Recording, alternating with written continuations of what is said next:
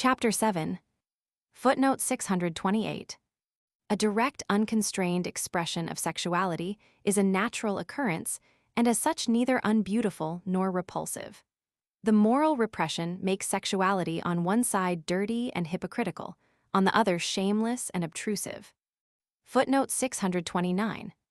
Compare what is said below concerning the motive of fettering. Footnote 630. The sacrilegious assault of Horus upon Isis, at which Plutarch, De Isis et Osiris, stands aghast, he expresses himself as follows concerning it. But if anyone wishes to assume and maintain that all this has really happened and taken place with respect to blessed and imperishable nature, which for the most part is considered as corresponding to the divine, then, to speak in the words of Aeschylus, he must spit out and clean his mouth. From this sentence, one can form a conception of how the well-intentioned people of ancient society may have condemned the Christian point of view, first the hanged god, then the management of the family, the foundation of the state. The psychologist is not surprised. Footnote 631. Compare the typical fate of Theseus and Perithous. Footnote 632. Compare the example given for that in Agramont, Fuss und Schuhsymbolic. Also part 1 of this book, The Foot of the Sun in an Armenian Folk Prayer. Also de Gubernatis, Die Tier in der Indo-Germanischen Mythologie, Volume I, p. 220 ff. Footnote 633. Rode, Psyche. Footnote 634. Porphyrius de Antronympharum, quoted by Dieterich, Mithrislit. p. 63 says that according to the Mithraic doctrine, the souls which pass away at birth are destined for winds, because these souls had taken the breath of the wind into custody and therefore had a similar nature. Psi upsilon chi alpha letter 1 fd6 sigma delta. Epsilon letter 1 f30, sigma gamma letter 1 f73, nu epsilon sigma iota nu letter 1 f30, omicron letter 1 f7b, sigma alpha iota sigma kappa alpha letter 1 f76, letter 1 f00, pi letter 1 f78 gamma, epsilon nu letter 1 f73, sigma epsilon omega, sigma chi omega, rho iota zeta omicron mu letter 1 f73, nu alpha iota sigma. Epsilon letter 1 f30, kappa letter 1 f79, tau omega sigma letter 1 f14 tau alpha psi alpha nu letter 1 f00, nu letter 1 f73, mu omicron upsilon sigma delta iota letter 1 f70, tau letter 1 f78, letter 1 f10 phi epsilon lambda kappa epsilon sigma theta alpha iota, kappa alpha letter 1 f76, alpha letter 1 f50, tau letter 1 f70, sigma pi nu epsilon letter 1 fe6 mu alpha. Kappa alpha letter 1 f76, omicron letter 1 f50, sigma letter 1 f77, alpha nu letter 1 f14 chi epsilon iota nu, tau omicron iota alpha letter 1 f7b, tau eta nu. The souls departing at birth and becoming separated probably become winds because of inhaling their breath and becoming the same substance. Footnote 635. In the Mithraic liturgy, the generating breath of the spirit comes from the sun, probably from the tube of the sun, see part 1. Corresponding to this idea, in the Rig Veda the sun is called the one-footed. Compare with that the Armenian prayer, for the sun to allow its foot to rest upon the face of the suppliant, Abegian, Der Armenische Volksglaube, 1899, p. 41. Footnote 636. Firmicus Maternus, Maths I59, Cui animo descensus per orbum solis tribuiter, per orbum viro luni preparator ascensus, for which sole a descent through the disk of the sun is devised, but the ascent is prepared through the disk of the moon. Lidus, de mens. Roman 4, 3, tells us that the Hierophant Predicstatus has said that Janus dispatches the diviner souls to the lunar fields. Tau letter 1 f70, sigma theta epsilon iota omicron tau letter 1 f73, rho alpha sigma psi upsilon chi letter 1 f70, sigma letter 1 f10, pi letter 1 f76, tau letter 1 f74 nu sigma, epsilon lambda eta nu iota kappa letter 1 f78, nu chi letter 1 f79, rho omicron nu letter 1 f00, pi omicron pi letter 1 f73, mu pi epsilon iota. Epiphanius, Herzl XVI, 52, Letter 1 F45 tau oda, letter 1 F10 kappa tau, letter 1 FF6 nu psi upsilon chi, letter 1 FF6 nu, letter 1 F41 delta, letter 1 F77 sigma kappa omicron sigma, letter 1 F00 pi omicron pi, letter 1 F77 mu pi lambda alpha tau alpha iota. Quoted by Cumont, Texts et Monuments, II p. 40. In exotic myths it is the same with the moon. Frobenius, Ibid. p. 352, ff. Footnote 637. The Light of Asia, or the Great Renunciation, Mahabhinish Kramana. Footnote 638. One sees upon corresponding representations how the elephant presses into Maya's head with its trunk. Footnote 639. Rank, The Myth of the Birth of the Hero, translated by W. White. Footnote 640. The speedy dying of the mother, or the separation from the mother, belongs to the myth of the hero. In the myth of the Swan Maiden, which Rank has analyzed very beautifully, there is the wish-fulfilling thought that the Swan Maiden can fly away again after the birth of the child, because she has then fulfilled her purpose. Man needs the mother only for rebirth. Footnote 641. Indian word for the rustle of the wind in the trees. Footnote 642. Mean sound of the waves. Footnote 643. An introjection of the object into the subject in the sense of pharynxy, the Gegenwurf or Widerwurf, objectum, of the mystics Eckhart and Bohm. Footnote 644. Carl Gile, Seal und Welt, Jena 1912, says, p. 153, life does not diminish in artists and prophets but is enhanced. They are the leaders into the lost paradise, which now for the first time becomes paradise through rediscovery. It is no more the old dull unity of life towards which the artist strives and leads. It is the sentient reunion, not the empty but the full unity, not the unity of indifference but the unity of difference. All life is the raising of the equilibrium and the pulling backwards into equilibrium. Such a return do we find in religion and art. Footnote 645. By the primal experience must be understood that first human differentiation between subject and object, that first conscious placing of object, which is not psychologically conceivable without the presupposition of an inner division of the animal man from himself, by which precisely is he separated from nature, which is at one with itself. Footnote 646.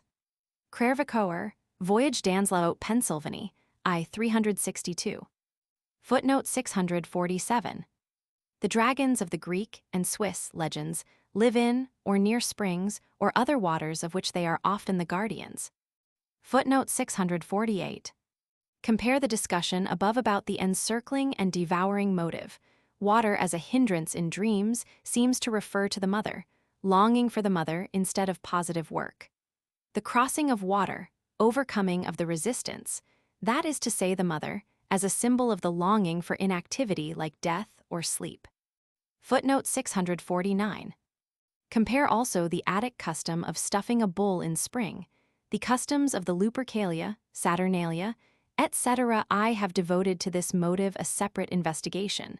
Therefore, I forgo further proof. Footnote 650.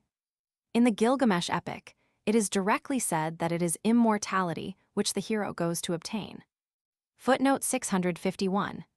Sep des Hidentum und des Senbejudung für des Christentum, Volume Roman 3, 82. Footnote 652. Compare the symbolism of the arrow above. Footnote 653. This thought is generally organized in the doctrine of preexistence. Thus in any case man is his own generator, immortal and a hero, whereby the highest wishes are fulfilled. Footnote 654. Fraser, Golden Bough, Roman 4, 297. Footnote 655. Thou seekest the heaviest burden, there findest thou thyself, Nietzsche, Zarathustra. Footnote 656. It is an unvarying peculiarity, so to speak, that in the whale dragon myth, the hero is very hungry in the belly of the monster and begins to cut off pieces from the animal so as to feed himself. He is in the nourishing mother in the presexual stage. His next act in order to free himself is to make a fire. In a myth of the Eskimos of the Bering Straits, the hero finds a woman in the whale's belly, the soul of the animal, which is feminine Ibid, p. 85. Compare Frobenius, Ibid Passum. Footnote 657. the carrying of the tree played an important part, as is evident from a note in Strabo X, in the cult of Dionysus and Ceres, Demeter. Footnote 658.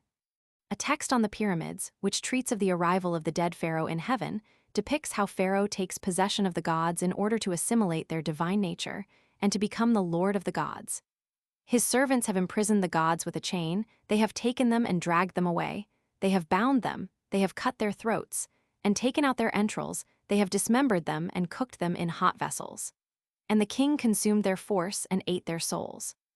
The great gods form his breakfast, the medium gods his dinner, the little gods his supper.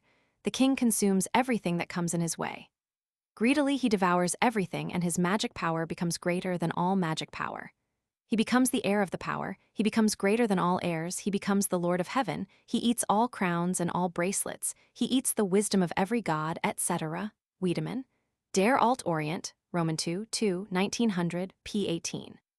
This impossible food, this bulimie, strikingly depicts the sexual libido in regression to the presexual material, where the mother, the gods, is not the object of sex but of hunger. Footnote 659. The sacramental sacrifice of Dionysus Zagreus and the eating of the sacrificial meat produced the new letter 1F73 Omicron Sigma Delta, iota letter 1F79 new Upsilon Sigma Omicron Sigma, the resurrection of the god, as plainly appears from the Cretan fragments of the Euripides quoted by Dieterich, Ibid. p. 105. Letter 1F01 Gamma, new letter 1F78, new Delta letter 1F72, beta iode Omicron nu, tau, epsilon, letter 1F77, new Omega nu.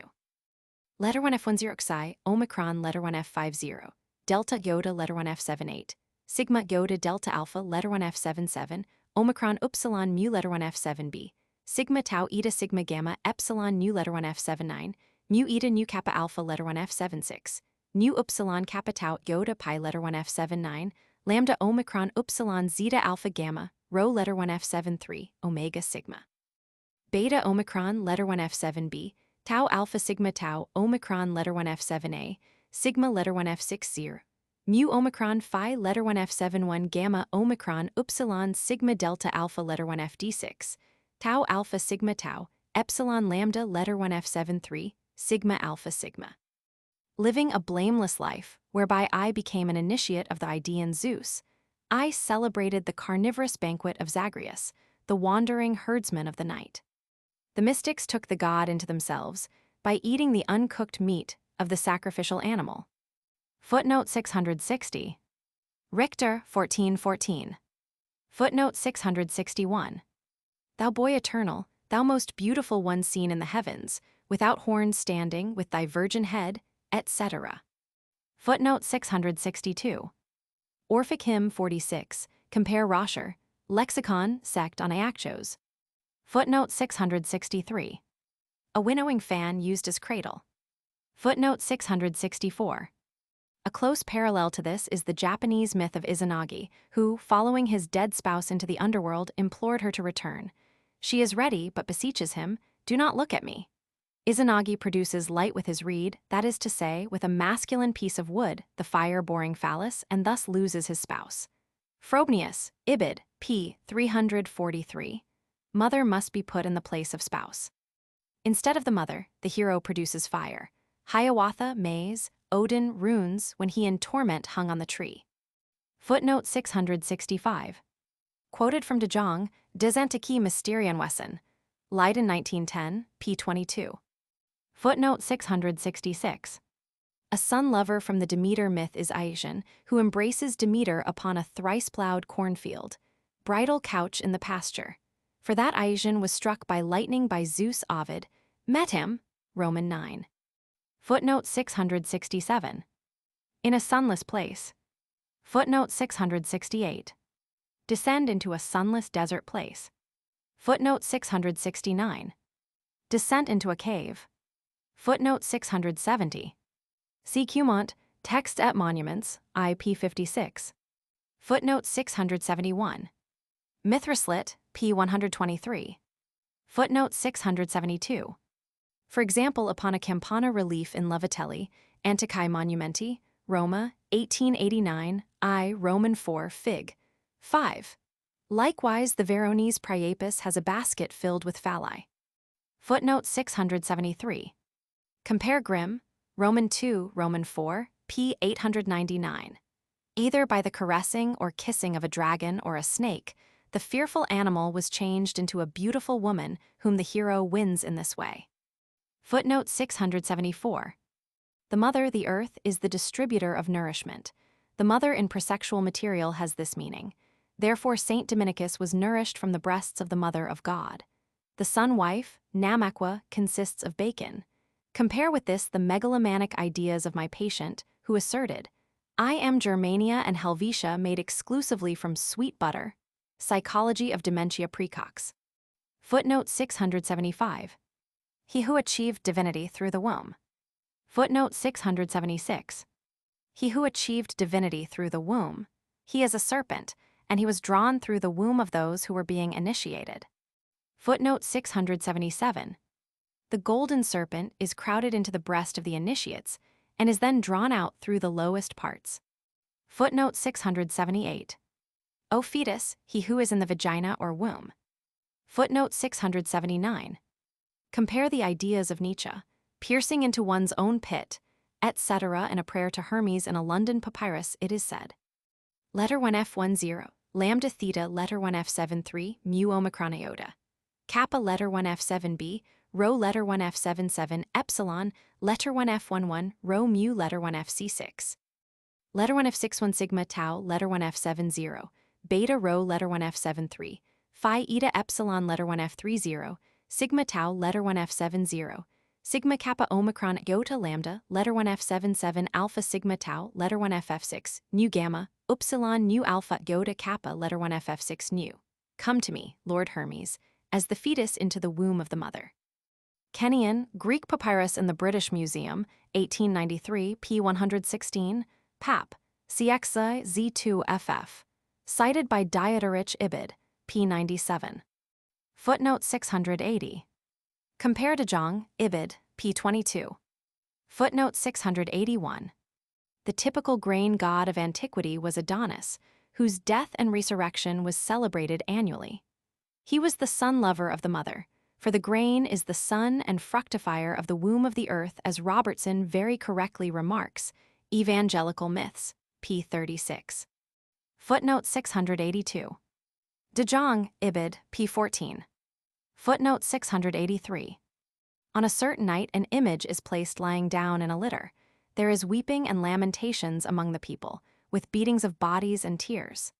After a time, when they have become exhausted from the lamentations, a light appears. Then the priest anoints the throats of all those who were weeping, and softly whispers, Take courage, O initiates of the redeemed divinity. You shall achieve salvation through your grief. Footnote 684. Faust. There whirls the press, like clouds on clouds unfolding, then with stretched arms swing high the key thou it holding. Footnote 685. As an example among many, I mention here the Polynesian Rata myth cited by Frobenius, Ibid, pp. 64-66. With a favorable wind, the boat was sailing easily away over the ocean, when Nganya called out one day, O Rata, here is a fearful enemy who rises up from the ocean. It was an open mussel of huge dimensions. One shell was in front of the boat, the other behind it, and the vessel was directly between.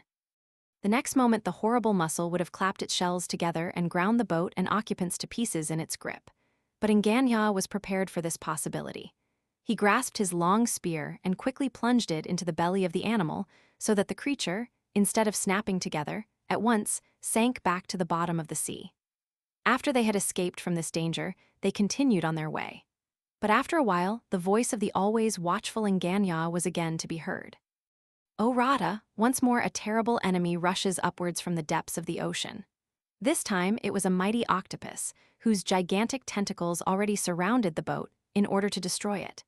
At this critical moment, Nganya seized his spear and plunged it into the head of the octopus. The tentacles sank away limp, and the dead monster rose to the surface of the water. Once more they continued on their journey, but a yet greater danger awaited them. One day the valiant Nganya called out, O Rata, here is a great whale. The huge jaws were wide open, the lower jaw was already under the boat, and the upper one over it. One moment more and the whale would have devoured them. Now Inganya, the dragon slayer, broke his spear into 2 parts, and at the moment when the whale was about to devour them, he stuck the 2 pieces into the jaws of the foe so that he could not close his jaws. Inganya quickly sprang into the jaws of the great whale, devouring of the hero, and looked into its belly, and what did he see? There sat both his parents, his father Teratokrau, and his mother Vearoa, who had been gulped down into the depths of this monster. The oracle has come true. The voyage has come to its end. Great was the joy of the parents of Inganya when they saw their son. They were convinced that their freedom was at hand, and Inganyar resolved upon revenge. He took one of the 2 pieces from the jaws of the animal. One was enough to make it impossible for the whale to close his jaws and so keep a passage free for Inganya and his parents. He broke this part of the spear in 2 in order to use them as wood to produce fire by rubbing. He commanded his father to hold one firmly below, while he himself managed the upper one, until the fire began to glimmer, production of fire. Now when he blew this into flames, he hastened to heat the fatty part, heart of the belly with the fire. The monster, writhing with pain, sought help swimming to the nearest land, journey in the seas. As soon as he reached the sandbank, land, father, mother, and son walked onto the land through the open jaws of the dying whale, slipping out of the hero. Footnote 686. In the New Zealand Maui myth, quoted by Frobenius, Ibid, p. 66ff, the monster to be conquered is the grandmother Hainui Tipo.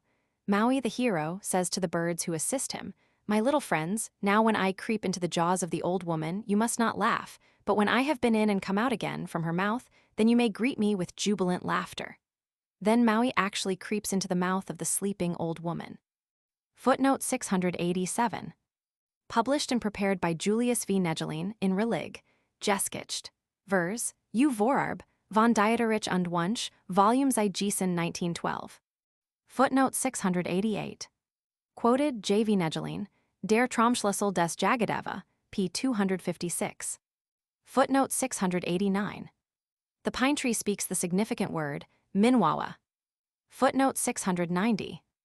In a fairy tale, the bird comes to the tree which grows upon the grave of the mother in order to give help.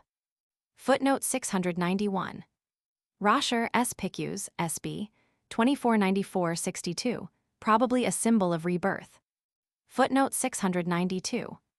The father of Picus is called Sterculus or Sterculius, a name which is clearly derived from stercus equals excrementum. He is also said to be the deviser of manure. The primitive creator who also created the mother did so in the manner of infantile creation, which we have previously learned. The supreme god laid an egg, his mother, from which he was again produced. This is an analogous train of thought. Footnote 693. Introversion equals to enter the mother. To sink into one's own inner world, or source of the libido, is symbolized by creeping in, passing through, boring. Scratching behind the ear equals making fire. Boring into the ear, scratching with the nails, swallowing serpents.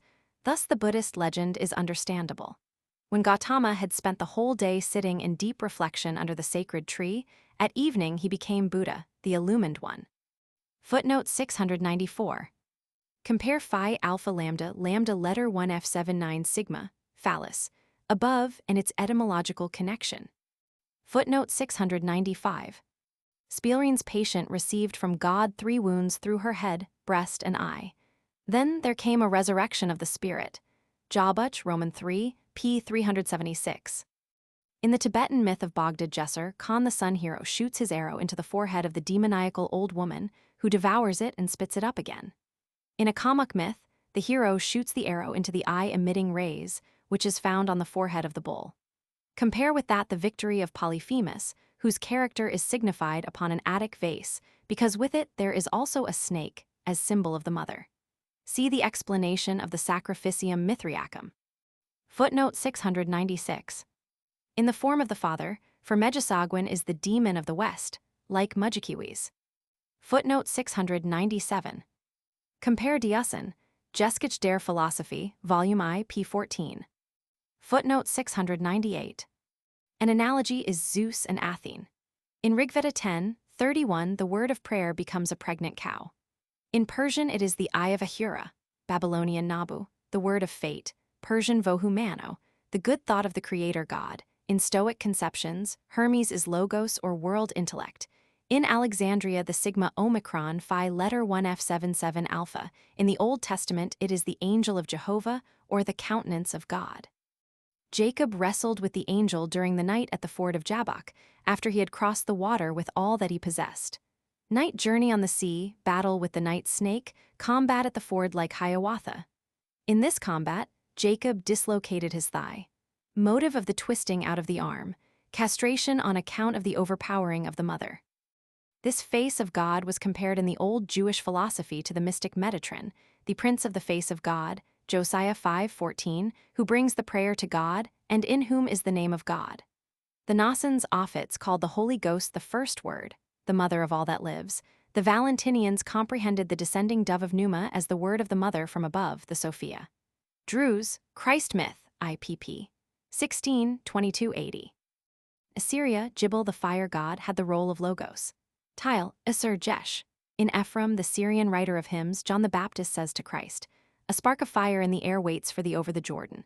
If thou followest it and willst be baptized, then take possession of thyself, wash thyself, for who has the power to take hold of burning fire with his hands? Thou who art holy fire, have mercy upon me."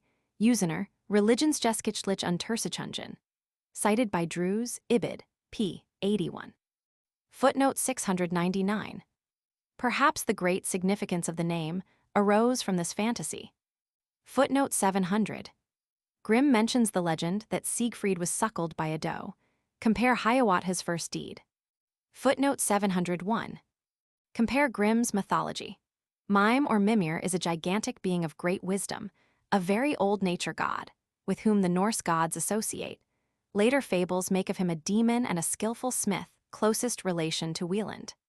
Just as Wotan obtained advice from the wise woman, compare the quotation from Julius Caesar about the German matron, so does Odin go to the brook of Mimir in which wisdom and judgment lie hidden, to the spiritual mother, Mother Imago. There he requests a drink of immortality, but no sooner does he receive it than he sacrifices his eye to the well death of the sun in the sea. The well of Mimir points undoubtedly to the mother's significance of Mimir. Thus Mimir gets possession of Odin's other eye. In Mimir, the mother wise giant, and the embryo dwarf subterranean son, Harpocrates, is condensed. Likewise, as mother, he is the source of wisdom and art. Mother Imago, therefore, may be translated as fantasy under certain circumstances. Footnote 702. The magic sleep is also present in the Homeric celebration of the Hieroskimos. See above. Footnote 703. This is proved by Siegfried's words. "Through furious fire to thee have I fared, nor byrnie nor buckler guarded my breast. The flames have broken through to my heart, my blood doth bound in turbulent streams. A raving fire within me is kindled." Footnote 704. The cave dragon is the terrible mother. In the German legends, the maiden to be rescued often appears as a snake or dragon and must be kissed in this form, through which the dragon is changed into a beautiful woman. A fish's or a serpent's tail is attributed to certain wise women. In the Golden Mountain, a king's daughter was bewitched into a snake. In the Oselberg near Dinkelspool, there lives a snake with a woman's head and a bunch of keys around her neck. Grimm. Footnote 705. Faust Roman II part. Doch im Erstern such ich nicht mein Heil, das Schaudern ist der Menschheit bests Teil, why auch die Welt ihm des Jeffel Vertura, Ergriffen, fult Tief des Ungeheuer. Footnote 706. Etymol, Wörterbuch der Deutschen Sprache, Subhort. Footnote 707. Griechisch etymology, sub kappa epsilon letter 1F7b theta omega. Footnote 708. Pausanias, I 18:7. Footnote 709. Ocean, who arose to be the producer of all. Footnote 710. Rhodes Psyche Roman 4, Awful, Volume I p. 214. Footnote 711. J. Mealy, Die Schlange im Mythos und Kultus der klassischen Völker, 1867. Footnote 712. Duchesne Libi Pontifical, IS 6, cited by Cumont, Texts et Monuments, Volume I, p. 351. Footnote 713. There was a huge dragon on Mount Tarpeus, where the Capitolium stands. Once a month, with sacrilegious maidens, the priests descended 365 steps into the hell of this dragon, carrying expiatory offerings of food for the dragon. Then the dragon suddenly and unexpectedly arose, and though he did not come out, he poisoned the air with his breath. Thence came the mortality of man and the deepest sorrow for the death of the children. When, for the defense of truth, Saint Sylvester had had a conflict with the heathen, it came to this that the heathen said, "Sylvester, go down to the dragon, and in the name of thy God make him desist from the killing of mankind." Footnote 714. Cited by Cumont, Texts et Monuments, Volume I, p. 351. Footnote 715. Like his counterpart, the apocalyptic Son of Man, from whose mouth proceeds a sharp two-edged sword. Refrained I, 16. Compare Christ as serpent and the Antichrist seducing the people. Reverend Roman 23. We come across the same motive of the guardian dragon who pierces women in the myth from Van Diemen's Land. A hornback lay in the cavity of a rock, a huge hornback. The hornback was large and he had a very long spear. From his cavity he espied the women, he saw them dive into the water, he pierced them with his spear, he killed them, he carried them away. For some time they were to be seen no longer. The monster was then killed by the two heroes. They made fire and brought the women to life again. Cited by Frobenius, Ibid, p. 77. Footnote 716. The eyes of the Son of Man are like a flame of fire. Reverend I, 15. Footnote 717. Near the city of Rome there was a certain cavern in which appeared a dragon of remarkable size, mechanically produced, brandishing a sword in his mouth, his eyes glittering like gems, fearful and terrible. Hither came virgins every year, devoted to this service, adorned with flowers, who were given to him in sacrifice. Bringing these gifts, they unknowingly descended the steps to a point where, with diabolical cunning, the dragon was suspended, striking those who came a blow with the sword so that the innocent blood was shed. Now there was a certain monk who, on account of his good deeds, was well known to Stilicho, the patrician. He killed this dragon as follows. He examined each separate step carefully, both with a rod and his own hand, until, discovering the false step, he exposed the diabolical fraud. Then, jumping over this step, he went down and killed the dragon, cutting him to pieces, demonstrating that one who could be destroyed by human hand could not be a divinity. Footnote 718. Cited by Cumont, Texts et Monuments, I. p. 352. Footnote 719. Compare Roscher, Lexicon, I2, 1885. Footnote 720. Out of dark places, she rushes on children and women. Footnote 721. The triple form also related to the moon, waxing, full, and waning moon. However, such cosmic relations are primarily projections of metapsychology. Footnote 722. Faust, Roman two-part, the scene of the mothers. The key belongs to Hecate, pi rho omicron theta upsilon rho alpha letter 1f77 alpha, as the guardian of Hades and psychopompic divinity. Compare Janus, Peter, and Aeon. Footnote 723. Attribute of the terrible mother, Ishtar has tormented the horse with goad and whip and tortured him to death. Jensen, Gilgamesh Epic, p. 18, also an attribute of Helios. Footnote 724. Phallic symbol of fear. Footnote 725. Murderous weapon as symbol of the fructifying phallus. Footnote 726. Plato has already testified to this as a phallic symbol, as is mentioned above. Footnote 727. White-leaved. Footnote 728. Far-shooting Hecate. Footnote 729. Far-shooting, the far-darting. Footnote 730. Goddess of birth. Footnote 731. Cited by Roscher, I2 SB, 1909. Footnote 732. Hecate. Footnote 733. Compare the symbolism in the hymn to Mary of Melk, 12th century. Santa Maria, closed gate open to God's command, sealed fountain, barred garden gate of paradise. The same symbolism occurs in an erotic verse. Maiden, may I enter with you into your rose garden there, where the little red roses grow, those delicate and tender roses, with a tree close by, whose leaves sway to and fro, and a cool little brook which lies directly beneath it. Footnote 734. Sacrificial cakes offered to the gods. Footnote 735. Herzog aus dem Asklepion von Koss.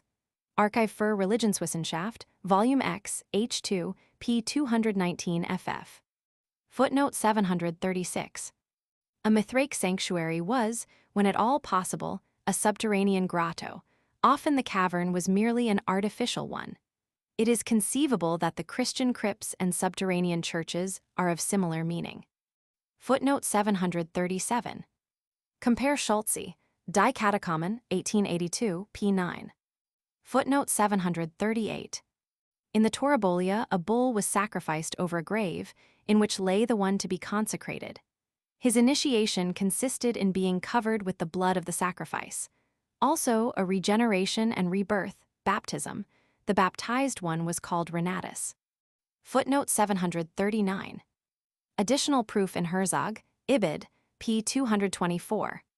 Footnote 740. Ibid, p. 225.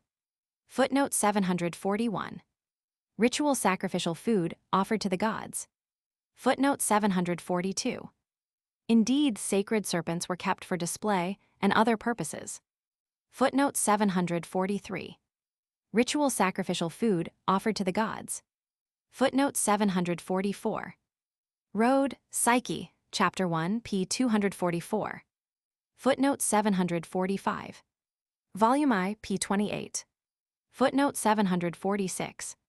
Fick, compare Wörterbuch, I, p. 424. Footnote 747. Compare the stable cleaning of Hercules. The stable, like the cavern, is a place of birth. We find stable and cavern in Mithricism combined with the bull symbolism, as in Christianity. C. Robertson, Christ and Krishna. In a Basuto myth, the stable birth also occurs. Frobenius. The stable birth belongs to the mythologic animal fable. Therefore, the legend of the Conceptio Immaculata, allied to the history of the impregnation of the barren Sarah, appears very early in Egypt as an animal fable. Herodotus, Roman 3:28, relates, "This apis or epaphos is a calf whose mother was unable to become impregnated, but the Egyptians said that a ray from heaven fell upon the cow, and from that she brought forth apis. Apis symbolizes the sun, therefore his signs. Upon the forehead a white spot, upon his back a figure of an eagle, upon his tongue a beetle." Footnote 748. According to Philo, the serpent is the most spirited of all animals. Its nature is that of fire, the rapidity of its movements is great, and this without need of any especial limbs. It has a long life and sheds age with its skin. Therefore it was inculcated in the mysteries, because it is immortal. Mealy, Die Schlange in Mythologie und Kultus der klassischen Völker, 1867, p. 7. Footnote 749. For example, the St. John of Quintin Matsys, see illustration. Also 2 pictures by an unknown Strasbourg master in the gallery at Strasbourg. Footnote 750. And the woman, having a golden cup in her hand, full of abominations and filthiness of her fornication. Reverend Romans 17:4. The woman is drunken with the blood of the saints and with the blood of the martyrs of Jesus, a striking image of the terrible mother. Here, cup equals genitals.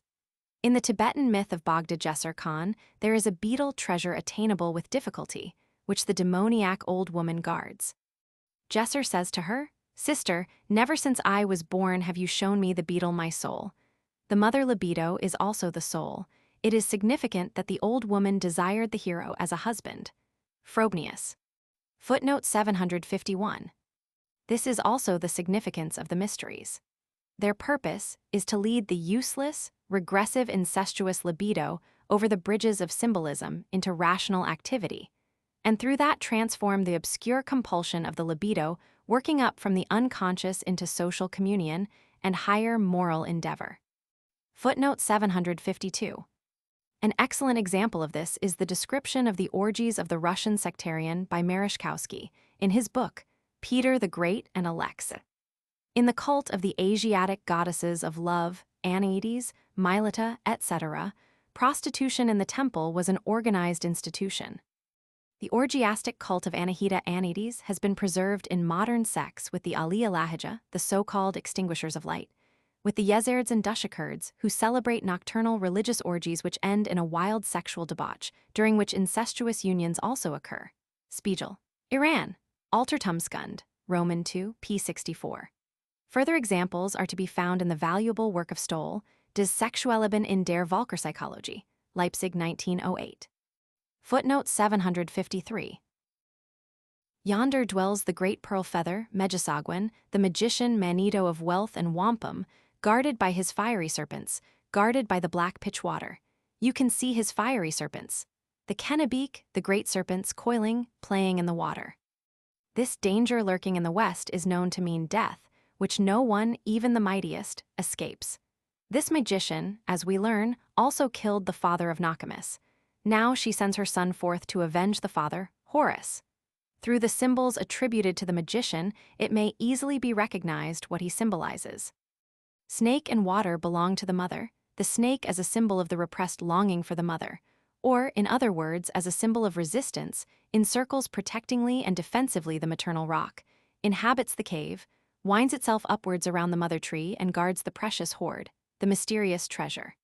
The black Stygian water is, like the black, muddy spring of Dulcarnine, the place where the sun dies and enters into rebirth, the maternal sea of death and night. On his journey thither, Hiawatha takes with him the magic oil of Mishinama, which helps his boat through the waters of death. Also a sort of charm for immortality, like the dragon's blood for Siegfried, etc. First, Hiawatha slays the great serpent. Of the night journey in the sea, over the Stygian waters it is written. All night long he sailed upon it, sailed upon that sluggish water, covered with its mold of ages, black with rotting water rushes, rank with flags and leaves of lilies, stagnant, lifeless, dreary, dismal, lighted by the shimmering moonlight and by will-o'-the-wisps illumined, fires by ghosts of dead men kindled in their weary night encampments. The description plainly shows the character of a water of death. The contents of the water point to an already mentioned motive, that of encoiling and devouring. It is said in the key to Dreams of Jagadeva. Whoever in dreams surrounds his body with bast, creepers, or ropes, with snakeskins, threads, or tissues, dies. I refer to the preceding arguments in regard to this. Having come into the Westland, the hero challenges the magician to battle. A terrible struggle begins. Hiawatha is powerless because Megisogwin is invulnerable. At evening, Hiawatha retires wounded, despairing for a while in order to rest. Pause to rest beneath a pine tree, from whose branches trailed the mosses, and whose trunk was coated over with the dead man's moccasin leather, with the fungus white and yellow. This protecting tree is described as coated over with the moccasin leather of the dead, the fungus. This investing of the tree with anthropomorphic attributes is also an important rite wherever tree worship prevails, as, for example, in India, where each village has its sacred tree, which is clothed and in general treated as a human being. The trees are anointed with fragrant waters, sprinkled with powder adorned with garlands and draperies. Just as among men, the piercing of the ears was performed as an apotropaic charm against death, so does it occur with the holy tree.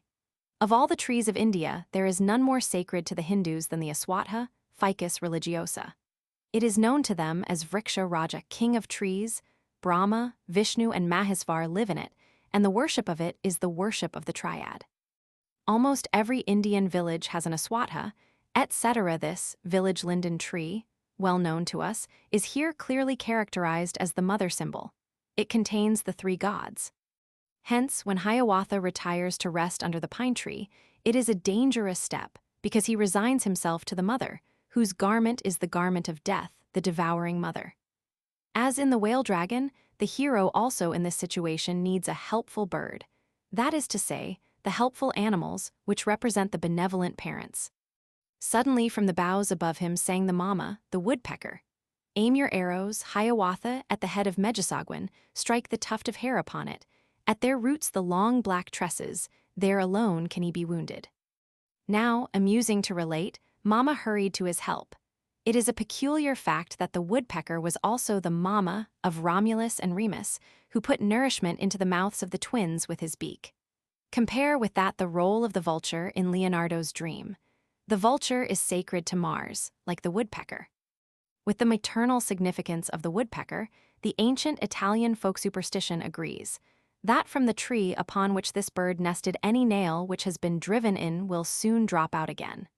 The woodpecker owes its special significance to the circumstance that he hammers holes into trees, to drive nails in, as above.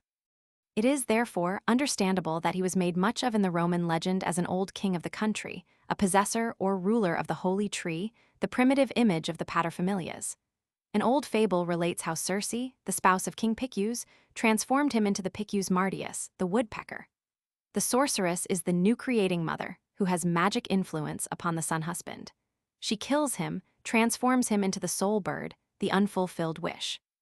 Picus was also understood as the wood demon and incubus, as well as the soothsayer, all of which fully indicate the mother libido. Picus was often placed on a par with Picumnus by the ancients. Picumnus is the inseparable companion of Pilumnus, and both are actually called infantium dei, the gods of little children. Especially it was said of Pilumnus that he defended newborn children against the destroying attacks of the wood demon, Silvanus. Good and bad mother, the motive of the two mothers. The benevolent bird, a wish thought of deliverance which arises from introversion, advises the hero to shoot the magician under the hair, which is the only vulnerable spot. This spot is the phallic point, if one may venture to say so. It is at the top of the head at the place where the mystic birth from the head takes place, which even today appears in children's sexual theories. Into that Hiawatha shoots, one may say, very naturally, 3 arrows, the well-known phallic symbol, and thus kills Megisogwin. Thereupon he steals the magic wampum armor, which renders him invulnerable means of immortality. He significantly leaves the dead lying in the water, because the magician is the fearful mother. On the shore he left the body, half on land and half in water. In the sand his feet were buried, and his face was in the water. Thus the situation is the same as with the fish king, because the monster is the personification of the water of death, which in its turn represents the devouring mother. This great deed of Hiawatha's, where he has vanquished the mother as the death-bringing demon, is followed by his marriage with Minnehaha. A little fable which the poet has inserted in the later song is noteworthy. An old man is transformed into a youth by crawling through a hollow oak tree. In the 14th song is a description of how Hiawatha discovers writing. I limit myself to the description of 2 hieroglyphic tokens. Gitchmanito the mighty, he, the master of life, was painted as an egg, with points projecting to the 4 winds of the heavens. Everywhere is the Great Spirit, was the meaning of this symbol. The world lies in the egg, which encompasses it at every point. It is the cosmic woman with child, the symbol of which Plato as well as the Vedas has made use of. This mother is like the air, which is everywhere. But air is spirit. The mother of the world is a spirit. Michmanito the mighty, he the dreadful spirit of evil, as a serpent was depicted, as Kennebeek, the great serpent. But the spirit of evil is fear, is the forbidden desire, the adversary who opposes not only each individual heroic deed, but life in its struggle for eternal duration as well, and who introduces into our body the poison of weakness and age through the treacherous bite of the serpent. It is all that is retrogressive, and as the model of our first world is our mother, all retrogressive tendencies are towards the mother, and therefore are disguised under the incest image. In both these ideas, the poet has represented in mythologic symbols the libido arising from the mother, and the libido striving backward towards the mother. There is a description in the 15th song how Chibiabos, Hiawatha's best friend, the amiable player and singer, the embodiment of the joy of life, was enticed by the evil spirits into ambush, fell through the ice, and was drowned. Hiawatha mourns for him so long that he succeeds, with the aid of the magician, in calling him back again. But the revivified friend is only a spirit, and he becomes master of the land of spirits. Cyrus, lord of the underworld, the 2 Dioscuri. Battles again follow, and then comes the loss of a second friend, Kwasind, the embodiment of physical strength. In the 20th song occur famine and the death of Minnehaha, foretold by 2 taciturn guests from the land of death. And in the 22nd song, Hiawatha prepares for a final journey to the Westland. I am going, O Nakamis, on a long and distant journey, to the portals of the sunset, to the regions of the home wind, of the northwest wind Kiwadin. One long track and trail of splendor, down whose stream, as down a river. Westward, westward, Hiawatha sailed into the fiery sunset, sailed into the purple vapors, sailed into the dusk of evening. Thus departed Hiawatha, Hiawatha the beloved, in the glory of the sunset, in the purple mists of evening, to the regions of the home wind, of the northwest wind, Keewaydin to the islands of the blessed, to the kingdom of Ponma, to the land of the hereafter. The sun, victoriously arising, tears itself away from the embrace and clasp, from the enveloping womb of the sea, and sinks again into the maternal sea, into night, the all-enveloping and the all-reproducing, leaving behind it the heights of midday and all its glorious works. This image was the first, and was profoundly entitled to become the symbolic carrier of human destiny. In the morning of life, man painfully tears himself loose from the mother, from the domestic hearth, to rise through battle to his heights. Not seeing his worst enemy in front of him, but bearing him within himself as a deadly longing for the depths within, for drowning in his own source, for becoming absorbed into the mother. His life is a constant struggle with death, a violent and transitory delivery from the always lurking night. This death is no external enemy, but a deep personal longing for quiet and for the profound peace of non-existence, for a dreamless sleep in the ebb and flow of the sea of life. Even in his highest endeavor for harmony and equilibrium, for philosophic depths and artistic enthusiasm, he seeks death, immobility, satiety, and rest. If, like Perithous, he tarries too long in this place of rest and peace, he is overcome by torpidity, and the poison of the serpent paralyses him for all time. If he is to live, he must fight and sacrifice his longing for the past in order to rise to his own heights. And having reached the noonday heights, he must also sacrifice the love for his own achievement, for he may not loiter. The sun also sacrifices its greatest strength in order to hasten onwards to the fruits of autumn, which are the seeds of immortality. Fulfilled in children, in works, in posthumous fame, in a new order of things, all of which in their turn begin and complete the sun's course over again. The Song of Hiawatha contains, as these extracts show, a material which is very well adapted to bring into play the abundance of ancient symbolic possibilities, latent in the human mind, and to stimulate it to the creation of mythologic figures. But the products always contain the same old problems of humanity, which rise again and again in new symbolic disguise from the shadowy world of the unconscious. Thus Miss Miller is reminded through The Longing of Chewentopel of another mythic cycle which appeared in the form of Wagner's Siegfried. Especially is this shown in the passage in Chewentopel's monologue, where he exclaims, "There is not one who understands me, not one who resembles me, not one who has a soul sister to mine." Miss Miller observes that the sentiment of this passage has the greatest analogy with the feelings which Siegfried experienced for Brunhilde. This analogy causes us to cast a glance at the Song of Siegfried, especially at the relation of Siegfried and Brunhilde.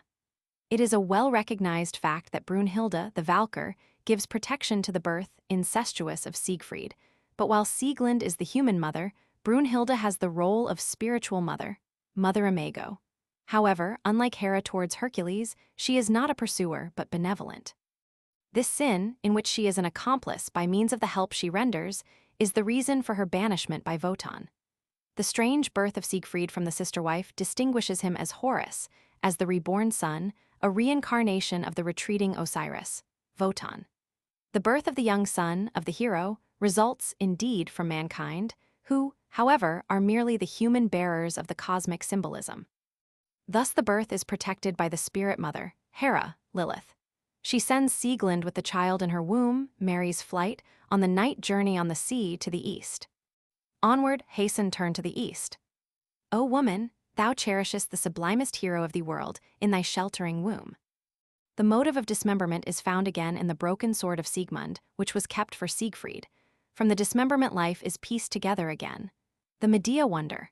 Just as a smith forges the pieces together, so is the dismembered dead again put together. This comparison is also found in Timaeus of Plato, the parts of the world joined together with pegs. In the Rigveda 10:72, the creator of the world, Brahmanaspati, is a smith.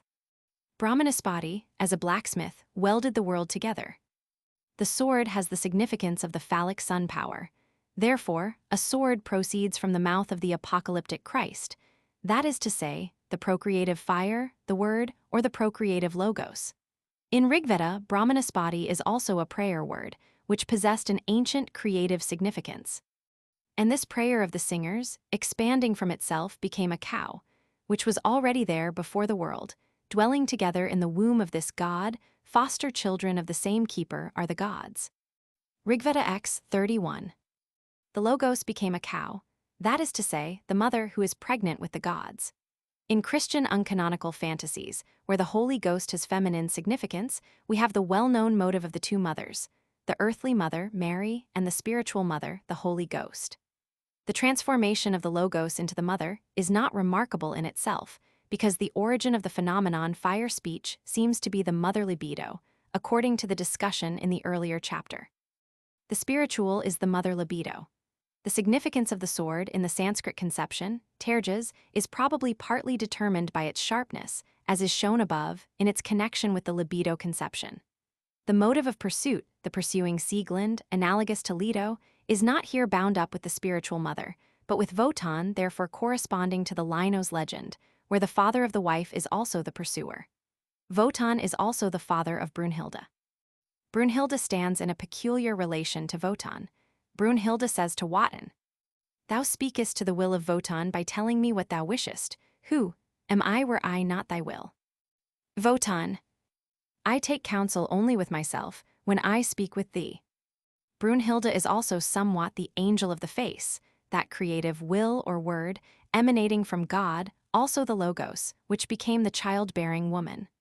God created the world through his word, that is to say, his mother, the woman who is to bring him forth again.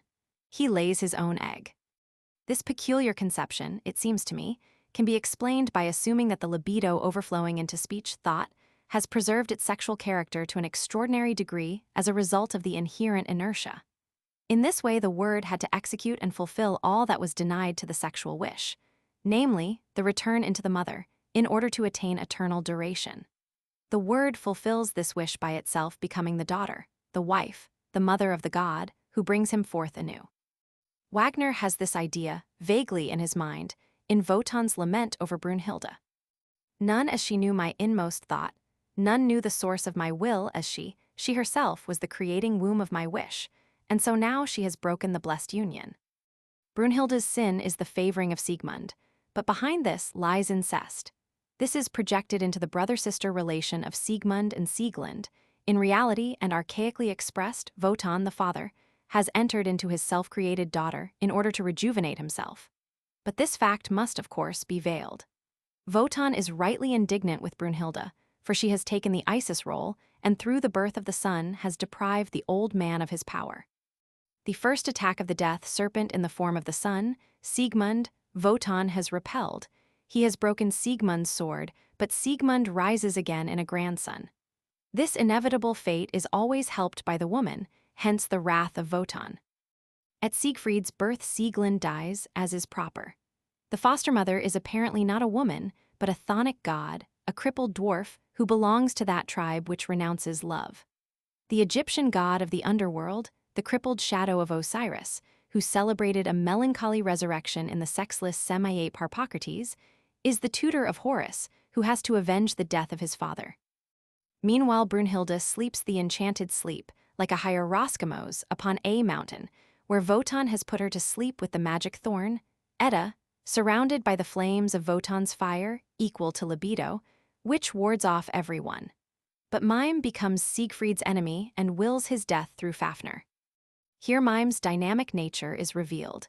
He is a masculine representation of the terrible mother, also a foster mother of demoniac nature, who places the poisonous worm, Typhon, in her son's, Horus's, path.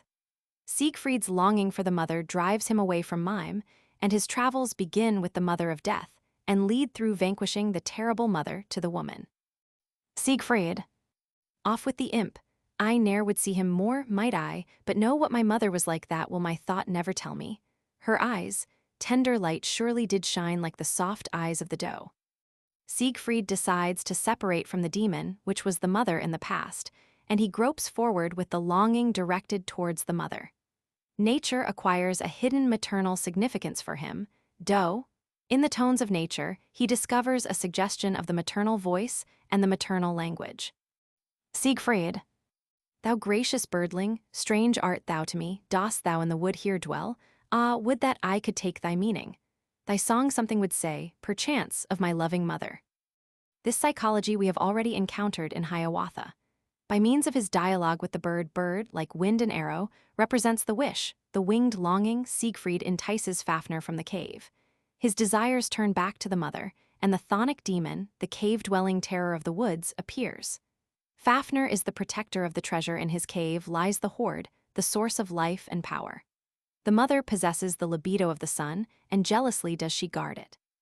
Translated into psychological language, this means the positive transference succeeds only through the release of the libido from the mother imago, the incestuous object in general. Only in this manner is it possible to gain one's libido, the incomparable treasure, and this requires a mighty struggle, the whole battle of adaptation. The Siegfried legend has abundantly described the outcome of this battle with Fafner. According to the Edda, Siegfried eats Fafner's heart, the seed of life. He wins the magic cap, through whose power Alberich had changed himself into a serpent. This refers to the motive of casting the skin, rejuvenation. By means of the magic cap, one can vanish and assume different shapes. The vanishing probably refers to dying and to the invisible presence, that is, existence in the mother's womb. A luck-bringing cap, amniotic covering, the newborn child occasionally wears over his head, the caul.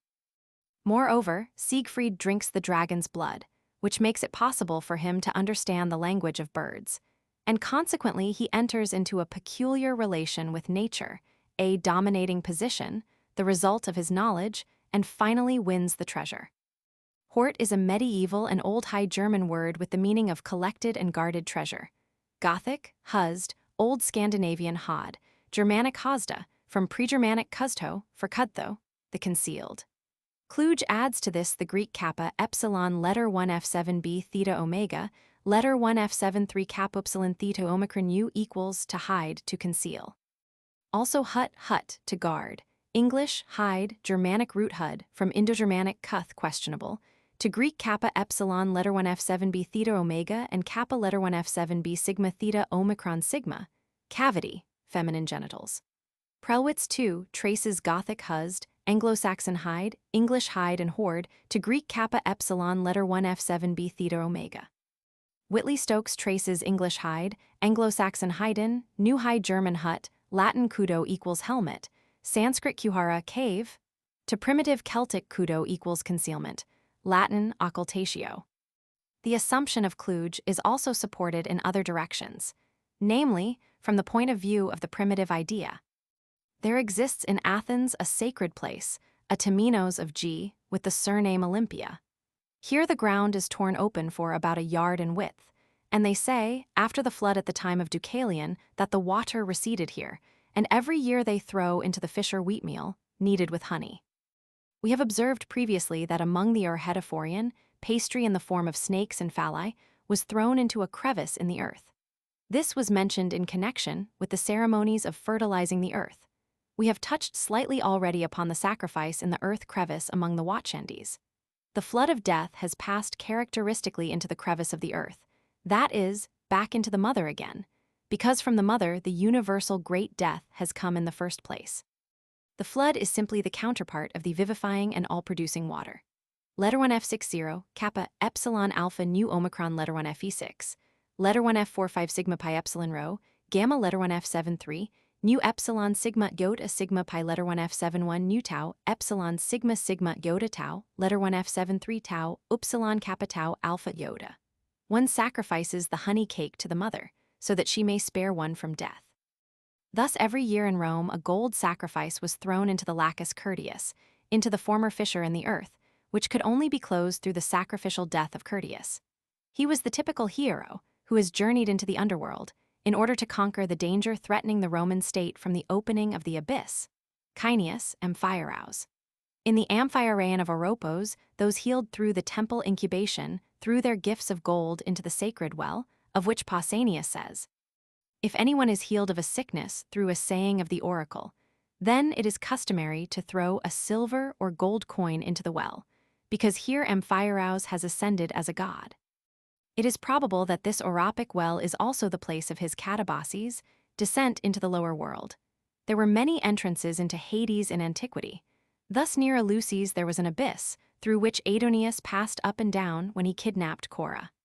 Dragon and maiden, the libido overcome by resistance, life replaced by death. There were crevices in the rocks, through which souls could ascend to the upper world. Behind the temple of Thonia and Hermione lay a sacred district of Pluto, with a ravine through which Hercules had brought up Cerberus. In addition, there was an Acrusian lake. This ravine was, therefore, the entrance to the place where death was conquered. The lake also belongs here as a further mother symbol, for symbols appear massed together, as they are surrogates, and therefore do not afford the same satisfaction of desire as accorded by reality, so that the unsatisfied remnant of the libido must seek still further symbolic outlets. The ravine in the Areopagus in Athens was considered the seat of inhabitants of the lower world. An old Grecian custom suggests a similar idea. Girls were sent into a cavern where a poisonous snake dwelt as a test of virginity. If they were bitten by the snake, it was a token that they were no longer chaste. We find this same motive again in the Roman legend of Saint Sylvester at the end of the 5th century. Erat Draco Immanisimus in Monte Tarpio, in quo est Capitolium collocatum. Ad hunc draconum per CCCLXV gradus, quasi ad infernum, magi cum virginibus sacrilegis descendebant semel in mens, cum sacrificiis et lustris. Ex quibus esca potret tanto draconi inferi. Hic Draco sabido ex improvise, ascendebat et licit non ingrediretur vicinos tamen, ers flatus suo vitiabat. Ex quo mortalitas hominum, et maxima luctus de mort veniebat infantum. Lilith motive. Sanctus id ac Sylvester cum haberit cum paganis pro defension veritatis conflictum, ad hoc venit ut dicerant I pagani. Sylvester descend ad draconum et fac eum in nomen Deitui vel uno, anno ab interfection generis humani cesser. Saint Peter appeared to Sylvester in a dream and advised him to close his door to the underworld with chains, according to the model in Revelation. Chap. Roman 20. 1. And I saw an angel come down from heaven, having the key of the bottomless pit and a great chain in his hand. 2. And he laid hold on the dragon, that old serpent, which is the devil and Satan, and bound him 1,000 years. 3. And cast him into the bottomless pit, and shut him up, and set a seal upon him. The anonymous author of a writing, De Promissionibus, of the beginning of the 5th century, mentions a very similar legend. Apud urbum ramum specus quidem fuit in quo Draco Murray magnitudinis mechanica art formatus, gladium or gestans, oculis rutilantibus gemmis metuendis ac terribilis apparebet. Hinc annui divati virgins floribus exorniti, eo modo in sacrificio dabenter, quatenus in sias munera deferens gradum scali, quo cert ille art diaboli Draco pendabat, contingents impetus venientis gladii paramurit, ut sanguinem funderit innocentum.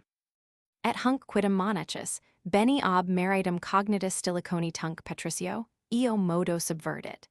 Baculo manu, singulos gradus palpandos inspicions, statum ut alum tangens fraudum diabolicam reperit, eo transgresso descendens, draconum sidit, misitc in parts.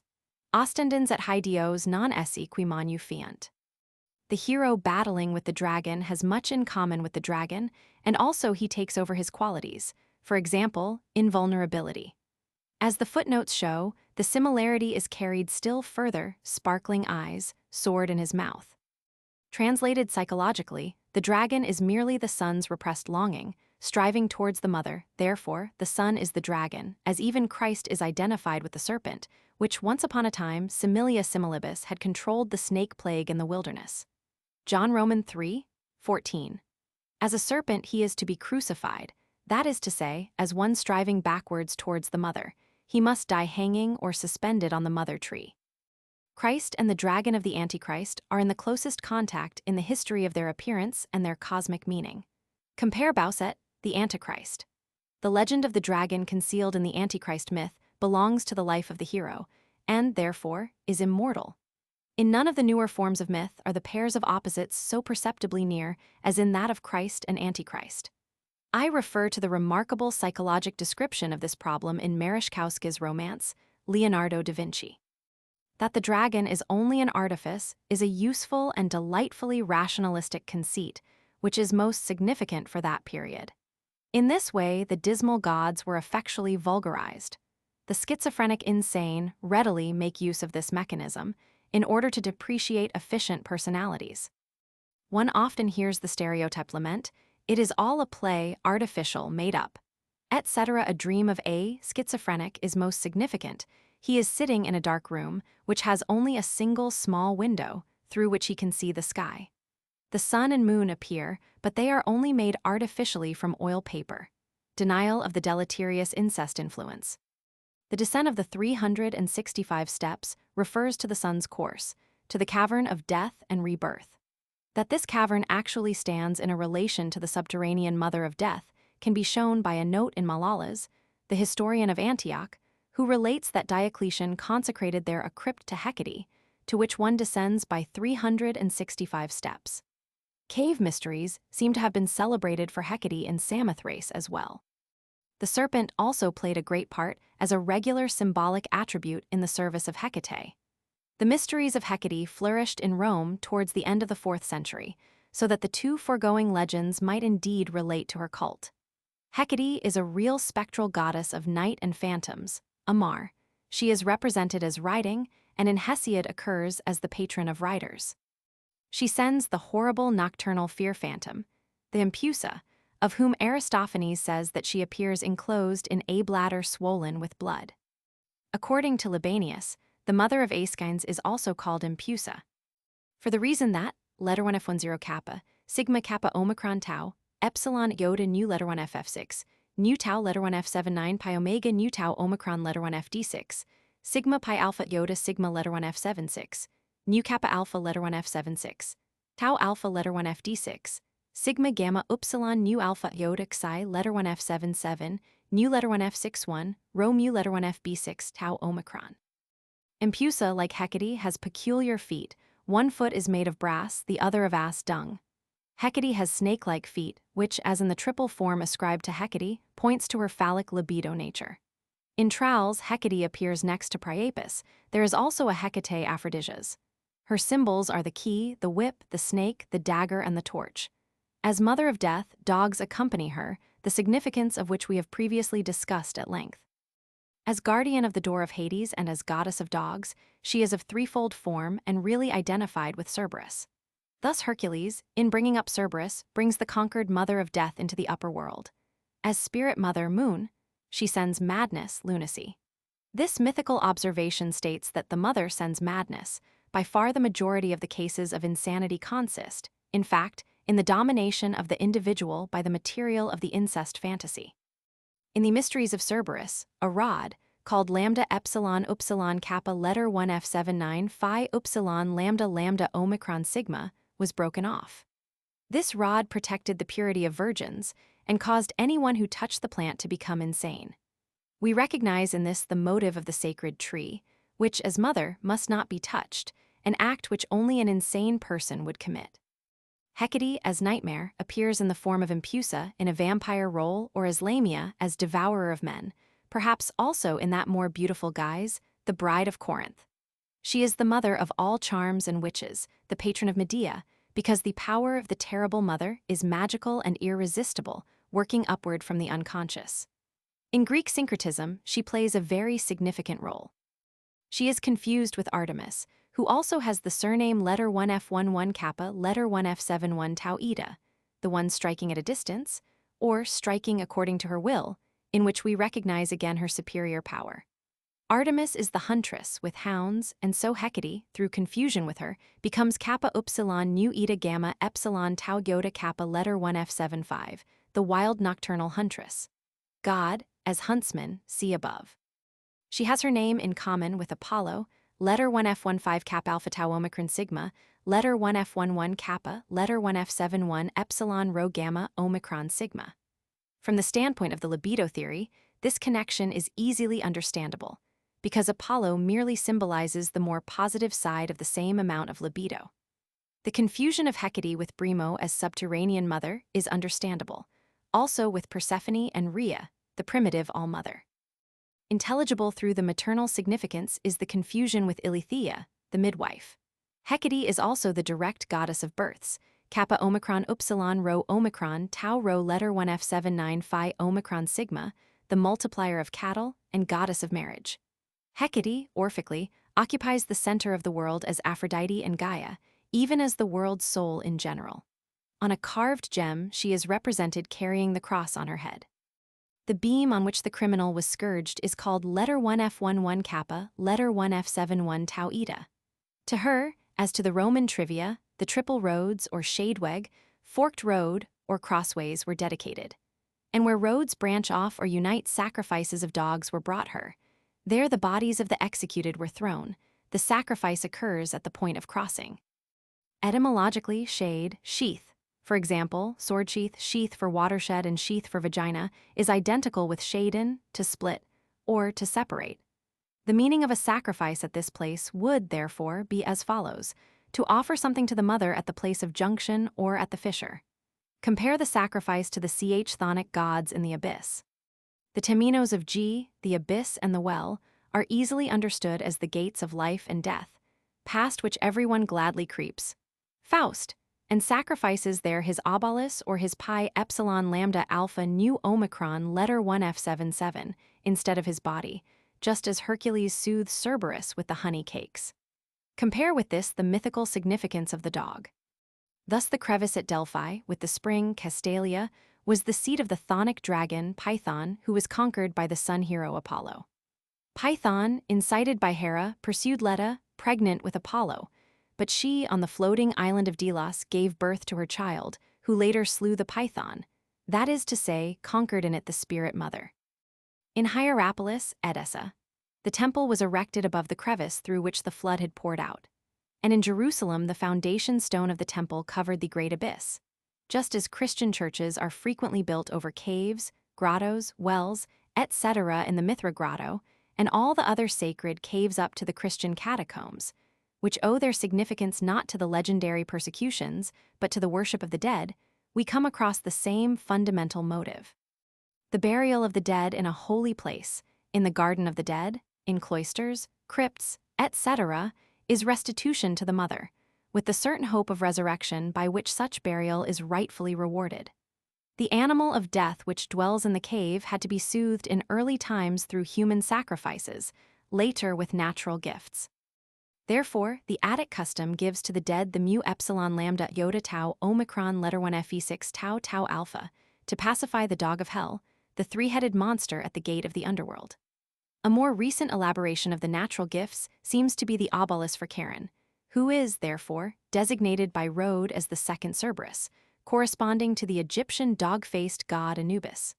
Dog and serpent of the underworld, dragon, are likewise identical. In the tragedies, the Erinyes are serpents as well as dogs. The serpents Tichon and Echnida are parents of the serpents, Hydra, the dragon of the Hesperides and Gorgo, and of the dogs, Cerberus, Orthrus, Scylla. Serpents and dogs are also protectors of the treasure. The chthonic god was probably always a serpent dwelling in a cave, and was fed with pi epsilon lambda alpha nu omicron letter 1F77. In the Asclepiadian of the later period, the sacred serpents were scarcely visible, meaning that they probably existed only figuratively. Nothing was left but the hole in which the snake was said to dwell. There, the pi epsilon lambda alpha nu omicron letter 1F77 were placed.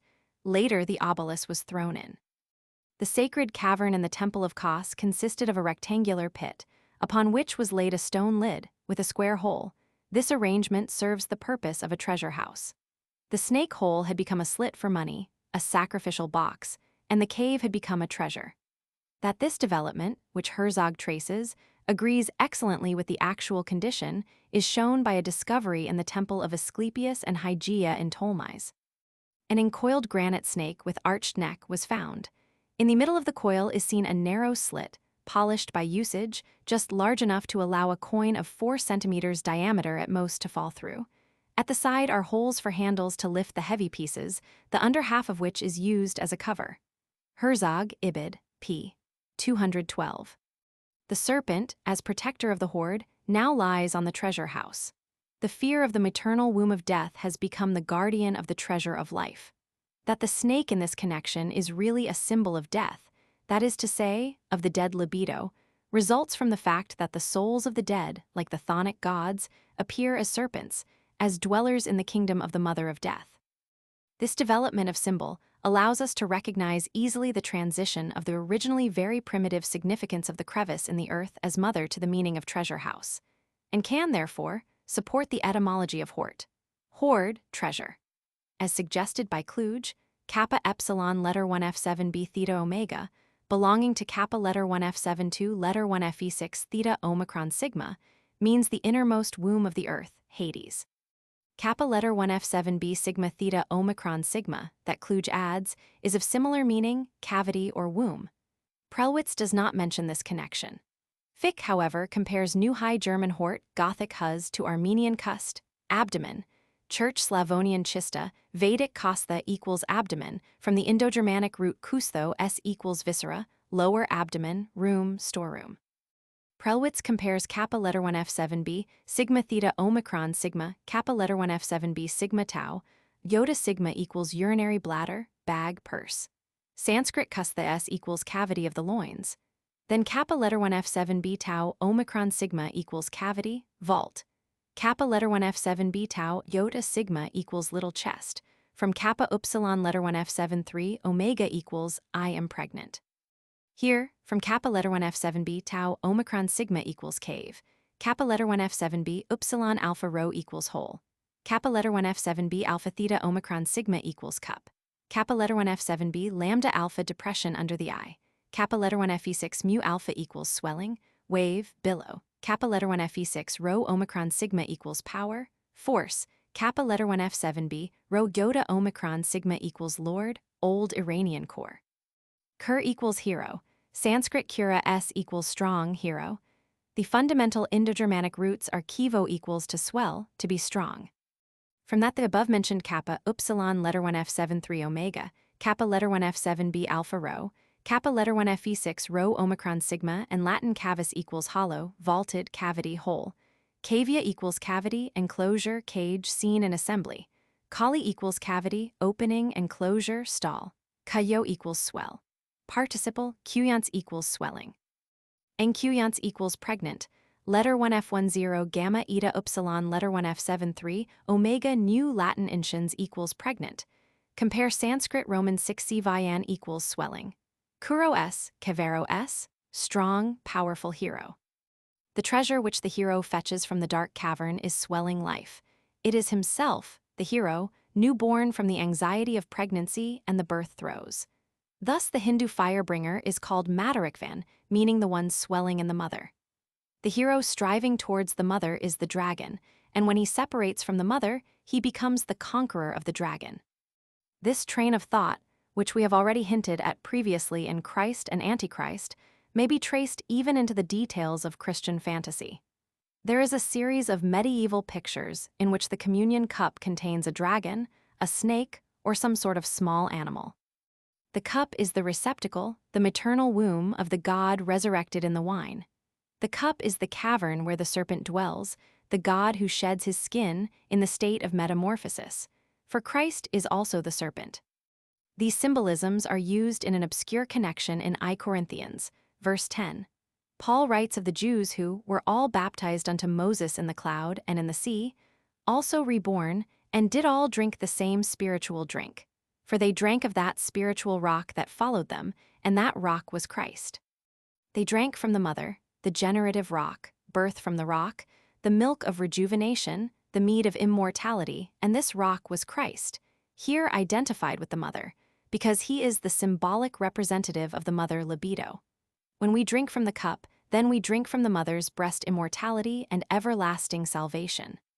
Paul wrote of the Jews that they ate and then rose up to dance and to indulge in fornication, and then 23,000 of them were swept off by the plague of serpents. The remedy for the survivors, however, was the sight of a serpent hanging on a pole. From it was derived the cure. The cup of blessing which we bless, is it not the communion of the blood of Christ? The bread which we break, is it not the communion of the body of Christ?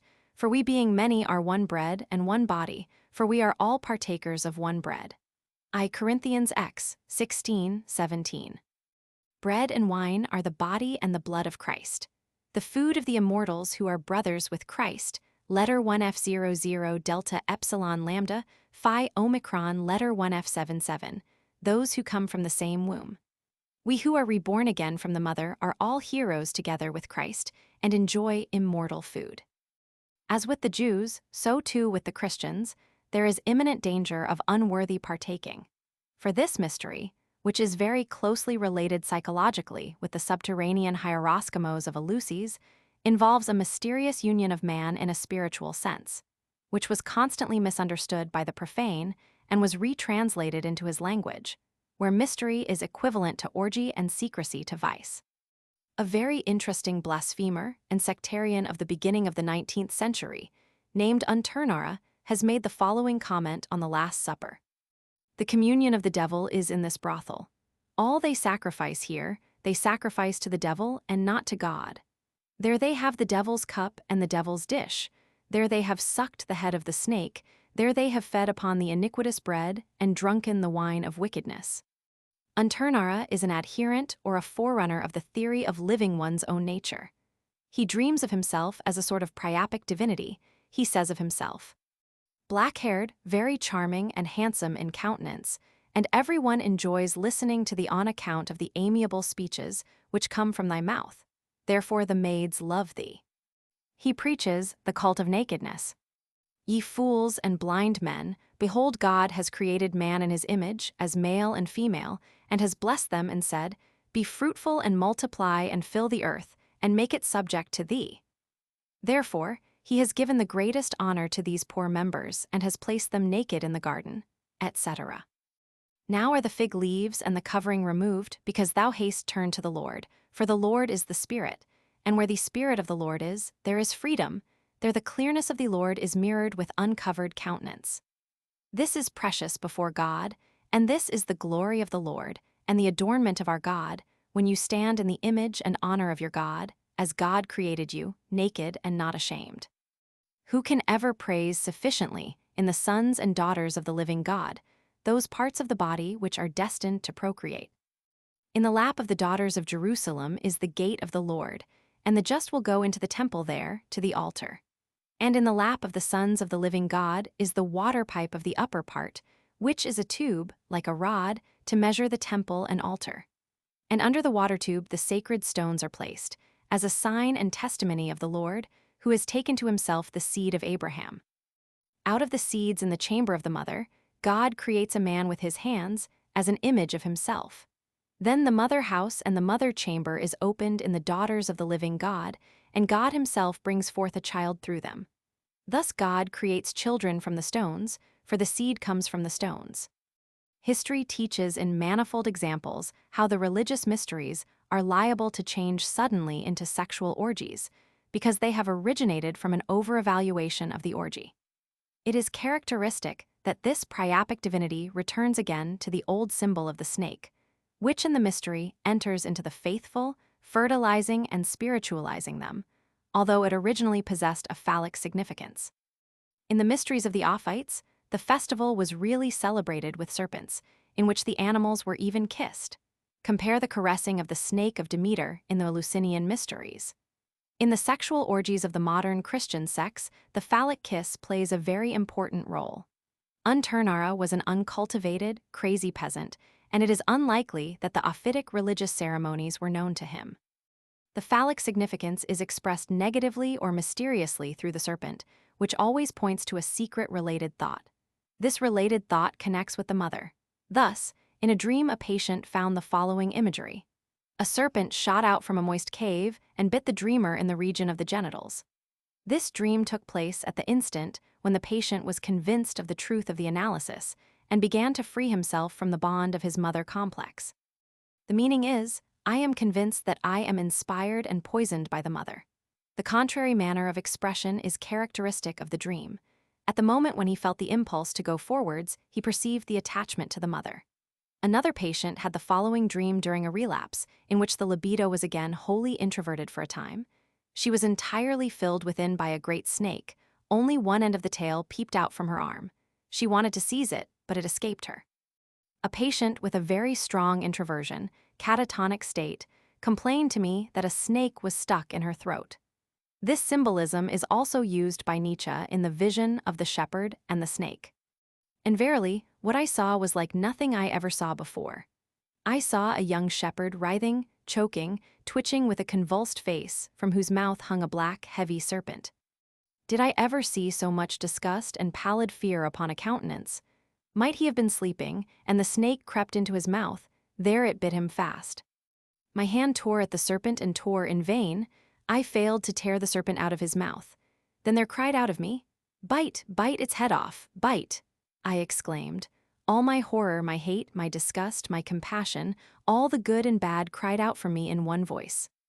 Ye intrepid ones around me, solve for me the riddle which I saw, make clear to me the vision of the lonesomest one. For it was a vision and a prophecy. What did then I behold in parable? And who is it who is still to come? Who is the shepherd into whose mouth crept the snake? Who is the man into whose throat all the heaviness and the blackest would creep? But the shepherd bit, as my cry had told him, he bit with a huge bite. Far away did he spit the head of the serpent and sprang up. No longer shepherd, no longer man, a transfigured being, an illuminated being who laughed. Never yet on earth did a man laugh as he laughed. O my brethren, I heard a laugh which was no human laughter, and now a thirst consumeth me, a longing that is never allayed. My longing for this laugh eats into me. Oh, how can I suffer still to live, and how now can I bear to die? The snake represents the introverting libido. Through introversion one is fertilized, inspired, regenerated, and reborn from the god. In Hindu philosophy, this idea of creative intellectual activity has even cosmogenic significance. The unknown original creator of all things is, according to Rigveda 10:121, Prajapati, the lord of creation. In the various Brahmas, his cosmogenic activity was depicted in the following manner. Prajapati desired, I will procreate myself, I will be manifold. He performed tapas. After he had performed tapas, he created these worlds. The strange conception of tapas is to be translated, according to Dyasan, as he heated himself with his own heat, with the sense of he brooded, he hatched. Here the hatcher and the hatched are not two, but one and the same identical being. As Hiranyagarbha, Prajapati is the egg produced from himself, the world egg from which he hatches himself. He creeps into himself, he becomes his own uterus, becomes pregnant with himself, in order to give birth to the world of multiplicity. Thus Prajapati, through the way of introversion, changed into something new, the multiplicity of the world. It is of especial interest to note how the most remote things come into contact. Dyasan observes, in the degree that the conception of tapas, heat, becomes in hot India the symbol of exertion and distress, the tapo adipyata began to assume the meaning of self-castigation and became related to the idea that creation is an act of self-renunciation on the part of the creator. Self-incubation and self-castigation and introversion are very closely connected ideas. The Zosimo's vision mentioned above betrays the same train of thought, where it is said of the place of transformation. Letter 1F41 tau, letter 1F79, pi omicron, sigma tau, letter 1FC6, sigma letter 1F00, sigma kappa, letter 1F75, sigma epsilon omega sigma. We have already observed that the place of transformation is really the uterus. Absorption in one's self, introversion, is an entrance into one's own uterus, and also at the same time asceticism. In the philosophy of the Brahmins, the world arose from this activity. Among the post-Christian Gnostics, it produced the revival and spiritual rebirth of the individual, who was born into a new spiritual world. The Hindu philosophy is considerably more daring and logical, and assumes that creation results from introversion in general, as in the wonderful hymn of Rigveda 10:29, it is said, what was hidden in the shell was born through the power of fiery torments. From this first arose love, as the germ of knowledge. The wise found the roots of existence in non-existence by investigating the heart's impulses. This philosophical view interprets the world as an emanation of the libido, and this must be widely accepted from the theoretic as well as the psychologic standpoint, for the function of reality is an instinctive function, having the character of biological adaptation. When the insane Schreber brought about the end of the world through his libido introversion, he expressed an entirely rational psychologic view, just as Schopenhauer wished to abolish through negation, holiness, asceticism, the error of the primal will, through which the world was created. Does not Goethe say, "You follow a false trail. Do not think that we are not serious is not the kernel of nature in the hearts of men." The hero, who is to accomplish the rejuvenation of the world and the conquest of death, is the libido, which, brooding upon itself in introversion, coiling as a snake around its own egg, apparently threatens life with a poisonous bite in order to lead it to death, and from that darkness, conquering itself, gives birth to itself again. Nietzsche knows this conception. How long have you sat already upon your misfortune? Give heed, lest you hatch an egg, a basilisk egg of your long travail. The hero is himself a serpent, himself a sacrificer and a sacrificed. The hero himself is of serpent nature. Therefore, Christ compares himself with the serpent. Therefore, the redeeming principle of the world of that Gnostic sect which styled itself the Ophite was the serpent. The serpent is the Agatho and Kako demon. It is, indeed, intelligible when, in the Germanic saga, they say that the heroes had serpent's eyes. I recall the parallel previously drawn between the eyes of the Son of Man and those of the Tarpeian dragon. In the already mentioned medieval pictures, the dragon, instead of the Lord, appeared in the cup, the dragon who, with changeful, serpent glances, guarded the divine mystery of renewed rebirth in the maternal womb. In Nietzsche the old, apparently long extinct idea is again revived. Ailing with tenderness, just as the thawing wind, Zarathustra sits waiting on his hill, sweetened and cooked in his own juice, beneath his summits. Beneath his ice he sits weary and happy, a creator on his seventh day. Silence, it is my truth, from hesitating eyes, from velvety shadows her glance meets mine, lovely, mischievous, the glance of a girl. She divines the reason of my happiness. She divines me, ha! What is she plotting? A purple dragon lurks in the abyss of her maiden glance. Woe to thee, Zarathustra! Thou seemest like someone who has swallowed gold, thy belly will be slit open. In this poem, nearly all the symbolism is collected which we have elaborated previously from other connections. Distinct traces of the primitive identity of serpent and hero are still extant in the myth of Cecrops. Cecrops is himself half snake, half man. Originally, he probably was the Athenian snake of the citadel itself. As a buried god, he is like Erechtheus, a chthonic snake god. Above his subterranean dwelling rises the Parthenon, the temple of the virgin goddess. Compare the analogous idea of the Christian church. The casting of the skin of the god, which we have already mentioned in passing, stands in the closest relation to the nature of the hero. We have spoken already of the Mexican god who casts his skin. It is also told of Mani, the founder of the Manichaean sect, that he was killed, skinned, stuffed, and hung up. That is the death of Christ, merely in another mythological form. Marsyas, who seems to be a substitute for Attis, the son-lover of Cybele, was also skinned. Whenever a Scythian king died, slaves and horses were slaughtered, skinned and stuffed, and then set up again. In Phrygia, the representatives of the father god were killed and skinned. The same was done in Athens with an ox, who was skinned and stuffed and again hitched to the plow. In this manner, the revival of the fertility of the earth was celebrated. This readily explains the fragment from the Sabazio's Mysteries, transmitted to us by Firmicus. Tau alpha letter 1 Fe6, rho omicron sigma delta rho letter 1 F71 kappa omicron, nu tau omicron sigma kappa alpha letter 1 F76, pi alpha tau letter 1 F74 rho tau alpha letter 1 F7b, rho omicron upsilon delta rho letter 1 F71 kappa omega nu. The active fructifying, upward striving form of the libido is changed into the negative force striving downwards towards death. The hero as Zodian of spring, ram, bull, conquers the depths of winter, and beyond the summer solstice is attacked by the unconscious longing for death and is bitten by the snake. However, he himself is the snake. But he is at war with himself, and, therefore, the descent and the end appear to him as the malicious inventions of the mother of death, who in this way wishes to draw him to herself. The mysteries, however, consolingly promise that there is no contradiction or disharmony when life is changed into death.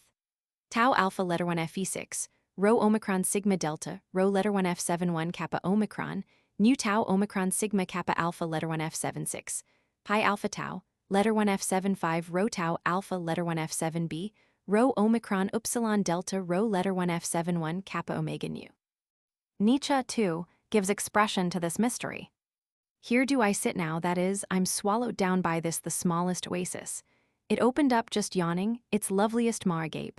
Hail, hail, to that whalefish, when he for his guests' welfare provided thus.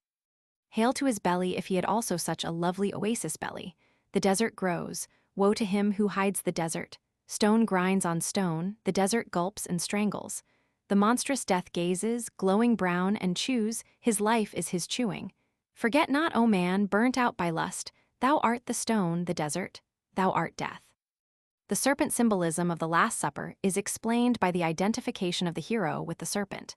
The god is buried in the mother. As fruit of the field, as food coming from the mother, and at the same time as drink of immortality, he is received by the mystic, or as a serpent he unites with the mystic. All these symbols represent the liberation of the libido from the incestuous fixation through which new life is attained. The liberation is accomplished under symbols, which represent the activity of the incest wish. It might be justifiable at this place to cast a glance upon psychoanalysis as a method of treatment. In practical analysis, it is important, first of all, to discover the libido lost from the control of consciousness. It often happens to the libido as with the fish of Moses in the Mohammedan legend. It sometimes takes its course in a marvelous manner into the sea. Freud says in his important article, Zur Dynamik der Übertragung. The libido has retreated into regression and again revives the infantile images.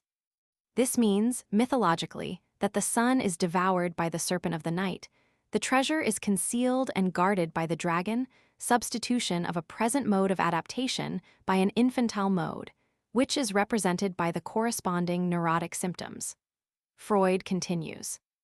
Thither the analytic treatment follows it and endeavors to seek out the libido again, to render it accessible to consciousness, and finally to make it serviceable to reality. Whenever the analytic investigation touches upon the libido, withdrawn into its hiding place, a struggle must break out. All the forces, which have caused the regression of the libido, will rise up as resistance against the work, in order to preserve this new condition. Mythologically, this means the hero seeks the lost son, the fire, the virgin sacrifice, or the treasure, and fights the typical fight with the dragon, with the libido in resistance. As these parallels show, psychoanalysis mobiles a part of the life processes, the fundamental importance of which properly illustrates the significance of this process. After Siegfried has slain the dragon, he meets the father, Wotan, plagued by gloomy cares, for the primitive mother, Erda, has placed in his path the snake in order to enfeeble his son.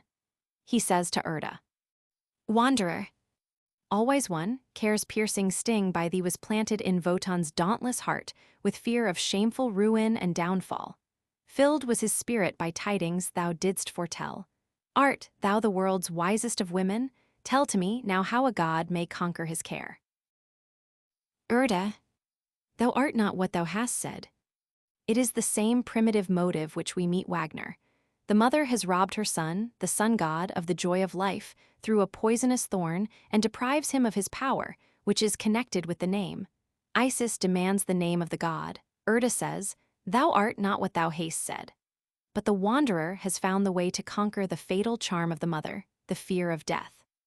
The Eternal's downfall no more dismays me, since their doom I willed. I leave to thee, loveliest Walsung, gladly my heritage now, to the ever-young in gladness yieldeth the god. These wise words contain, in fact, the saving thought. It is not the mother who has placed the poisonous worm in our path, but our libido itself wills to complete the course of the sun to mount from morn to noon, and, passing beyond noon, to hasten towards evening, not at war with itself, but willing the descent and the end.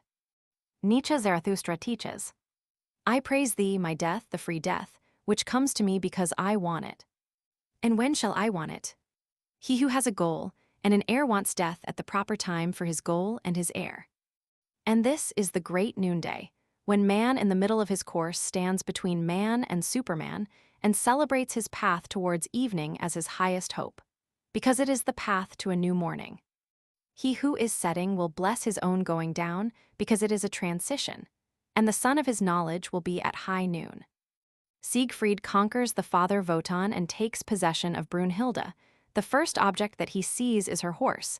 Then he believes that he beholds a mail-clad man. He cuts to pieces the protecting coat of mail of the sleeper. Overpowering. When he sees it is a woman, terror seizes him.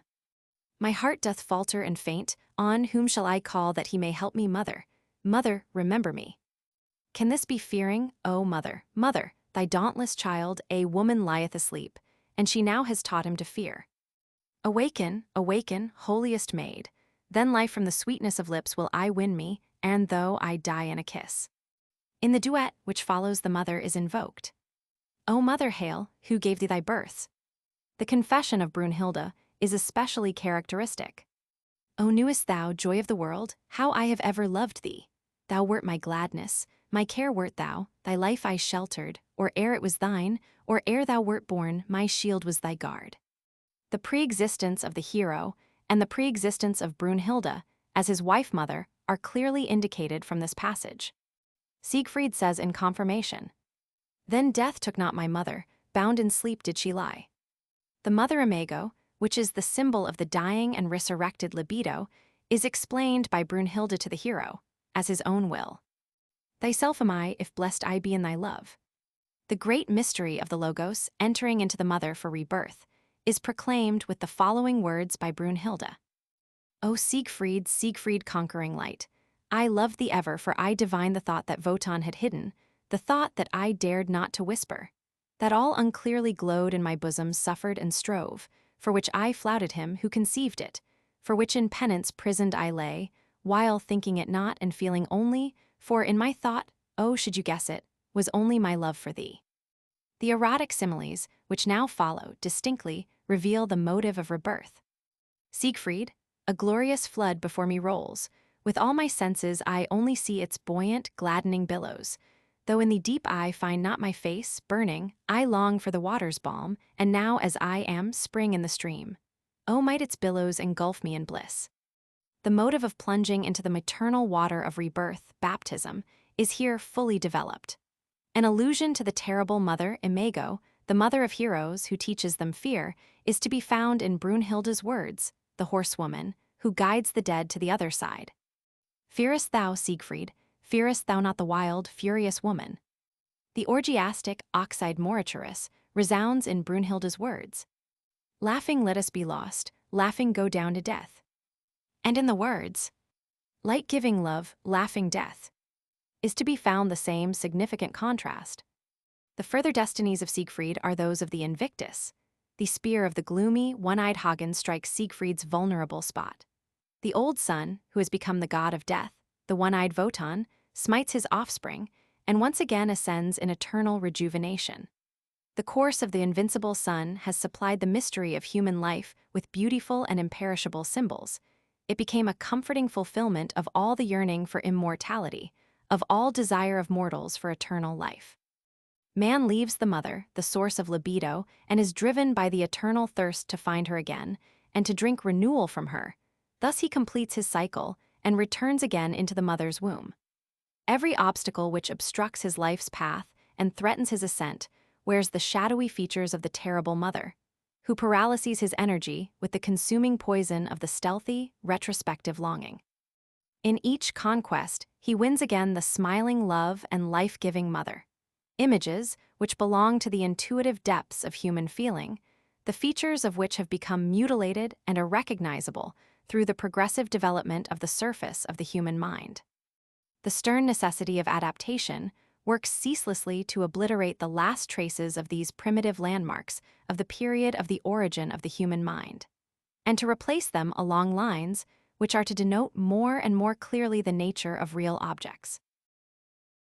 Chapter 8. Footnote 789. The kingdom of the mother is the kingdom of the unconscious, fantasy. Footnote 790. Behind nature stands the mother, in continuation of our earlier discussions and in the foregoing poem of Hölderlin. Here the mother hovers before the poet's mind as a tree, on which the child hangs like a blossom. Footnote 791. Once he called the stars his brothers. Here I must call to mind the remarks in the first part of this work, especially that mystic identification with the stars.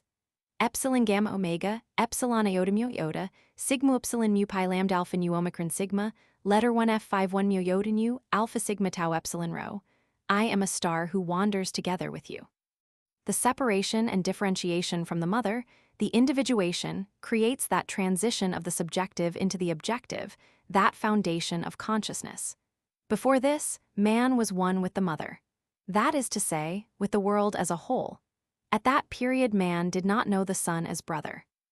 This occurred for the first time, when after the resulting separation and placing of the object, the libido, regressing to the infantile, perceived in that first state its possibilities, and the suspicion of his relationship to the stars forced itself upon him. This occurrence appears not infrequently in the introversion psychoses. A young peasant, an ordinary laboring man, developed an introversion psychosis, dementia praecox. His first feelings of illness were shown by a special connection which he felt with the sun and the stars. The stars became full of meaning to him, and the sun suggested ideas to him. This apparently entirely new perception of nature is met with very often in this disease. Another patient began to understand the language of birds, which brought him messages from his beloved mother. Compare Siegfried. Footnote 792. The spring belongs to the idea as a whole. Footnote 793. This idea expresses the divine infantile blessedness, as in Hyperion's Song of Fate. You wander above there in the light upon soft clouds, blessed genii, shining breezes of the gods stir you gently. Footnote 794. This portion is especially noteworthy. In childhood, everything was given him, and man is disinclined to obtain it once more for himself, because it is won only through toil and compulsion. Even love costs trouble. In childhood, the well of the libido gushed forth in bubbling fullness. In later life, it involves hard work to even keep the stream flowing for the onward striving life, because with increasing age, the stream has a growing inclination to flow back to its source, if effectual mechanisms are not created to hinder this backward movement, or at least to organize it. In this connection belongs the generally accepted idea that love is absolutely spontaneous. Only the infantile type of love is something absolutely spontaneous. The love of an adult man allows itself to be purposefully directed. Man can also say, I will love. The heights of culture are conditioned by the capacity for displacement of the libido. Footnote 795. Motive of immortality and the fable of the death of Empedocles. Horace, Deus immortalis haberi, dum cupit Empedocles ardentum frigidus etnam, insiluit. Empedocles deliberately threw himself into the glowing Aetna because he wanted to be believed an immortal god.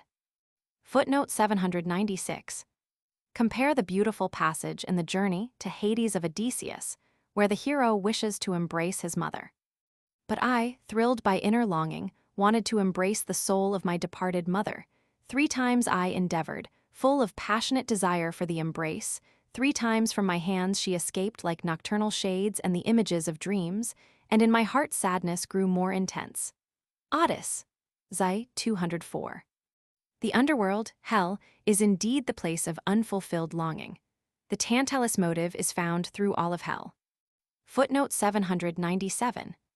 Spielrein's patient Jabuch, Roman 3, p. 345, speaks in connection with the significance of the communion of the water mixed with childishness, spermatic water, blood, and wine. p. 368, she says, the souls fallen into the water are saved by God, they fall into the deep abyss. The souls were saved by the Son of God. Footnote 798. The phi letter 1F71 rho mu alpha kappa omicron, nu letter 1F00 theta alpha nu alpha sigma, letter 1F77 alpha sigma. The drink of soma, the hauma of the Persians, might have been made from ephedra vulgaris. Spiegel, Iran, Altertumskund, I. p. 433.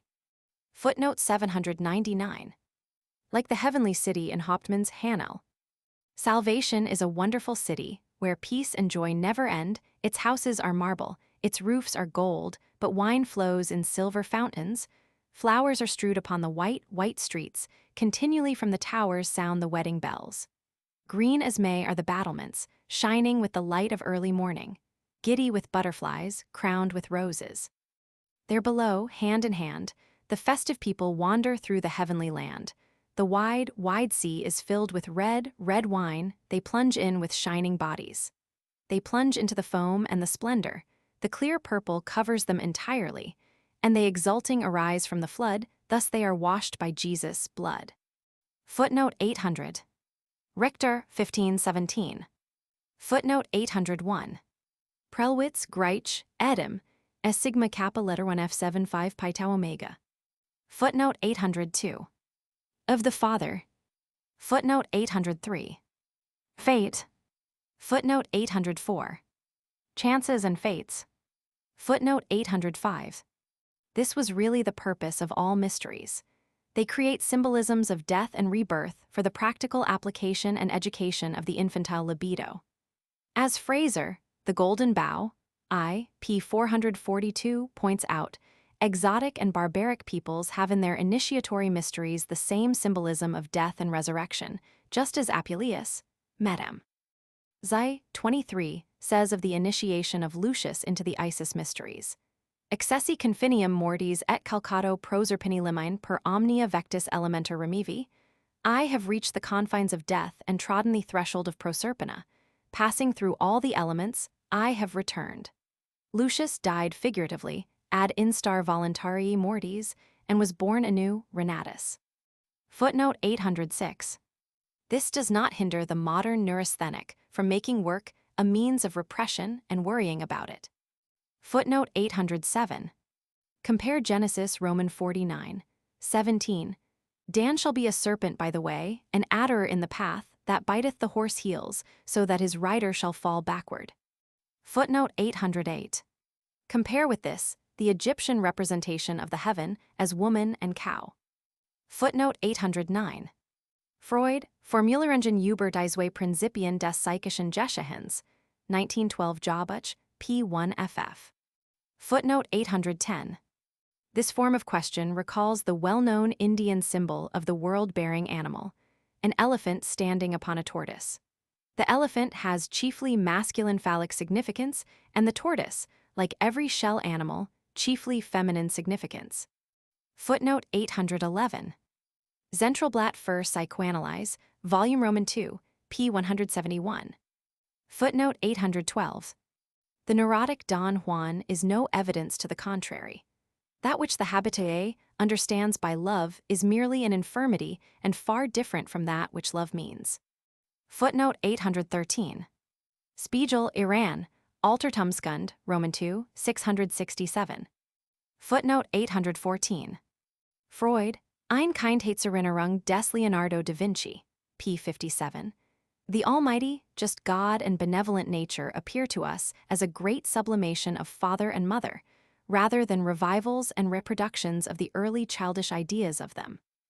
Religiousness leads biologically back to the long-continued helplessness and need of the offspring of man, who, when later he has recognized his real loneliness and weakness against the great powers of life, feels his condition similar to that of childhood, and seeks to disavow this forlorn state by regressive renewal of the infantile protective powers. Footnote 815. Nietzsche, Fröhliche Wissenschaft, aphorism 157. Mentiri give heed, he muses, immediately he will have a lie prepared. This is a stage of culture upon which whole peoples have stood. One should ponder over what the Romans meant by mentiri. Actually, the Indo-Germanic root mentis men is the same for mentiri, memini and mens, see Walde, lat, etim, sub mendax, memini und mens. Footnote 816. See Freud, Jobbuch Volume Roman 3, p. 60. Footnote 817. Bundy-Hesch, Roman 15, 27. The bull Sarsiach was sacrificed at the destruction of the world, but Sarsiach was the originator of the race of men. He had brought 9 of the 15 human races upon his back through the sea to the distant points of the compass. The primitive bull of Gaiamart has, as we saw above, most undoubtedly female and maternal significance on account of his fertility.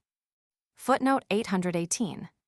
If for Silberer the mythological symbolism is a process of cognition on the mythological stage, Jobbuch, Volume Roman 3, p. 664, then there exists, between this view and mine, only a difference of standpoint, which determines a different manner of expression.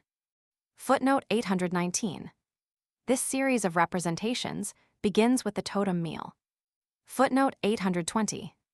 Taurus is astrologically the domicilium Veneris. Footnote 821.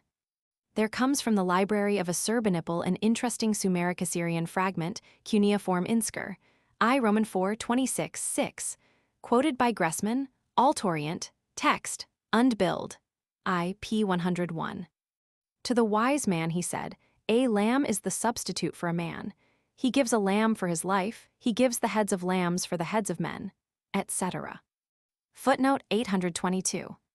Compare the remarkable account in Pausanias, Romans 6:17-9 ff. While sleeping, the sperma of Zeus has flowed down upon the earth. In time has arisen from this a demon with double generative organs, that of a man and that of a woman. They gave him the name of Agdistes, but the gods changed Agdistes and cut off the male organs. Now when the almond tree which sprang forth from this bore ripe fruit, the daughter of the spring, Sangarios, took of the fruit. When she placed it in her bosom, the fruit disappeared at once, but she found herself pregnant. After she had given birth to the child, a goat acted as protector. When he grew up, he was of superhuman beauty, so that Agdistes fell in love with the boy. His relatives sent the full-grown Attis to Pessinus in order to marry the king's daughter. The wedding song was beginning when Agdistes appeared, and in delirium Attis castrated himself.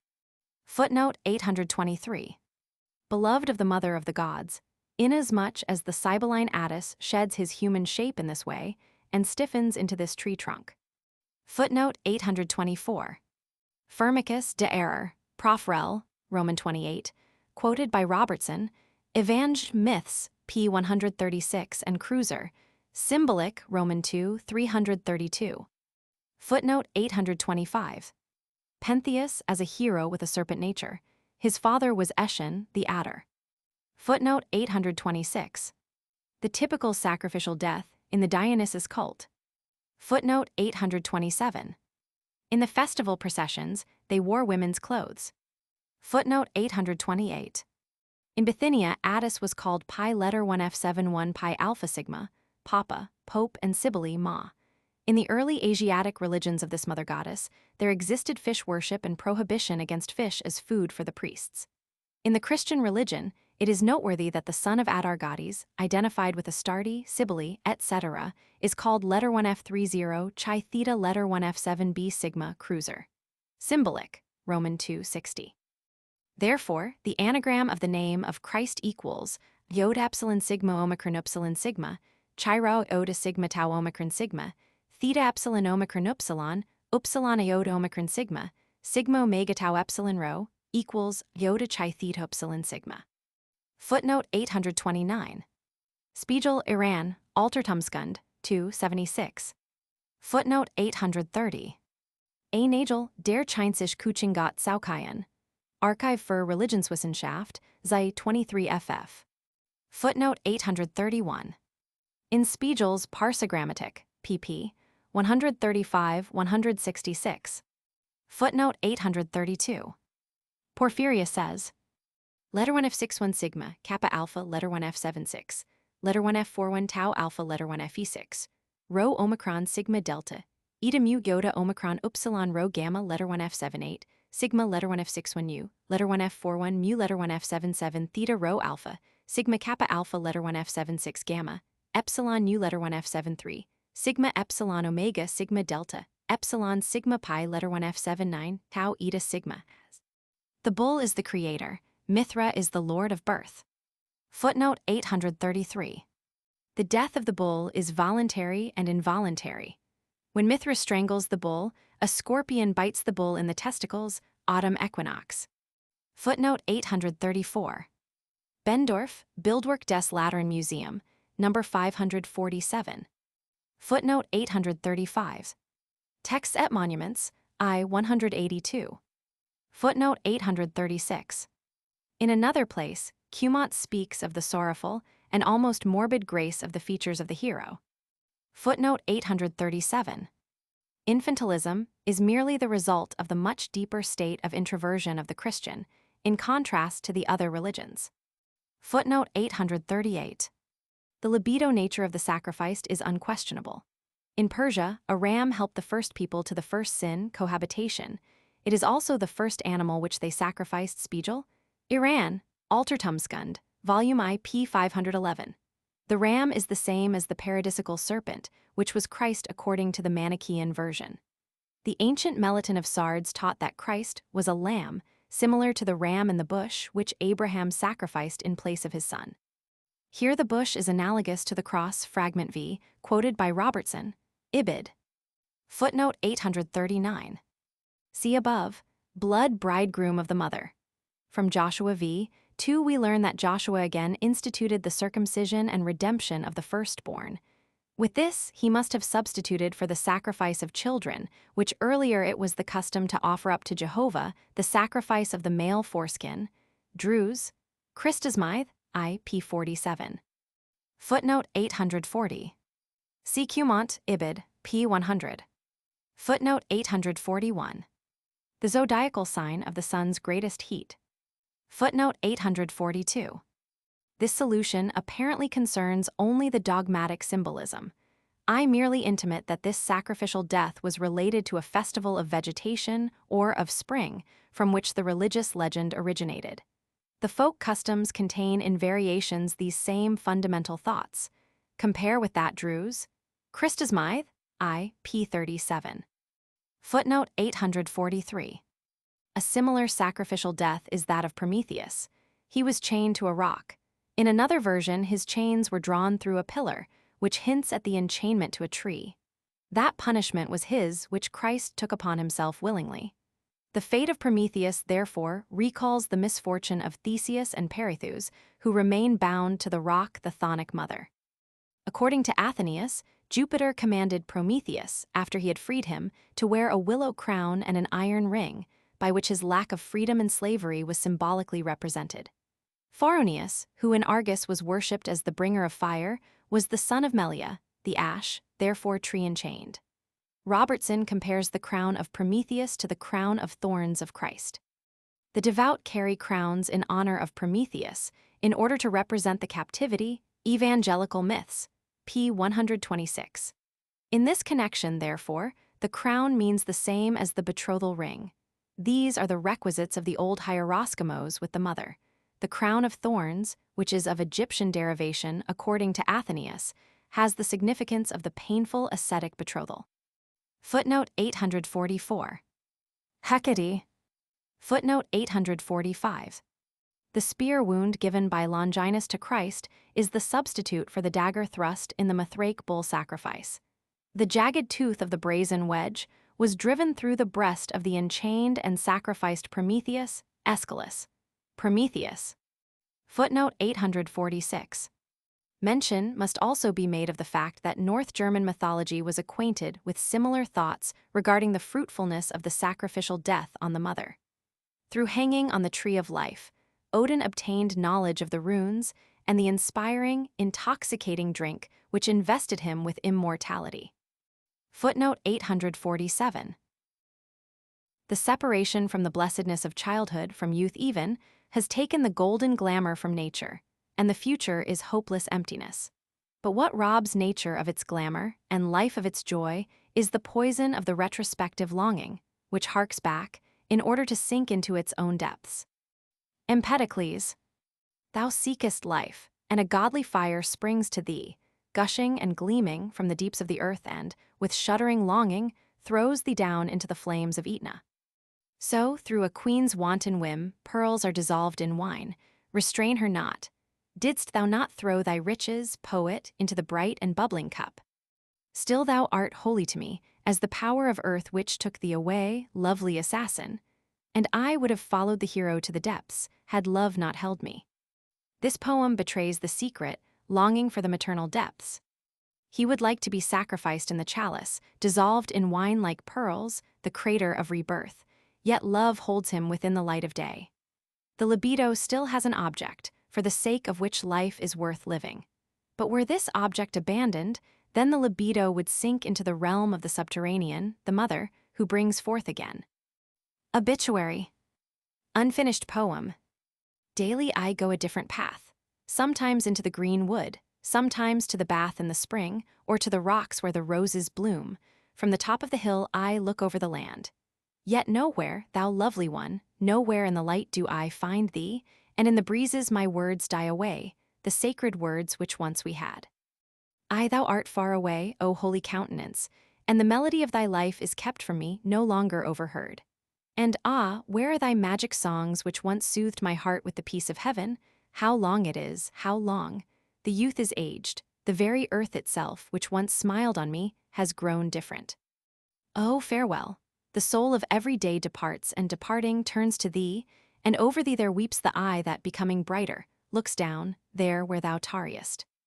This distinctly suggests a renunciation, an envy of one's own youth, that time of freedom, which one would like to retain through a deep-rooted dislike to all duty and endeavor which is denied an immediate pleasure reward.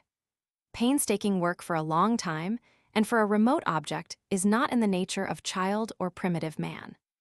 It is difficult to say if this can really be called laziness, but it seems to have not a little in common with it, in so far as the psychic life on a primitive stage, be it of an infantile or archaic type, possesses an extreme inertia and irresponsibility in production and non-production. The last stanza portends evil, a gazing towards the other land, the distant coast of sunrise or sunset. Love no longer holds the poet, the bonds with the world are torn, and he calls loudly for assistance to the mother. Achilles, lordly son of the gods, because you lost your loved one, you went to the rocky coast and cried aloud to the flood, till the depths of the holy abyss heard and echoed your grief from the far reaches of your heart. Down, deep down, far from the clamor of ships, deep under the waves, in a peaceful cave, dwelt the beautiful Thetis. She who protected you, the goddess of the sea, mother of the youth was she. The powerful goddess, she who once had lovingly nursed him on the rocky shore of his island. She who had made him a hero with the might of her strengthening bath and the powerful song of the waves. And the mother, mourning, hearkened to the cry of her child, and rose like a cloud from the bed of the sea, soothing with tender embraces the pains of her darling. And he listened, while she, caressing, promised to soften his grief. Son of the gods, oh, were I like you, then could I confidently call on the heavenly ones to hearken to my secret grief. But never shall I see this, I shall bear the disgrace as if I never belonged to her, even though she thinks of me with tears, beneficent ones. And yet ye hear the lightest prayers of men. Ah, how rapt and fervently I worshipped you, holy light, since I have lived, the earth and its fountains and woodlands father ether, and my heart has felt you about me, so ardent and pure. Oh, soften my sorrows, ye kind ones, that my soul may not be silenced, may not be struck dumb too early, that I may live and thank ye, O heavenly powers, with joyful songs through all the hurrying days. Thank ye for gifts of the past, for the joys of vanished youth, and then, pray, take me, the lonely one, graciously, unto yourselves. These poems describe more plainly than could be depicted with meager words the persistent arrest and the constantly growing estrangement from life, the gradual deep immersion into the maternal abyss of the individual being. The apocalyptic Song of Patmos is strangely related to these songs of retrogressive longing. It enters as a dismal guest surrounded by the mist of the depths, the gathering clouds of insanity, bred through the mother. In it, the primitive thoughts of the myth, the suggestion clad in symbols of the sun-like death and resurrection of life, again burst forth. Similar things are to be found in abundance among sick people of this sort. I reproduce some significant fragments from Patmos. Near is the god and hard to comprehend, but where danger threatens the rescuer appears. These words mean that the libido has now sunk to the lowest depths, where the danger is great. Faust, Part 2, Mother Scene. There the god is near, there man may find the inner sun, his own nature, sun-like and self-renewing, hidden in the mother womb like the sun in the nighttime. In chasms and in darkness dwell the eagles, and fresh and fearlessly, the sons of the Alps pass swiftly over the abyss upon lightly swinging bridges. With these words, the dark, fantastic poem passes on. The eagle, the bird of the sun, dwells in darkness. The libido has hidden itself, but high above it the inhabitants of the mountains pass, probably the gods, ye are walking above in the light. Symbols of the sun wandering across the sky, like the eagle flying over the depths. Above and around are reared the summits of time, and the loved ones, though near, live on deeply separated mountains. So give us waters of innocence, and give us wings of true understanding, with which to pass across and to return again. The first is a gloomy picture of the mountains and of time.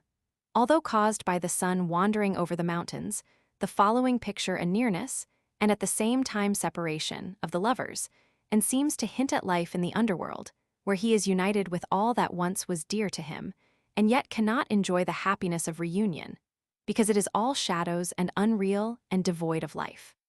Here the one who descends drinks the waters of innocence, the waters of childhood, the drink of rejuvenation, so wings may grow, and winged he may soar up again into life, like the winged sun, which arises like a swan from the water, wings, to pass across and to return again.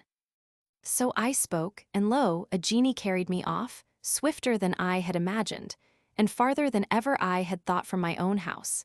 It grew dark as I went in the twilight. The shadowy wood and the yearning brooks of my homeland grew vague behind me, and I knew the country no longer. After the dark and obscure words of the introduction, wherein the poet expresses the prophecy of what is to come, the sun journey begins. Night journey in the sea, towards the east, towards the ascent towards the mystery of eternity and rebirth, of which Nietzsche also dreams, and which he expressed in significant words. Oh, how could I not be ardent for eternity, and for the nuptial ring of rings, the ring of the return? Never yet have I found the woman from whom I wish children, unless she would be this woman whom I love. For I love thee, O eternity. Holderlin expresses this same longing in a beautiful symbol, the individual traits of which are already familiar to us.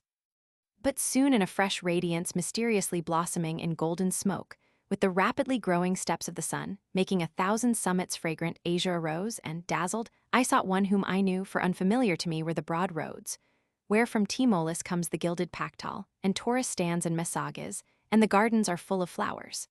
But high up in the light the silvery snow gleams, a silent fire, and, as a symbol of eternal life, on the impassable walls grows the ancient ivy. And carried by columns of living cedars and laurels are the solemn, divinely built palaces. The symbol is apocalyptic, the maternal city in the land of eternal youth, surrounded by the verdure and flowers of imperishable spring. The poet identifies himself here with John, who lived on Patmos, who was once associated with the Son of the Highest, and saw him face to face. There at the mystery of the vine they met, there at the hour of the holy feast they gathered, and feeling the approach of death in his great, quiet soul, the Lord, pouring out his last love, spoke, and then he died. Much could be said of it. How his triumphant glance, the happiest of all, was seen by his companions, even at the last. Therefore he sent the Spirit unto them, and the house trembled solemnly and with distant thunder. The storm of God rolled over the cowering heads where, deep in thought, the heroes of death were assembled. Now, when he in parting appeared once more before them, then the kingly day, the day of the sun, was put out, and the gleaming scepter, formed of his rays, was broken, and suffered like a god itself. Yet it shall return and glow again when the right time comes. The fundamental pictures are the sacrificial death and the resurrection of Christ, like the self-sacrifice of the sun, which voluntarily breaks its scepter, the fructifying rays, in the certain hope of resurrection. The following comments are to be noted in regard to the scepter of rays. Spielrein's patient says, God pierces through the earth with his rays. The earth, in the patient's mind, has the meaning of woman. She also comprehends the sunbeam in mythologic fashion as something solid. Jesus Christ has shown me his love by striking against the window with a sunbeam. Among other insane patients, I have come across the same idea of the solid substance of the sunbeam. Here there is also a hint of the phallic nature of the instrument which is associated with the hero. Thor's hammer, which, cleaving the earth, penetrates deeply into it, may be compared to the foot of Cainius. The hammer is retained in the interior of the earth, like the treasure, and in the course of time, it gradually comes again to the surface. The treasure blooms, meaning that it was born again from the earth. Compare what has been said concerning the etymology of swelling. On many monuments, Mithra holds a peculiar object in his hands, which Cumont compares to a half-filled tube. Dieterich proves from his papyrus text that the object is the shoulder of the bull, the bear constellation. The shoulder has an indirect phallic meaning, for it is the part which is wanting in Pelops. Pelops was slaughtered by his father, Tantalus, dismembered and boiled in a kettle to make a meal for the gods. Demeter had unsuspectingly eaten the shoulder from this feast when Zeus discovered the outrage. He had the pieces thrown back into the kettle, and with the help of the life-dispensing Clotho, Pelops was regenerated, and the shoulder which was missing was replaced by an ivory one. This substitution is a close parallel to the substitution of the missing phallus of Osiris. Mithra is represented in a special ceremony, holding the bull's shoulder over Sol, his son and vice-regent. This scene may be compared to a sort of dedication or accolade, something like the ceremony of confirmation. The blow of the hammer as a generating, fructifying, inspiring function is retained as a folk custom and expressed by striking with the twig of life, which has the significance of a charm of fertility. In the neuroses, the sexual meaning of castigation plays an important part, for among many children castigation may elicit a sexual orgasm. The ritual act of striking has the same significance of generating, fructifying, and is, indeed, merely a variant of the original phallic ceremonial. Of similar character to the bull's shoulder is the cloven hoof of the devil, to which a sexual meaning also appertains. The ass's jawbone wielded by Samson has the same worth. In the Polynesian Maui myth, the jawbone, the weapon of the hero, is derived from the man-eating woman Murarangawenua, whose body swells up enormously from lusting for human flesh, Frobnius. Hercules' club is made from the wood of the maternal olive tree. Faust's key also knows the mother's. The libido springs from the mother, and with this weapon alone can man overcome death. It corresponds to the phallic nature of the ass's jawbone, that at the place where Samson threw it God caused a spring to gush forth, springs from the horse's tread, footsteps, horse's hoof. To this relation of meanings belongs the magic wand, the scepter in general. Sigma kappa letter 1 FC6, tau rho omicron nu belongs to sigma kappa letter 1 FB6 pi omicron sigma, sigma kappa eta pi letter 1 F71 nu omega nu, sigma kappa letter 1 F75 pi omega nu equals staff. Sigma kappa eta pi tau letter 1 F79 sigma equals stormwind. Latin scapus equals shaft, stock, scapula, shoulder. Old High German scaft equals spear, lance. We meet once more in this compilation those connections which are already well known to us: sun phallus as tube of the winds, lance, and shoulder blade. The passage from Asia through Patmos to the Christian mysteries in the poem of Hölderlin is apparently a superficial connection, but in reality a very ingenious train of thought. Namely, the entrance into death and the land beyond as a self-sacrifice of the hero for the attainment of immortality.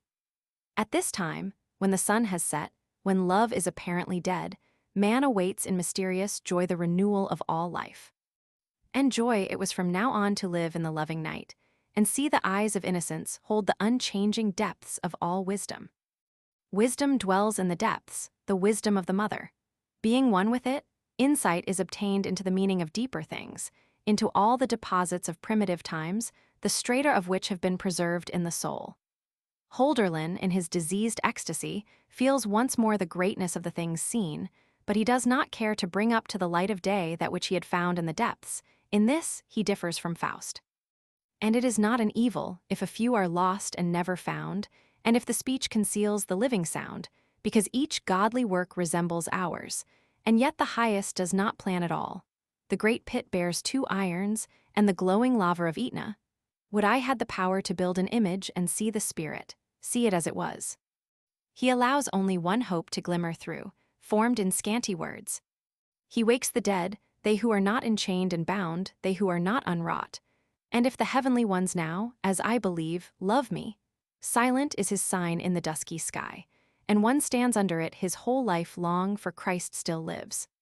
But as once Gilgamesh, bringing back the magic herb from the Westland, was robbed of his treasure by the demon serpent, so does Hölderlin's poem die away in a painful lament, which betrays to us that no victorious resurrection will follow his descent to the shadows.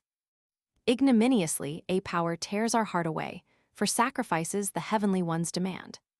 This recognition, that man must sacrifice the retrogressive longing, the incestuous libido, before the heavenly ones tear away the sacrifice, and at the same time the entire libido came too late to the poet.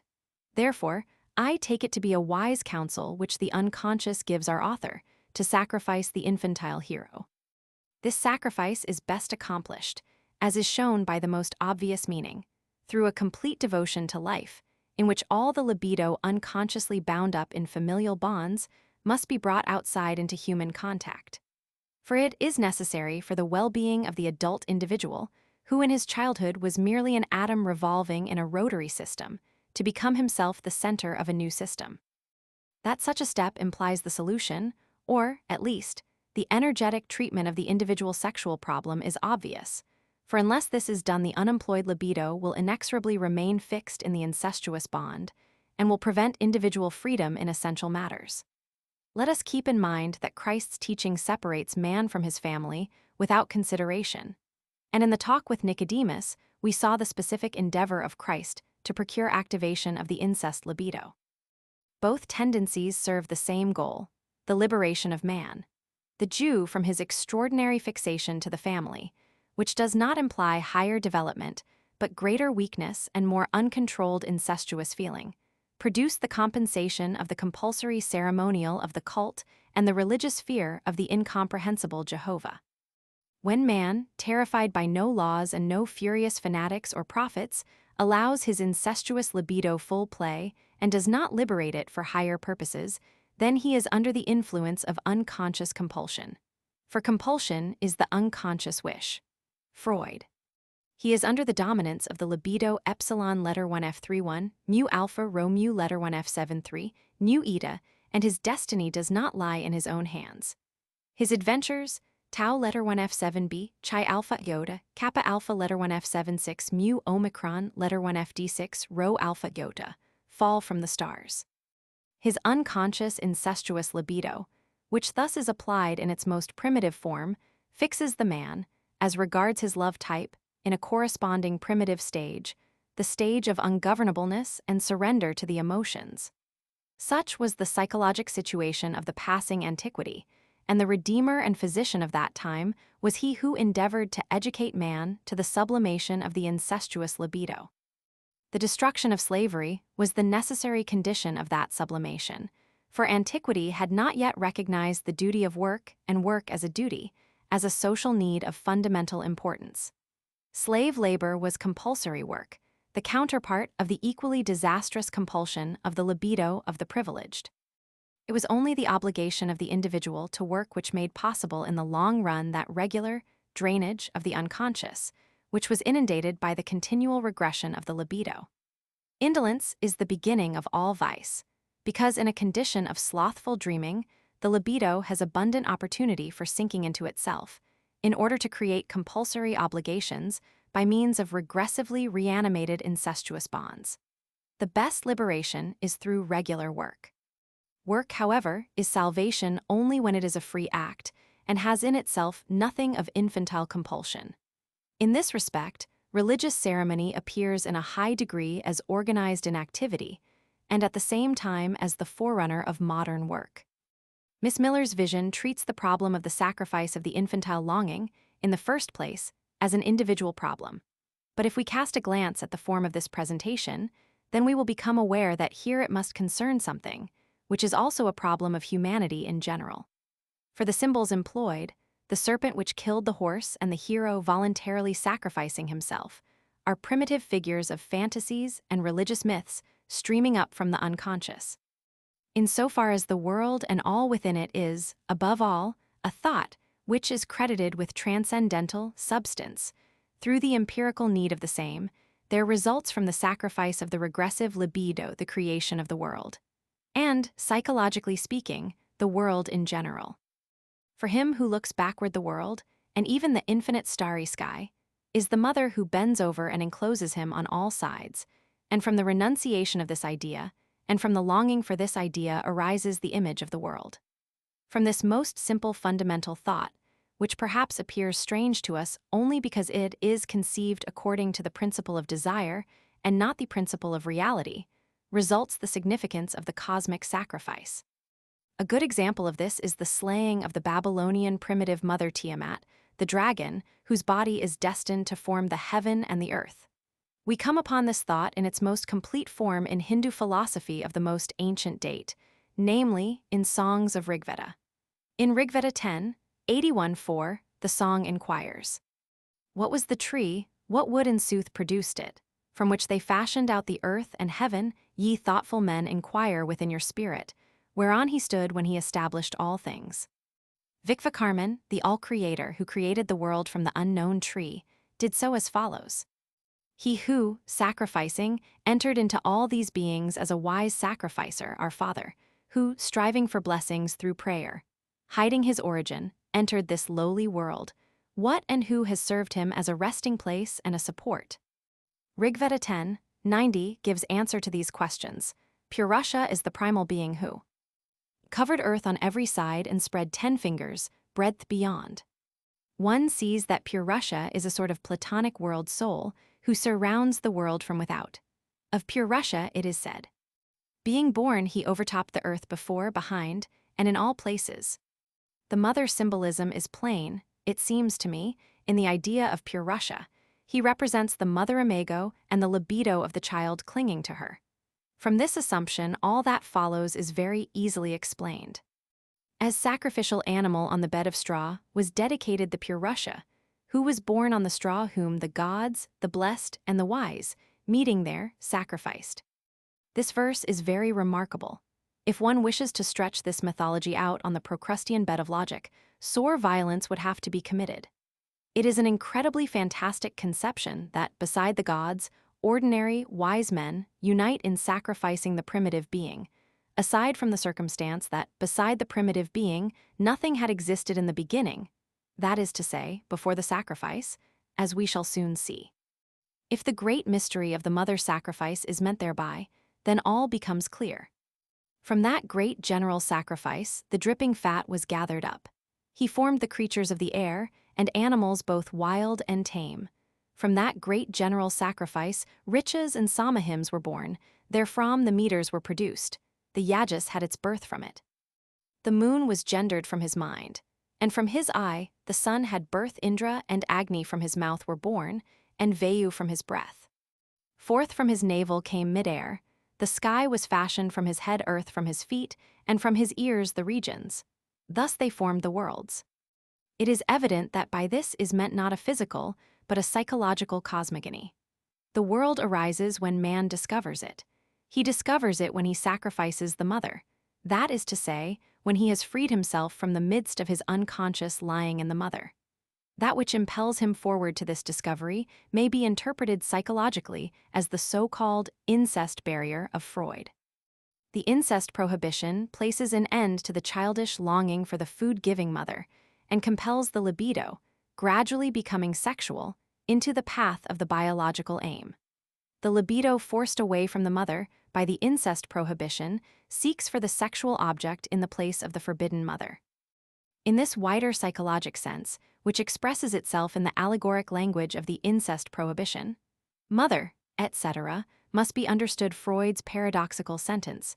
Originally, we have known only sexual objects. This sentence must be understood psychologically throughout, in the sense of a world image created from within outwards, which has, in the first place, nothing to do with the so-called objective idea of the world. This is to be understood as a new edition of the subjective idea of the world corrected by reality.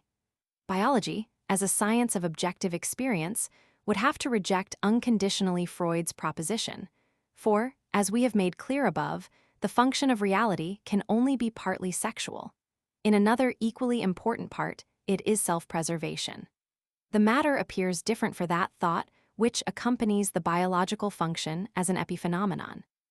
As far as our knowledge reaches, the individual act of thought is dependent wholly, or in greatest part, on the existence of a highly differentiated brain, whereas the function of reality, adaptation to reality, is something which occurs in all living nature as wholly independent from the act of thought. This important proposition of Freud's applies only to the act of thought. For thinking, as we may recognize from manifold traces, arose dynamically from the libido, which was split off from the original object at the incest barrier, and became actual when the first budding sexual emotions began to flow in the current of the libido which goes to the mother. Through the incest barrier, the sexual libido is forced away from the identification with the parents and introverted for lack of adequate activity. It is the sexual libido which forces the growing individual slowly away from his family. If this necessity did not exist, then the family would always remain clustered together in a solid group. Hence, the neurotic always renounces a complete erotic experience in order that he may remain a child. Fantasies seem to arise from the introversion of the sexual libido.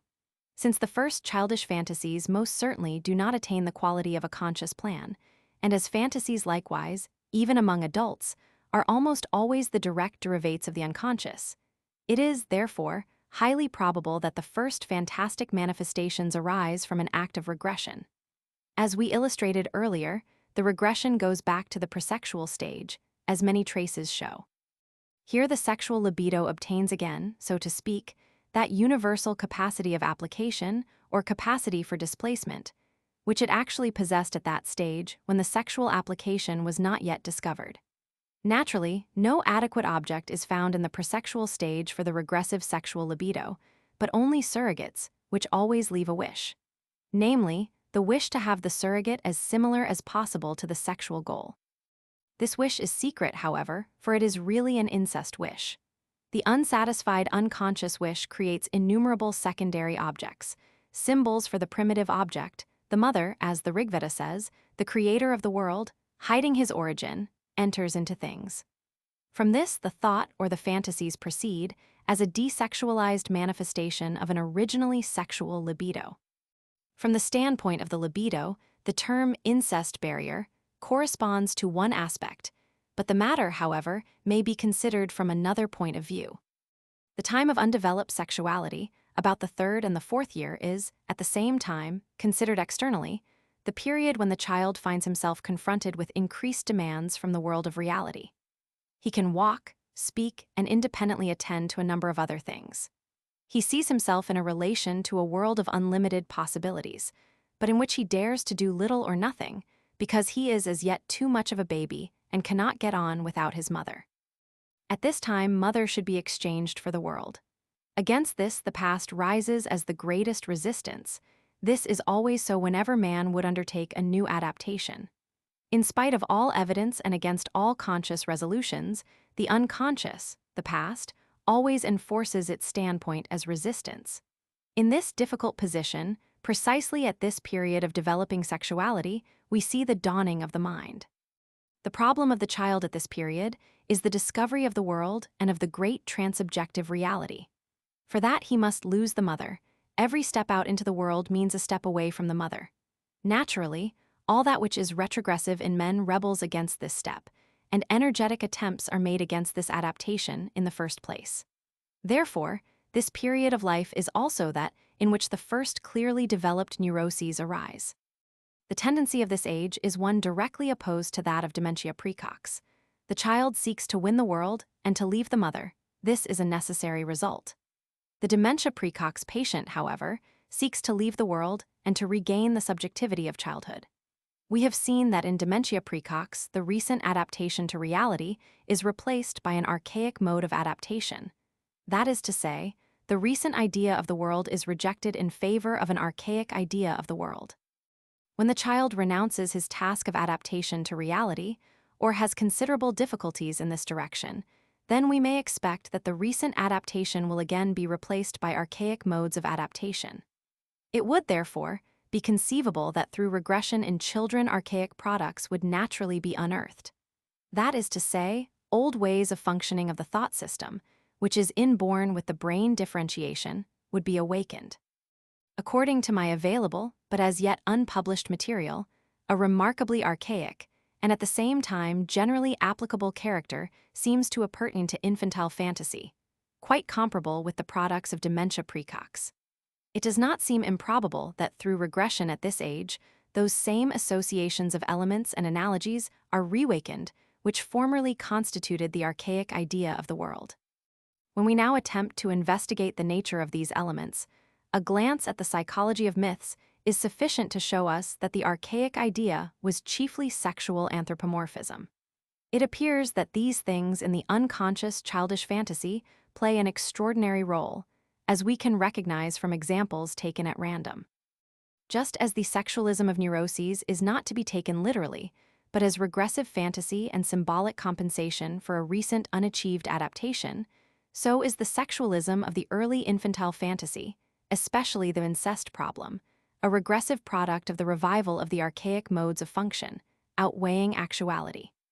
On this account, I have expressed myself very vaguely in this work, I am sure, in regard to the incest problem.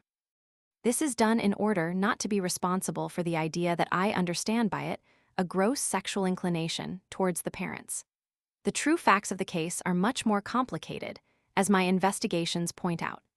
Originally, incest probably never possessed particularly great significance as such, because cohabitation with an old woman for all possible motives could hardly be preferred to mating with a young woman.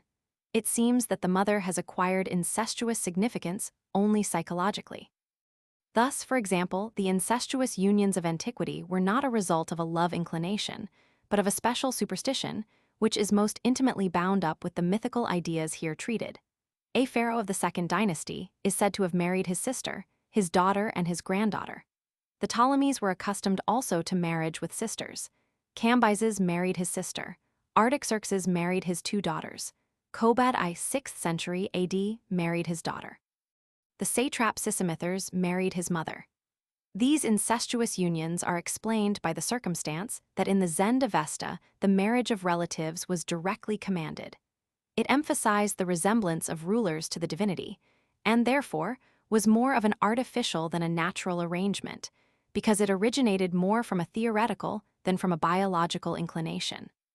A practical impetus towards that lay often in the peculiar laws of inheritance left over from the mutter recht, maternal right, period.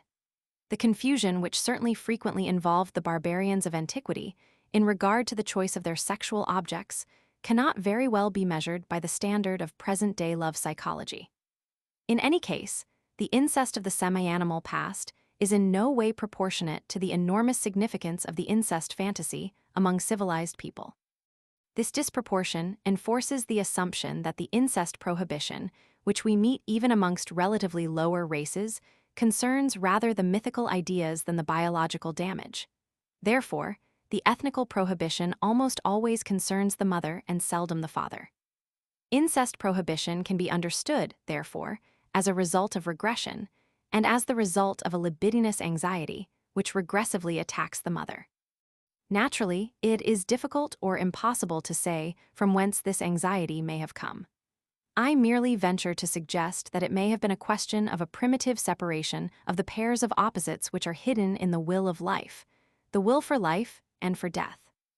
It remains obscure what adaptation the primitive man tried to evade through introversion and regression to the parents.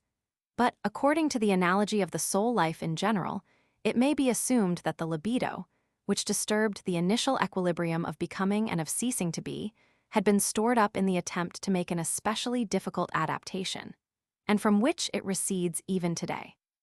After this long digression, let us turn back to the song of the Rigveda. Thinking and a conception of the world arose from a shrinking back from stern reality, and it is only after man has regressively assured himself again of the protective parental power that he enters life wrapped in a dream of childhood, shrouded in magic superstitions. That is to say, thinking, for he, timidly sacrificing his best and assuring himself of the favor of the invisible powers, step by step develops to greater power, in the degree that he frees himself from his retrogressive longing and the original lack of harmony in his being. Rigveda 10:90 concludes with the exceedingly significant verse, which is of greatest importance for the Christian mysteries as well. Gods, sacrificing, rendered homage to the sacrifice. These were the earliest holy ordinances. The mighty ones attain the height of heaven, there where the satyas, goddesses of old, are dwelling. Through the sacrifice, a fullness of power was attained, which extends up to the power of the parents. Thus the sacrifice has also the meaning of a psychologic maturation process. In the same manner that the world originated through sacrifice, through the renunciation of the retrospective mother libido, thus, according to the teachings of the Upanishads, is produced the new condition of man, which may be termed the immortal. This new condition is again attained through a sacrifice, namely, through the sacrificial horse, which is given a cosmic significance in the teaching of the Upanishads. What the sacrificial horse means is told by Brihadaranyaka Upanishad 1:1. Om. 1. The dawn is truly the head of the sacrificial horse, the sun his eye, the wind his breath, his mouth the all-spreading fire, the year is the body of the sacrificial horse. The sky is his back, the atmosphere his body cavity, the earth the vault of his belly, the poles are his sides, the space between the poles his ribs, the seasons his limbs, the months and half-months his joints, day and night his feet, the stars his bones, the clouds his flesh, the food which he digests are the deserts. The rivers his veins, liver and lungs the mountains, the herbs and trees his hair. The rising sun is his forepart, the setting sun his hind part. When he shows his teeth, that is lightning. When he trembles, that is thunder. When he urinates, that is rain. His voice is speech. 2. The day, in truth, has originated for the horse as the sacrificial dish, which stands before him. His cradle is in the world sea towards the east. The night has originated for him as the sacrificial dish, which stands behind him. Its cradle is in the world sea of the evening. These two dishes originated in order to surround the horse. As a charger he generated the gods, as champion he produced the Gandharvas, as a racer the demons, as horse mankind. The ocean is his relative, the ocean his cradle. As Diason remarks, the sacrificial horse has the significance of a renunciation of the universe. When the horse is sacrificed, then the world is sacrificed and destroyed, as it were, a train of thought which Schopenhauer also had in mind, and which appears as a product of a diseased mind in Schreber. The horse in the above text stands between two sacrificial vessels, from one of which it comes and to the other of which it goes, just as the sun passes from morning to evening. The horse, therefore, signifies the libido, which has passed into the world. We previously saw that the mother libido must be sacrificed in order to produce the world. Here the world is destroyed by the repeated sacrifice of the same libido, which once belonged to the mother. The horse can, therefore, be substituted as a symbol for this libido, because, as we saw, it had manifold connections with the mother. The sacrifice of the horse can only produce another state of introversion, which is similar to that before the creation of the world. The position of the horse between the two vessels, which represent the producing and the devouring mother, hint at the idea of life enclosed in the ovum. Therefore, the vessels are destined to surround the horse. That this is actually so the Brihadaranyaka Upanishad 3:3 proves. 1. From where have the descendants of Parikshit come, that I ask thee, Yajnavalkya? From where came the descendants of Parikshit? 2. Yajnavalkya spake, he has told thee they have come from where all come who offer up the sacrificial horse. That is to say, this world extends so far as 32 days of the chariot of the gods, the sun reach. This world surrounds the earth twice around. This earth surrounds the ocean twice around. There is, as broad as the edge of a razor or as the wing of a fly, a space between the two shells of the egg of the world. These were brought by Indra as a falcon to the wind, and the wind took them up into itself and carried them where were the offerers of the sacrificial horse. Somewhat like this, he spoke Gandharva to thee and praised the wind. Therefore is the wind the special Vyashti, and the wind the universal Samashti. He, who knows this, defends himself from dying again. As this text tells us, the offerers of the sacrificial horse come in that narrowest fissure between the shells of the egg of the world, at that place, where the shells unite and where they are divided.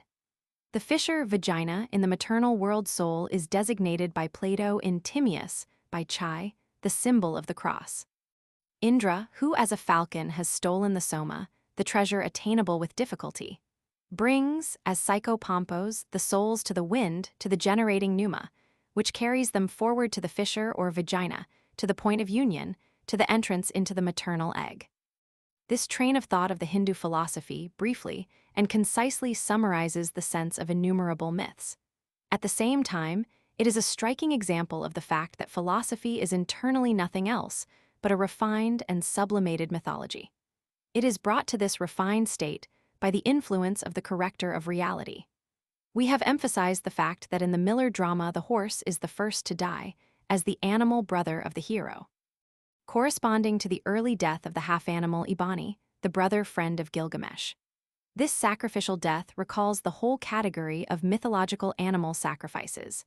Volumes could be filled with parallels, but we must limit ourselves here to suggestions. The sacrificial animal, where it has lost the primitive meaning of the simple sacrificial gift and has taken a higher religious significance, stands in a close relation to both the hero and the divinity.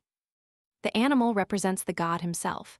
thus the bull represents Zagreus, Dionysus, and Mithra, the lamb represents Christ, etc. As we are aware, the animal symbols represent the animal libido. The sacrifice of the animal means, therefore, the sacrifice of the animal nature. This is most clearly expressed in the religious legend of Attis. Attis is the son-lover of the divine mother, Agdistes Cybele. Agdistes was characteristically androgynous, as symbol of the mother libido, like the tree, really a clear indication that the mother imago has, in addition to the significance of the likeness of the real mother, the meaning of the mother of humanity, the libido in general. Driven mad by the insanity-breeding mother enamored of him, he emasculates himself, and that under a pine tree. The pine tree plays an important role in his service. Every year a pine tree was wreathed about, and upon it an image of Attis was hung, and then it was cut down, which represents the castration. The blood, which spurted to the earth, was transformed into budding violets. Cybele now took this pine tree, bore it into her cavern, and there wept over it. Pieta? The chthonic mother takes her son with her into the cavern, namely, into the womb. According to another version, Attis was transformed into the pine tree. The tree here has an essentially phallic meaning. On the contrary, the attaching of the image of Attis to the tree refers also to the maternal meaning, to be attached to the mother. In Ovid, Metamorphoses, Book 10, the pine tree is spoken of as follows. Grata diem matri, siquidem Cybeleus Attis exuit hac hominum, truncoque indurut illo. The transformation into the pine tree is evidently a burial in the mother, just as Osiris was overgrown by the heather. Upon the Attis bas-relief of Coblentz Attis appears growing out of a tree, which is interpreted by Manhart as the life principle of vegetation inherent in the tree. It is probably a tree birth, just as with Mithra. Relief of Hetternheim. As Firmicus observes, in the Isis and Osiris cult, and also in the cult of the Virgin Persephone, tree and image had played a role. Dionysus had the surname Dendrites, and in Boeotia he is said to have been called letter 1F1 forn U delta epsilon U delta rho omicron sigma, meaning in a tree. At the birth of Dionysus, Megaera planted the pine tree on the Kithaeron. The Pentheus myth bound up with the Dionysus legend furnishes the remarkable and supplementary counterpart to the death of Attis and the subsequent lamentation. Pentheus, curious to espy the orgies of the Maenads, climbed upon a pine tree, but he was observed by his mother. The Maenads cut down the tree, and Pentheus, taken for an animal, was torn by them in frenzy, his own mother being the first to rush upon him. In this myth, the phallic meaning of the tree, cutting down, castration, and its maternal significance, mounting, and the sacrificial death of the son is present. At the same time, the supplementary counterpart to the Pieta is apparent, the terrible mother. The Feast of Attis was celebrated as a lamentation and then as a joy in the spring. Good Friday and Easter. The priests of Attis Cybele worship were often eunuchs and were called Galloi. The Archigallus was called Aedes Attis. Instead of the animal castration, the priests merely scratched their arms until they bled. Arm in place of phallus, the twisting of arms. A similar symbolism of the sacrificial impulse is met in the Mithraic religion, where essential parts of the mysteries consist in the catching and the subduing of the bull. A parallel figure to Mithra is the primitive man Gaimard. He was created together with his bull, and the two lived for 6,000 years in a blissful state. But when the world came into the cycle of the seventh sign of the zodiac, Libra, the evil principle entered. Libra is astrologically the so-called positive domicile of Venus. The evil principle, therefore, came under the dominion of the goddess of love, destruction of the sun hero through the mother wife, snake, whore, etc. As a result, after 30 years, Gaimard and his bull died.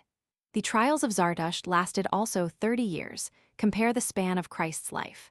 55 species of grain came from the dead bull, 12 kinds of salubrious plants, etc. The sperma of the bull entered into the moon for purification, but the sperma of Gaimard entered into the sun. This circumstance possibly suggests a rather feminine meaning of bull. Gosh or Diarvakba is the soul of the bull and was worshipped as a female divinity. She would not at first, from diffidence, become the goddess of the herds until the coming of Zarathustra was announced to her as consolation. This has its parallel in the Hindu Purana, where the coming of Krishna was promised the earth. A complete analogy to Christ. She, too, travels in her chariot like Ardvikura, the goddess of love. The soul of the bull is, therefore, decidedly feminine. This myth of Gaimard repeats only in an altered form the primitive conception of the closed ring of a male-female divinity, self-begetting and forth-bringing. Like the sacrificial bull, the fire, the sacrifice of which we have already discussed in Chapter 3, has a feminine nature among the Chinese, according to the commentaries of the philosopher Ti. The spirit of the hearth is called Kai. He is clad in bright red, which resembles fire, and appears as a lovely, attractive maiden. In the Book of Rites, it is said, "Wood is burned in the flames for the spirit of O. This sacrifice to O is a sacrifice to old departed women. These spirits of the hearth and fire are the souls of departed cooks, and therefore are called old women." The kitchen god develops from this pre-Buddhistic tradition and becomes later male sex, the ruler of the family and the mediator between family and God. Thus, the old feminine fire spirit becomes a species of logos. Compare with this the remarks in Chapter 3. From the bull's sperma the progenitors of the cattle came, as well as 272 species of useful animals. According to Minachayerd, Gayamard had destroyed the Dave Azor, who was considered the demon of evil appetites. In spite of the efforts of Zarathustra, this demon remained longest on the earth. He was destroyed at last at the resurrection, like Satan in the Apocalypse of John. In another version, it is said that Angramanius and the serpent were left until the last, so as to be destroyed by Ahura Mazda himself. According to a surmise by Kern, Zarathustra may mean golden star and be identical with Mithra. Mithra's name is connected with Neo-Persian Mihr, which means sun and love. In Zagreus, we see that the bull is also identical with the god. Hence, the bull sacrifice is a god sacrifice, but on a primitive stage. The animal symbol is, so to speak, only a part of the hero. He sacrifices only his animal, therefore, symbolically, renounces only his animal nature. The internal participation in the sacrifice is expressed excellently in the anguished, ecstatic countenance of the bull-slaying Mithra. He does it willingly and unwillingly, hence the somewhat hysterical expression, which has some similarity to the well-known mawkish countenance of the crucified of Guido Reni. Bendorf says, "The features, which, especially in the upper portion, bear an absolutely ideal character, have an extremely morbid expression." Cumont himself says of the facial expression of the Torictonos, "The countenance, which may be seen in the best reproductions, is that of a young man of an almost feminine beauty. The head has a quantity of curly hair, which, rising up from the forehead, surrounds him as with a halo. The head is slightly tilted backwards, so that the glance is directed towards the heavens, and the contraction of the brows and the lips give a strange expression of sorrow to the face. The Ostian head of Mithra Torictonos, illustrated in Cumont, has, indeed, an expression which we recognize in our patients as one of sentimental resignation. Sentimentality is repressed brutality. Hence the exceedingly sentimental pose, which had its counterpart in the symbolism of the shepherd and the lamb of contemporaneous Christianity, with the addition of infantilism. Meanwhile, it is only his animal nature which the god sacrifices, that is to say, his sexuality, always in close analogy to the course of the sun. We have learned in the course of this investigation that the part of the libido which erects religious structures is in the last analysis fixed in the mother, and really represents that tie through which we are permanently connected with our origin. Briefly, we may designate this amount of libido as mother libido. As we have seen, this libido conceals itself in countless and very heterogeneous symbols, also in animal images, no matter whether of masculine or feminine nature. Differences of sex are at bottom of a secondary value, and psychologically do not play the part which might be expected from a superficial observation.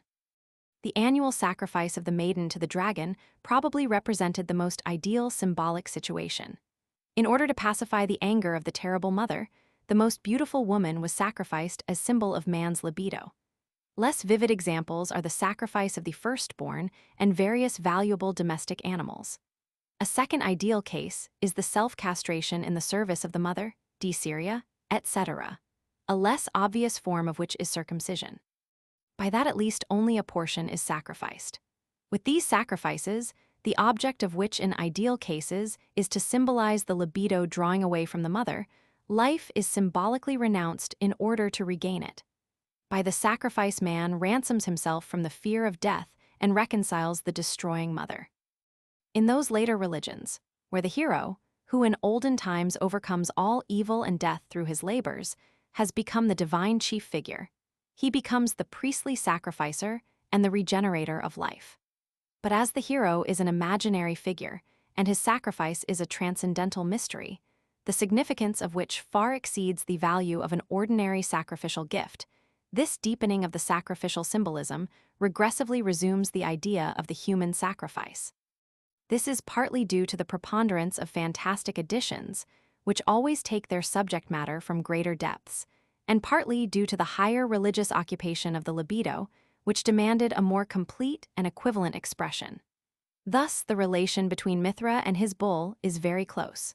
It is the hero himself in the Christian mysteries who sacrifices himself voluntarily. The hero, as we have sufficiently shown, is the infantile personality longing for the mother, who as Mithra sacrifices the wish, the libido, and as Christ gives himself to death both willingly and unwillingly.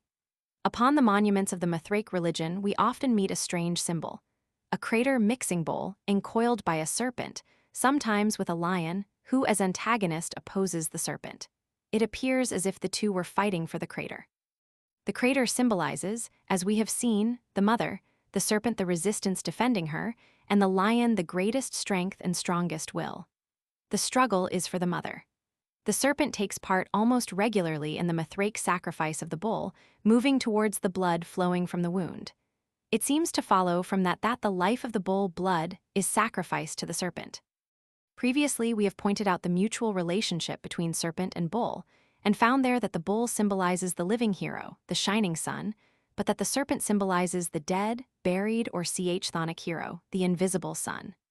As the hero is in the mother in the state of death, the serpent is also, as the symbol of the fear of death, the sign of the devouring mother. The sacrifice of the bull to the serpent, therefore, signifies a willing renunciation of life, in order to win it from death. Therefore, after the sacrifice of the bull, wonderful fertility results. The antagonism between serpent and lion over the crater is to be interpreted as a battle over the fruitful mother's womb, somewhat comparable to the more simple symbolism of the Tishtria song, where the demon Apausha, the black horse, has possession of the rain lake, and the white horse, Tishtria, must banish him from it. Death from time to time lays its destroying hand upon life and fertility, and the libido disappears, by entering into the mother, from whose womb it will be born renewed.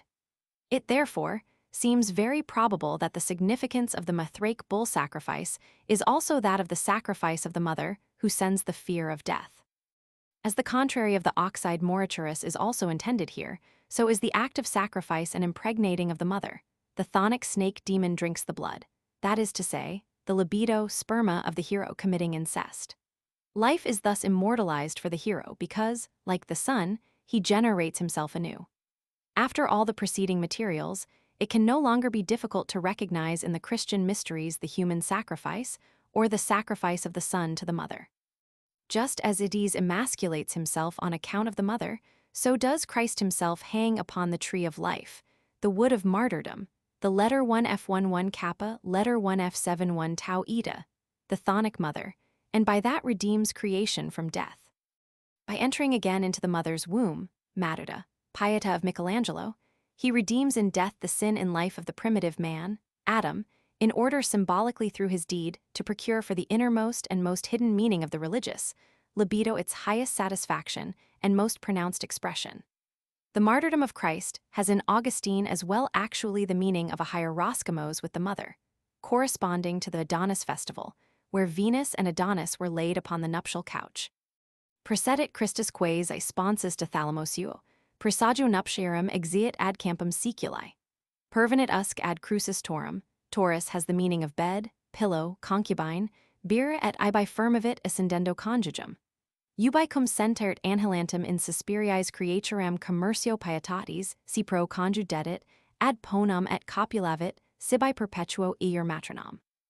This passage is perfectly clear. A similar death overtakes the Syrian Melkarth, who, riding upon a seahorse, was annually burned.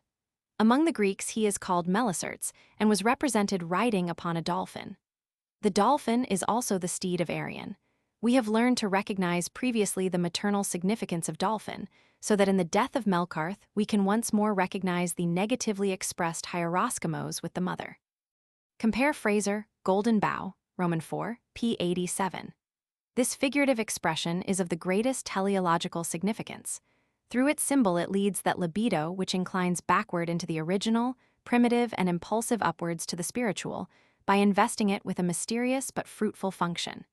It is superfluous to speak of the effect of this symbol upon the unconscious of Occidental humanity. A glance over history shows what creative forces were released in this symbol. The comparison of the Mithraic and the Christian sacrifice plainly shows wherein lies the superiority of the Christian symbol. It is the frank admission that not only are the lower wishes to be sacrificed, but the whole personality. The Christian symbol demands complete devotion. It compels a veritable self-sacrifice to a higher purpose, while the sacrificium Mithriacum, remaining fixed on a primitive symbolic stage, is contented with an animal sacrifice. The religious effect of these symbols must be considered as an orientation of the unconscious by means of imitation. In Miss Miller's fantasy, there is internal compulsion, in that she passes from the horse sacrifice to the self-sacrifice of the hero. Whereas the first symbolizes renunciation of the sexual wishes, the second has the deeper and ethically more valuable meaning of the sacrifice of the infantile personality. The object of psychoanalysis has frequently been wrongly understood to mean the renunciation or the gratification of the ordinary sexual wish, while in reality, the problem is the sublimation of the infantile personality, or, expressed mythologically, a sacrifice and rebirth of the infantile hero. In the Christian mysteries, however, the resurrected one becomes a supermundane spirit, and the invisible kingdom of God, with its mysterious gifts, are obtained by his believers through the sacrifice of himself on the mother. In psychoanalysis, the infantile personality is deprived of its libido fixations in a rational manner. The libido which is thus set free serves for the building up of a personality matured and adapted to reality, who does willingly and without complaint everything required by necessity. It is, so to speak, the chief endeavor of the infantile personality to struggle against all necessities and to create coercions for itself where none exist in reality. The serpent as an instrument of sacrifice has already been abundantly illustrated. Legend of Saint Sylvester, trial of the virgins, wounding of rare and philoctetes, symbolism of the lance and arrow. It is the destroying knife, but according to the principle of the oxide moriturus, also the phallus, the sacrificial act represents a coitus act as well. The religious significance of the serpent as a cave-dwelling, chthonic animal points to a further thought, namely, to the creeping into the mother's womb in the form of a serpent. As the horse is the brother, so the serpent is the sister of Chiwantopol. This close relation refers to a fellowship of these animals and their characters with the hero. We know of the horse that, as a rule, he is not an animal of fear, although, mythologically, he has at times this meaning. He signifies much more the living, positive part of the libido, the striving towards continual renewal, whereas the serpent, as a rule, represents the fear of death, and is thought of as the antithesis to the phallus. This antithesis between horse and serpent, mythologically between bull and serpent, represents an opposition of the libido within itself, a striving forwards and a striving backwards at one and the same time. It is not only as if the libido might be an irresistible striving forward, an endless life and will for construction, such as Schopenhauer has formulated in his world will, death and every end being some malignancy or fatality coming from without. But the libido, corresponding to the sun, also wills the destruction of its creation. In the first half of life its will is for growth, in the second half of life it hints, softly at first, and then audibly, at its will for death. And just as in youth, the impulse to unlimited growth often lies under the enveloping covering of a resistance against life, so also does the will of the old to die frequently lie under the covering of a stubborn resistance against the end.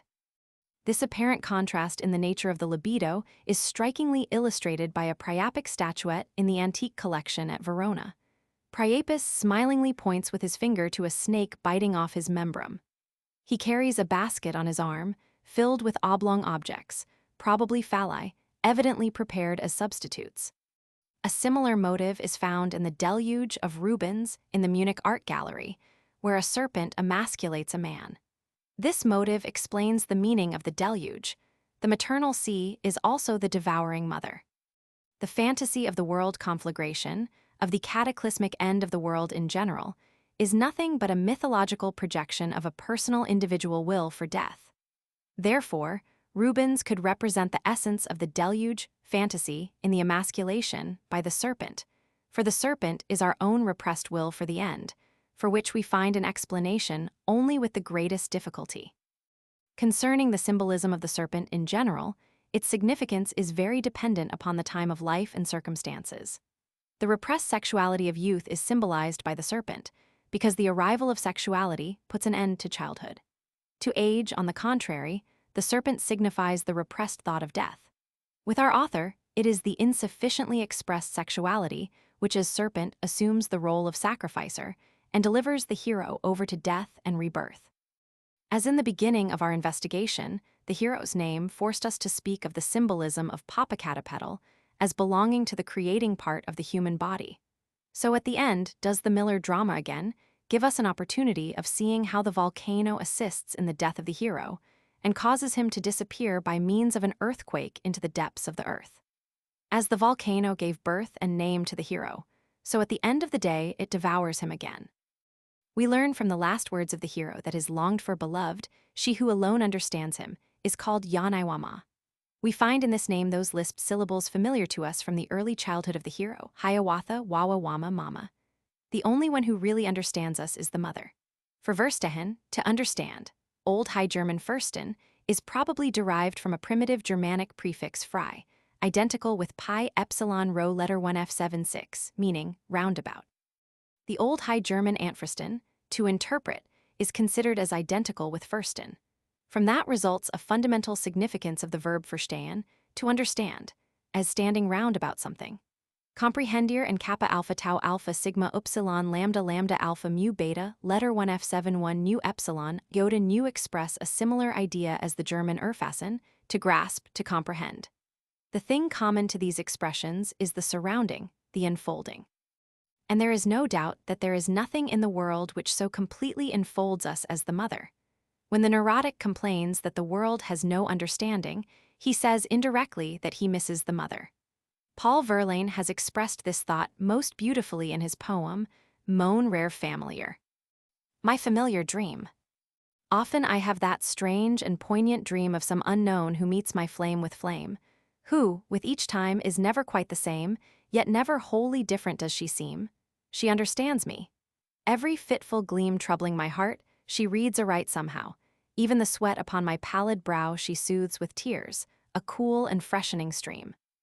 If she is dark or fair, I do not know her name, only that it is sweet and low, like those of loved ones who have long since died. Her look is like a statue, kind and clear, and her calm voice, distant and dignified, like those hushed voices that I love to hear. Notes. Part 1. Introduction. Footnote 1. Science of Language, First Series, p. 25. Footnote 2. Creative Evolution. Footnote 3. For a more complete presentation of Jung's views, consult his Theory of Psychoanalysis in the Nervous and Mental Disease Monograph Series, No. 19. Footnote 4.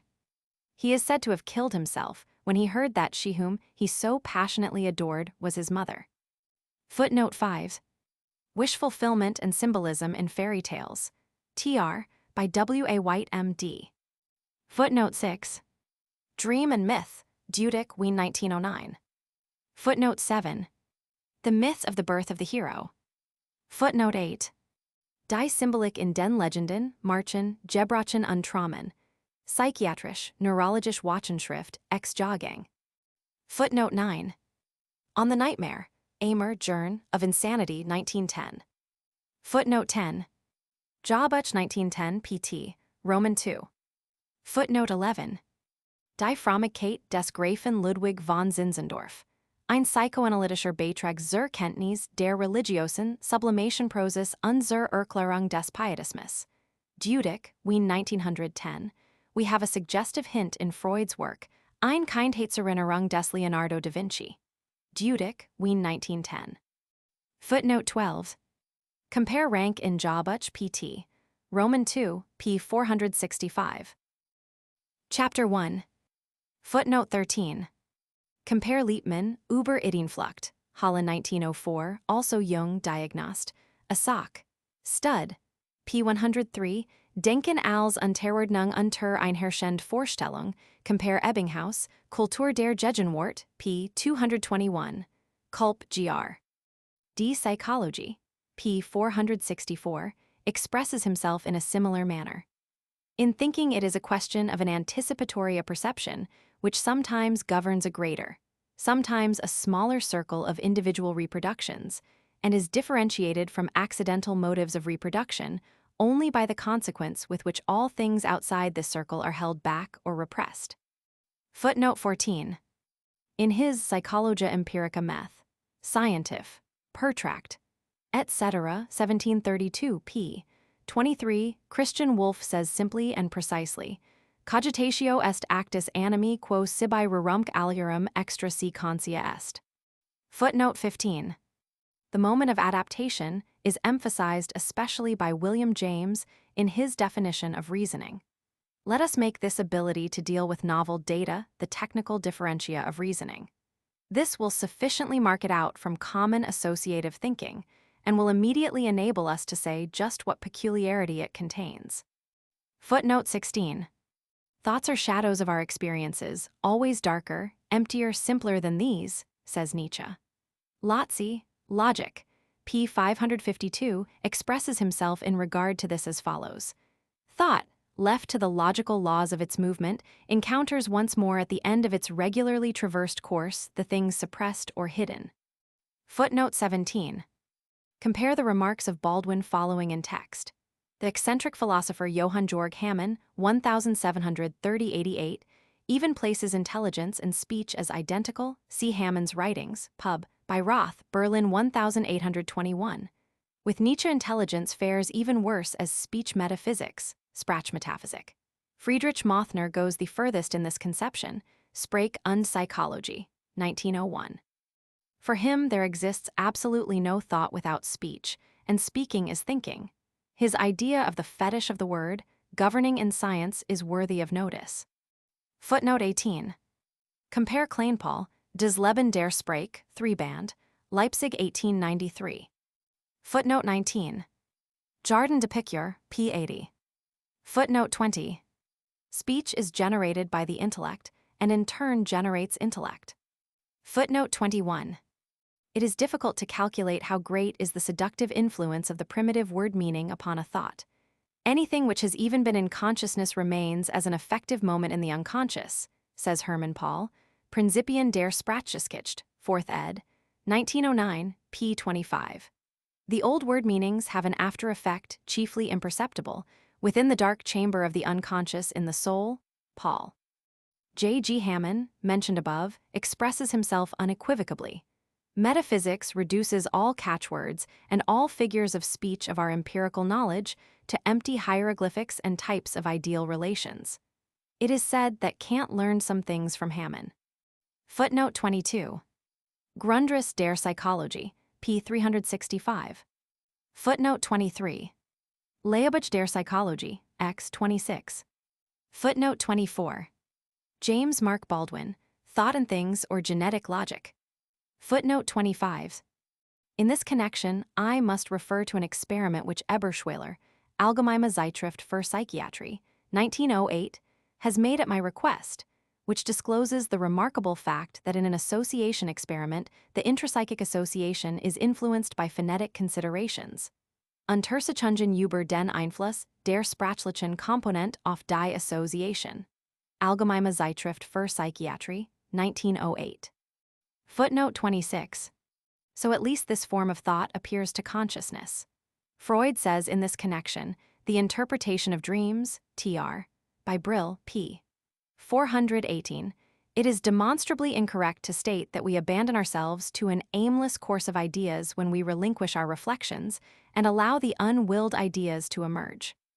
It can be shown that we are able to reject only those end presentations known to us, and that immediately upon the cessation of these unknown, or, as we inaccurately say, unconscious end presentations come into play, which now determine the course of the unwilled ideas.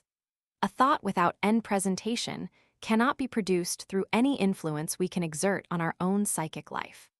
Footnote 27. Grundriss der Psychologie, p. 464. Footnote 28. Behind this assertion stand, first of all, experiences taken from the field of the normal. The undirected thinking is very far removed from meditation, and especially so as far as readiness of speech is concerned. In psychological experiments, I have frequently found that the subjects of the investigation, I speak only of cultivated and intelligent people, whom I have allowed to indulge in reveries, apparently unintentionally and without previous instruction, have exhibited affect expressions which can be registered experimentally, but the basic thought of these, even with the best of intentions, they could express only incompletely or even not at all. One meets with an abundance of similar experiences in association experiments and psychoanalysis. Indeed, there is hardly an unconscious complex which has not at some time existed as a fantasy in consciousness. However, more instructive are the experiences from the domain of psychopathology. But those arising in the field of the hysterias and neuroses, which are characterized by an overwhelming transference tendency, are rarer than the experiences in the territory of the introversion type of neuroses and psychoses, which constitute by far the greater number of the mental derangements, at least the collected schizophrenic group of Bleuler. As has already been indicated by the term introversion, which I briefly introduced in my study, Conflict der Kindlichen Seele, pp. 6 and 10, these neuroses lead to an overpowering autoerotism, Freud. And here we meet with this unutterable, purely fantastic thinking, which moves in inexpressible symbols and feelings. One gets a slight impression of this when one seeks to examine the paltry and confused expressions of these people. As I have frequently observed, it costs these patients endless trouble and effort to put their fantasies into common human speech. A highly intelligent patient, who interpreted such a fantasy piece by piece, often said to me, "I know absolutely with what it is concerned, I see and feel everything, but it is quite impossible for me to find the words to express it." The poetic and religious introversion gives rise to similar experiences. For example, Paul, in the Epistle to the Romans, Roman 8:26, "For we know not what we should pray for as we ought, but the Spirit itself maketh intercession with groanings which cannot be uttered." Footnote 29. Similarly, James remarks, "The great difference, in fact, between that simple kind of rational thinking, which consists in the concrete objects of past experience merely suggesting each other, and reason distinctively so called, is this, that whilst the empirical thinking is only reproductive, reasoning is productive." Footnote 30. Compare the impressive description of Petrarch's ascent of Mt.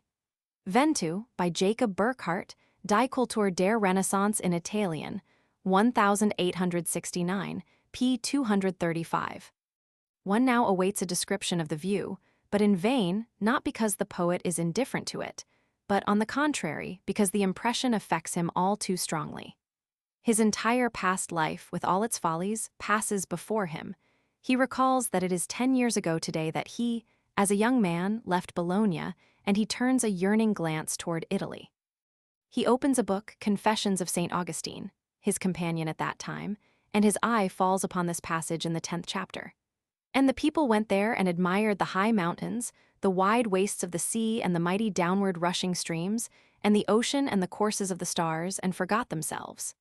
His brother, to whom he reads these words, cannot comprehend why, at this point, he closes the book and is silent. Footnote 31. Wundt gives a striking description of the scholastic method in his Philosophische Studien, Roman 13, p. 345. The method consists, first in this, that one realizes the chief aim of scientific investigation is the discovery of a comprehensive scheme, firmly established, and capable of being applied in a uniform manner to the most varied problems.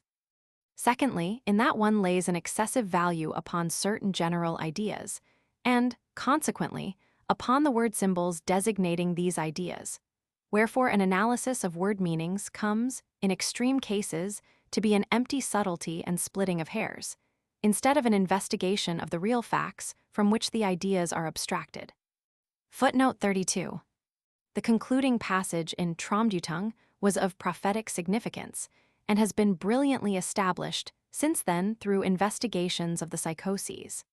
In the psychoses, these modes of operation of the psychic mechanism, normally suppressed in the waking state, again become operative, and then disclose their inability to satisfy our needs in the outer world. The importance of this position is emphasized by the views of Peer Janet, developed independently of Freud, and which deserve to be mentioned here, because they add confirmation from an entirely different side, namely, the biological. Janet makes the distinction in this function of a firmly organized, inferior, and superior part, conceived of as in a state of continuous transformation. It is really on this superior part of the functions, on their adaptation to present circumstances, that the neuroses depend. The neuroses are the disturbances or the checks in the evolution of the functions, the illnesses depending upon the morbid functioning of the organism. These are characterized by an alteration in the superior part of the functions, in their evolution and in their adaptation to the present moment, to the present state of the exterior world and of the individual, and also by the absence or deterioration of the old parts of these same functions. In the place of these superior operations, there are developed physical, mental, and, above all, emotional disturbances. This is only the tendency to replace the superior operations by an exaggeration of certain inferior operations, and especially by gross visceral disturbances. Les Nevroses, p. 383. The old parts are indeed the inferior parts of the functions, and these replace, in a purposeless fashion, the abortive attempts at adaptation. Briefly speaking, the archaic replaces the recent function which has failed. Similar views concerning the nature of neurotic symptoms are expressed by Clapeyard as well, quelques mots sur la définition de l'histoire, Arch. De Cycle, I. Roman 7, p. 169. He understands the hysterogenic mechanism as a tendance à la reversion, as a sort of atavistic manner of reaction. Footnote 33. I am indebted to Dr. Abraham for the following interesting communication. A little girl of 3.5 years had been presented with a little brother, who became the object of the well-known childish jealousy. Once she said to her mother, "You are two mammas, you are my mamma, and your breast is little brother's mamma." She had just been looking on with great interest at the process of nursing. It is very characteristic of the archaic thinking of the child for the breast to be designated as mamma. Footnote 34. Compare especially Freud's thorough investigation of the child in his Analyse der Phobie eines fünfjährigen Knaben, 1912 Jahrbuch, pt. I. Also my study, Conflict der kindlichen Seele, 1912 Jahrbuch, pt. Roman 2, p. 33. Footnote 35. Human, All Too Human, Volume Roman 2, p. 27 and on. Footnote 36. Sammlung kleiner Schriften zur Neurosenlehre, pt. Roman 2, p. 205. Footnote 37. Der Künstler, Ansätze zu einer Sexualpsychologie, 1907, p. 36. Footnote 38. Compare also Rank's later book, The Myth of the Birth of the Hero. Footnote 39. Wish Fulfillment and Symbolism in Fairy Tales, 1908. Footnote 40. Dreams and Myths. Footnote 41. Compare with this Conflict der kindlichen Seele, p. 6 foot. Footnote 42. Compare Abraham, Dreams and Myths. New York, 1913. The wish for the future is represented as already fulfilled in the past. Later, the childish fantasy is again taken up regressively in order to compensate for the disillusionment of actual life. Footnote 43. Rank, The Myth of the Birth of the Hero. Footnote 44. Naturally, it could not be said that because this was an institution in antiquity, the same would recur in our fantasy, but rather that in antiquity it was possible for the fantasy so generally present to become an institution. This may be concluded from the peculiar activity of the mind of antiquity. Footnote 45. The Dioscuri married the Leucipides by theft, an act which, according to the ideas of higher antiquity, belonged to the necessary customs of marriage prelar.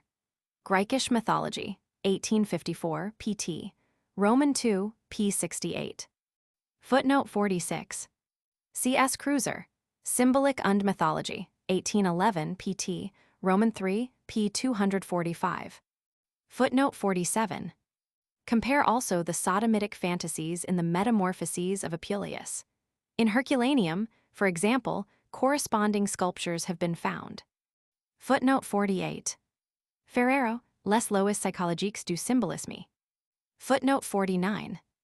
With the exception of the fact that the thoughts enter consciousness already in a high state of complexity, as Wundt says. Footnote 50. Schelling, Philosophie der Mythologie, work pt. Roman 2, considers the preconscious as the creative source. Also H. Fichte, Psychology.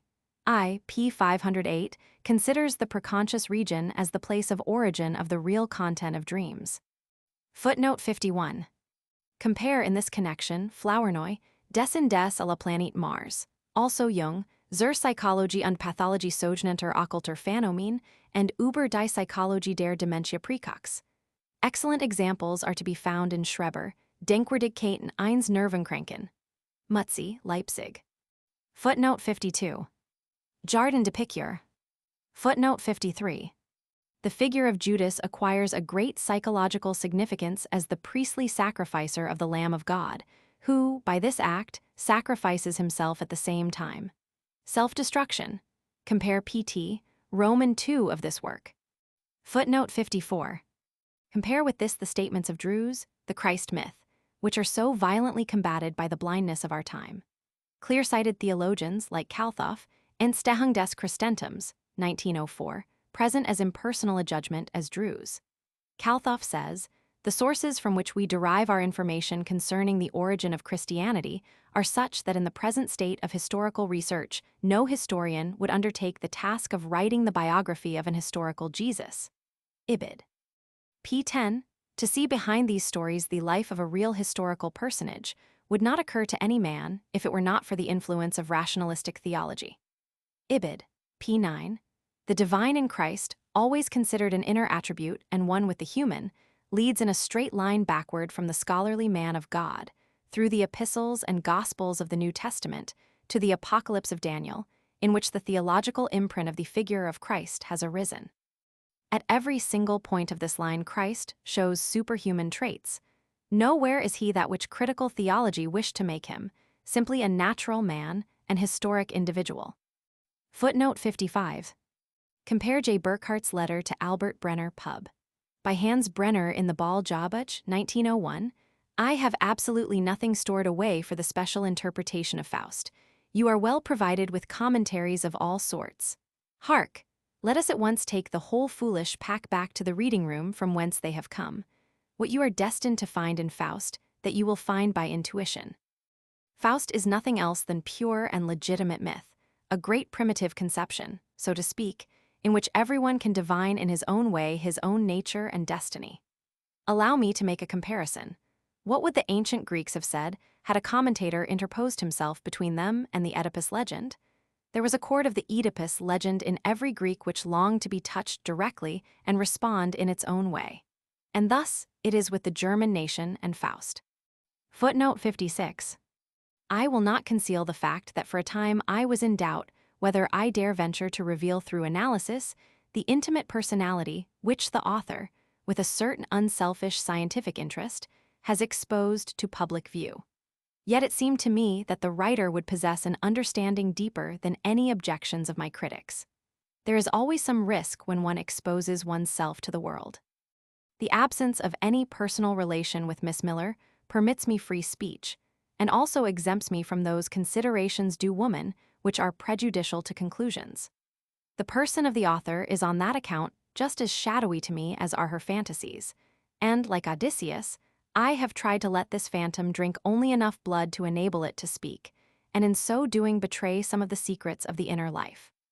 I have not undertaken this analysis, for which the author owes me but little thanks, for the pleasure of revealing private and intimate matters, with the accompanying embarrassment of publicity, but because I wish to show the secret of the individual as one common to all.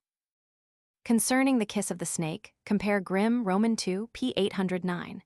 By this means, a beautiful woman was set free. The sucking refers to the maternal significance of the snake, which exists along with the phallic.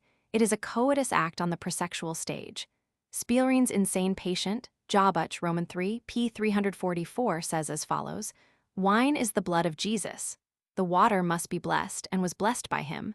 The one buried alive becomes the vineyard." That wine becomes blood. The water is mingled with childishness because God says, "Become like little children." There is also a spermatic water which can be drunken with blood. That perhaps is the water of Jesus. Here we find a commingling of all the various meanings of the way to win immortality. Wiedemann, Der Alt Orient, Roman 2, 2, p. 18, cited by Dieterich, Ibid. p. 101, asserts that it is an Egyptian idea that man draws in the milk of immortality by suckling the breast of a goddess. Compare with that the myth of Hercules, where the hero attains immortality by a single draw at the breast of Hera. Footnote 754. From the writings of the sectarian Anton Unternara, Geheim's Reskript der Bernischen Regierung und die Far Unstatthalteramter, 1821. I owe the knowledge of this fragment to Reverend Dr. O. Pfister. Footnote 755. Nietzsche, Zarathustra. And I also give this parable to you. Not a few who wish to drive out the devil from themselves, by that lead themselves into the slough. Footnote 756. Compare the vision of Zosimos. Footnote 757. The significance of the communion ritual as a unio mystica with God is at bottom sexual and very corporeal. The primitive significance of the communion is that of a hieroskimos. Therefore, in the fragment of the Edese Mysteries handed down by Firmicus, it is said that the mystic eats from the tympanon, drinks from the cymbalon, and he confesses, letter 1F51 pi letter 1F78 pi alpha sigma tau, letter 1F78 nu letter 1F51 pi letter 1F73 delta upsilon omicron nu, which means the same as, I have entered the bridal chamber. Usener in Dieterich, Ibid. p. 126 refers to a series of quotations from the patristic literature, of which I mention merely one sentence from the speeches of Proclus of Constantinople. Letter 1F21 pi alpha sigma tau alpha sigma, epsilon nu letter 1F21, letter 1F41 lambda omicron gamma omicron sigma, epsilon nu epsilon mu phi epsilon sigma alpha tau omicron, tau eta nu sigma alpha kappa rho alpha. The bridal chamber in which the Logos has espoused the flesh. The church is also to some extent the bridal chamber, where the spirit unites with the flesh, really the comaterium. Irenaeus mentions some more of the initiatory customs of certain Gnostic sects, which were undoubtedly nothing but spiritual weddings. Compare Dieterich, Ibid, p. 127 ff. In the Catholic Church, even yet, a hieroskimos is celebrated on the installation of a priest. A young maiden there represents the church as bride. Footnote 758. Compare also the fantasies of Felician Rops, the crucified Priapus. Footnote 759. Compare with that the symbolism in Nietzsche's poem, Why enticest thou thyself into the paradise of the old serpent? Footnote 760. Thus spake Zarathustra. Footnote 761. Nietzsche himself must have shown at times a certain predilection for loathsome animals. Compare C. A. Bernoulli. Franz Oberbeck und Friedrich Nietzsche, Volume I, p. 166. Footnote 762. I recall Nietzsche's dream, which is cited in Part 1 of this book. Footnote 763. The Germanic myth of Dietrich von Bern, who had fiery breath, belongs to this idea. He was wounded in the forehead by an arrow, a piece of which remained there fixed. From this he was called the Immortal. In a similar manner, half of Hrungnir's wedge-shaped stone fastened itself in Thor's head. See Grimm, Mythology, I, p. 309. Footnote 764. Geschichte der Philosophie, Volume I, p. 181. Footnote 765. Satapoetipiada. Footnote 766. The Stoic idea of the creative primal warmth, in which we have already recognized the libido, Part 1, Chapter Roman 4, belongs in this connection also the birth of Mithra from a stone, which resulted solo istu libidinis, through the heat of the libido only. Footnote 767. The place of discipline. Footnote 768.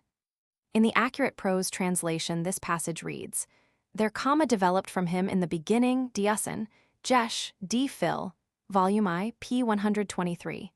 Comma is the libido. The sages found the root of being in the non-being, in the heart, searching with introspection." Footnote 769. Fame and eternity. Footnote 770. Grimm, mythology, Roman 3. The heroes have serpent's eyes, as do the kings, ormer I circumflex auga. Sigurdur is called ormer I circumflex auga. Footnote 771. Nietzsche's. In the green light, happiness still plays around the brown abyss. His voice grows hoarse, his eye flashes verdigris. Footnote 772. From the poverty of the richest. Footnote 773. Nietzsche's Fragments of Dionysus Dithyrambs. Heavy eyes which seldom love, but when they love, it flashes out like a gold mine where a dragon guards the treasure of love. Footnote 774.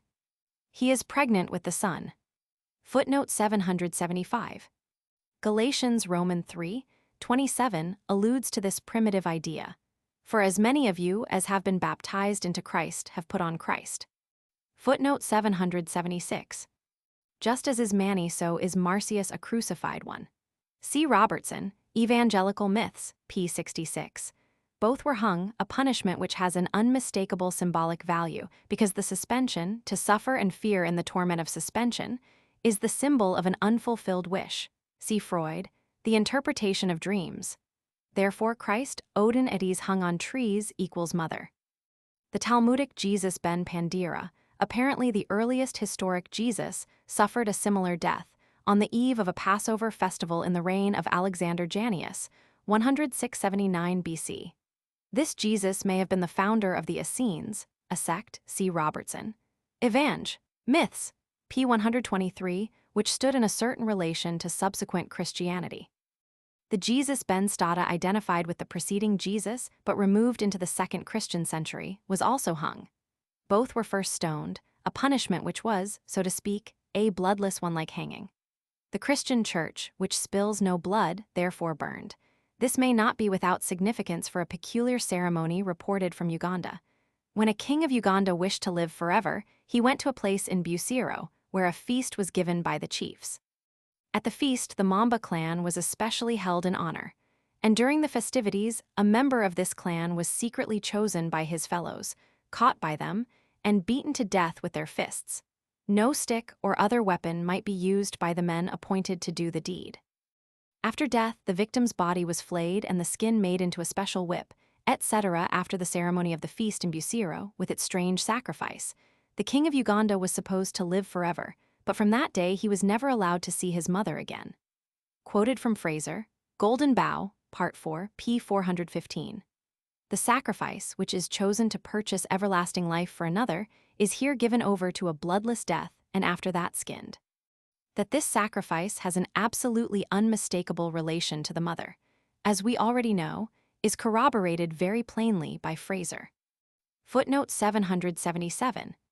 Fraser, Adonis Attis Osiris, p. 242. Footnote 778. Fraser, Ibid, p. 246. Footnote 779. Fraser, Ibid, p. 249. Footnote 780. Cited by Diodarich in Mithras Liturgy, p. 215. Footnote 781.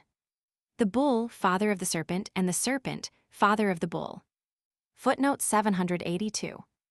Another attempt at solution seems to be the Dioscuri motive.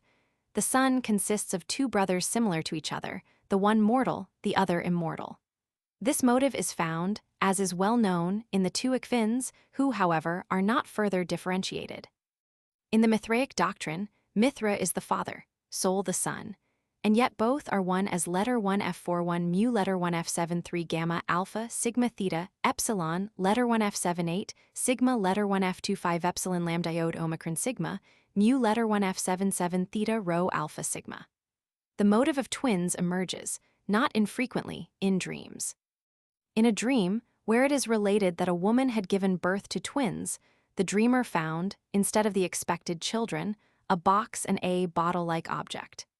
Here the twins had male and female significance. This observation hints at a possible significance of the Dioscuri as the sun and its rebearing mother, daughter. Footnote 783. Among the daughters of the desert. Footnote 784. Zentralblatt für Psychoanalyse, Volume Roman 2, p. 169. Footnote 785. This problem has frequently been employed in the ancient sun myths. It is especially striking that the lion-killing heroes, Samson and Hercules, are weaponless in the combat. The lion is the symbol of the most intense summer heat. Astrologically, he is the domicilium solis. Steinthal, Zeitschrift für Völkerpsychologie, Volume Roman 2, p. 133, reasons about this in a most interesting manner, which I quote word for word. When the sun god fights against the summer heat, he fights against himself. When he kills it, he kills himself. Most certainly, the Phoenician, Assyrian, and Lydian ascribe self-destruction to his sun god, for he can comprehend the lessening of the sun's heat only as a self-murder. He believed that the sun stood at its highest in the summer, and its rays scorched with destroying heat. Thus does the god burn himself, but he does not die, only rejuvenates himself. Also Hercules burns himself, but ascends to Olympus in the flames. This is the contradiction in the pagan gods. They, as forces of nature, are helpful as well as harmful to men. In order to do good and to redeem, they must work against themselves. The opposition is dulled when either of the two sides of the forces of nature is personified in an especial god, or when the power of nature is conceived of as a divine personage. However, each of its two modes of action, the benevolent and the injurious, has an especial symbol. The symbol is always independent, and finally is the god himself. And while originally the god worked against himself, destroyed himself, now symbol fights against symbol, god against god, or the god with the symbol. Certainly the god fights with himself, with his other self, which we have conceived of under the symbol of mother. The conflict always appears to be the struggle with the father and the conquering of the mother. Footnote 786.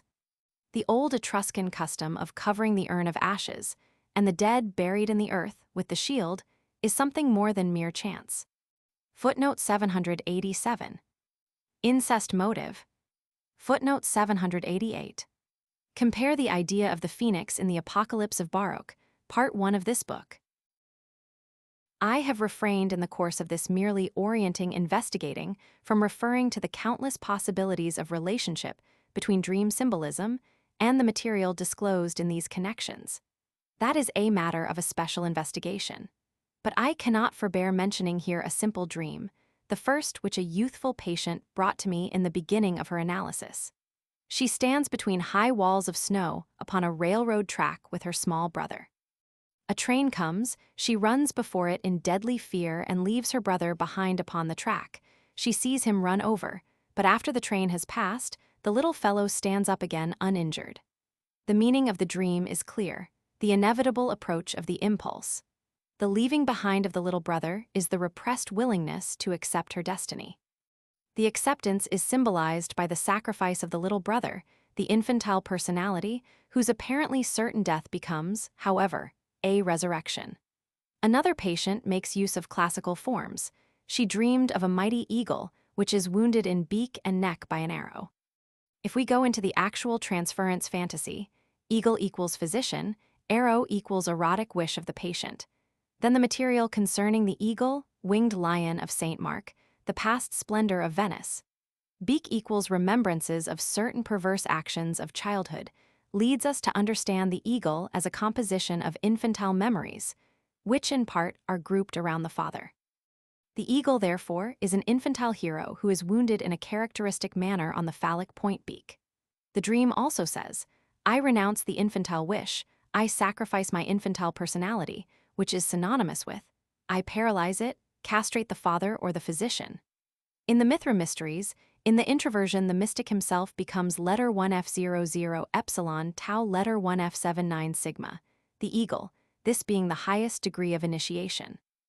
The identification with the unconscious libido animal goes very far in this cult, as Augustine relates. Alii autem sicut aves alas percudiunt vocem chorusis imitantes, alii viro leonum more fremunt, some move the arms like birds the wings, imitating the voice of the raven, some groan like lions. Footnote 848. Miss Miller's snake is green. The snake of my patient is also green. In Psychology of Dementia Precox, p. 161, she says, "Then a little green snake came into my mouth. It had the finest, loveliest sense, as if it had human understanding. It wanted to say something to me, almost as if it had wished to kiss me." Spielrein's patient says of the snake, "It is an animal of God which has such wonderful colors, green, blue, and white. The rattlesnake is green, it is very dangerous. The snake can have a human mind, it can have God's judgment, it is a friend of children. It will save those children who are necessary for the preservation of human life." Jawbuch, Volume Roman 3, p. 366. Here the phallic meaning is unmistakable. The snake as the transformed prince in the fairy tale has the same meaning. See Ricklin, Wish Fulfillment and Symbolism in Fairy Tales. Footnote 849. A patient had the fantasy that she was a serpent which coiled around the mother and finally crept into her. Footnote 850. The serpent of Epidaurus is, in contrast, endowed with healing power. Similia similibus. Footnote 851. This Bleuler has designated as ambivalence or ambitendency. Steckel as bipolarity of all psychic phenomena, Sprake des Traumes, p. 535. Footnote 852. I am indebted for permission to publish a picture of this statuette to the kindness of the director of the Veronese collection of antiques. Footnote 853. The deluge is of one nature with the serpent. In the Wallacepa, it is said that the flood is produced when the Midgard serpent rises up for universal destruction.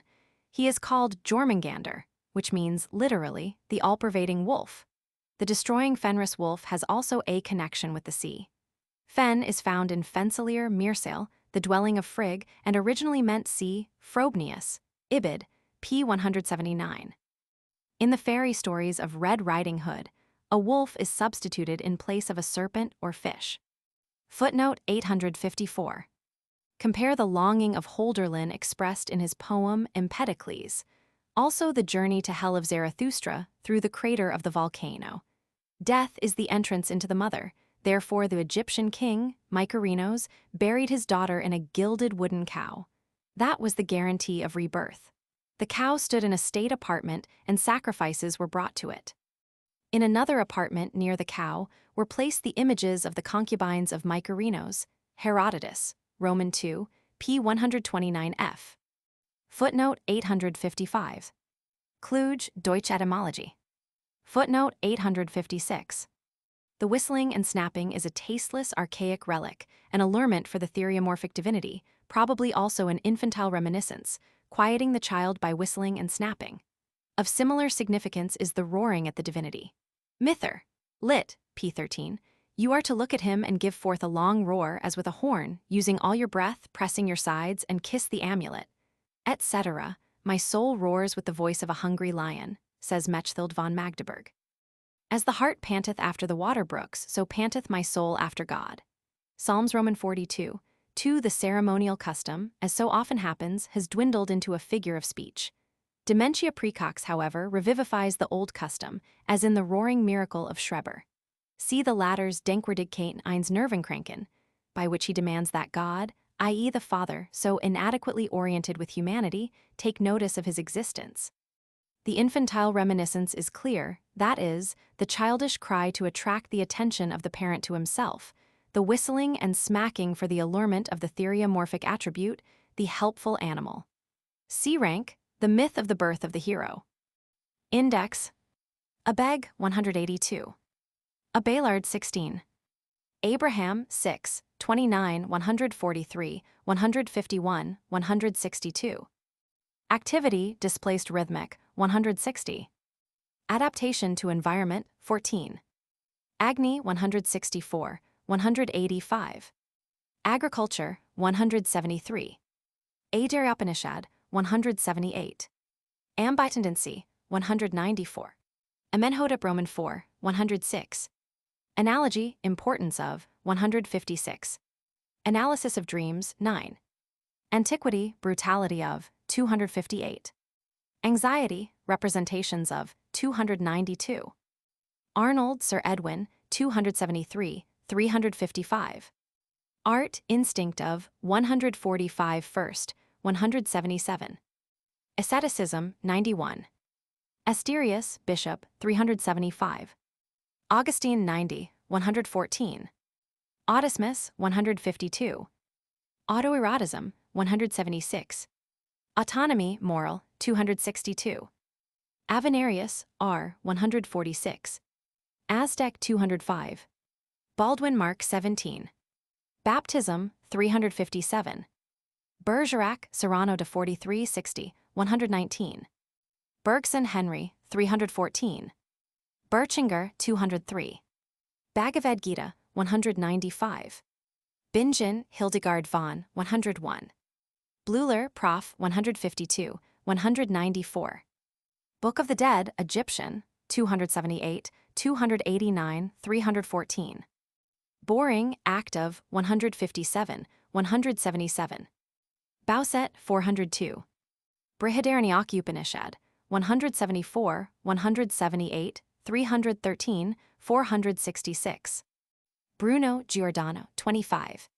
Buddha 273, 323, 344, 355.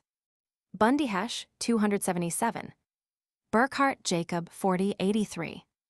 Byron S. Heaven and Earth 117. Caesar Julius 317. Canagiator 281. Causation Law of 59. Cave Worship 375. Chidher 216, 219. Child Development of 461. Childhood Valuations 211. Children Analysis of 207 Regression in 462. Christ 30, 90, 135, 185, 217, 219, 225, 245, 252, 278, 344, 357, 372 and Antichrist, 403 Death and Resurrection, 449 Sacrifice of 475. Christianity 78, 80, 85, 255. Chrysostomus John 113. Cicero 136. City Mother Symbolism of 234, 241. Cohabitation Continuous 236, 298. Coitus Play 167 Wish, meaning of 339. Communion Cup 410.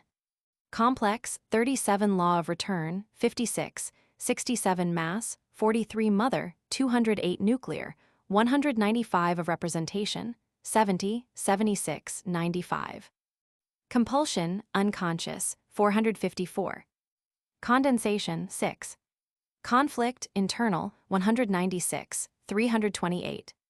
Consciousness Birth of 361. Creation by means of thought 58, 62 Ideal 64 from Introversion 416, 456 from Mother 286, 371 through Sacrifice 466. Cruiser 268. Cross 264, 278 Meaning of 296. Cult Father-Son 166 Earth 173. Cumont France 83, 221, 225 450, 473 Serrano de Bergerac 43, 60, 119, 317. Dactyly 132. Death Fear of 304, 434 Fantasies 117 Voluntary 423 Wish for 320, 419. Dementia Precox 141, 159, 461. Destiny of Man 390, 427. Diasen 415, 466. Dieterich 376, 450. Dismemberment Motive of 267. Displaced Rhythmic Activity 160. Domestication of Man 267, 304. Dragon Psychologic Meaning 402, 410. Dream Analysis 9 Interpretation of 8 Nietzsche 28 Regression 26 Sexual Assault 10 Sexual Language of 433 Source of 9 Symbolism 8, 12, 233. Drews, 147. Drexler, 275. Eleusinian Mysteries, 373. Emmerich Catherine, 322. Erman, 106. Erotic Fate, 117 Impression, 5467.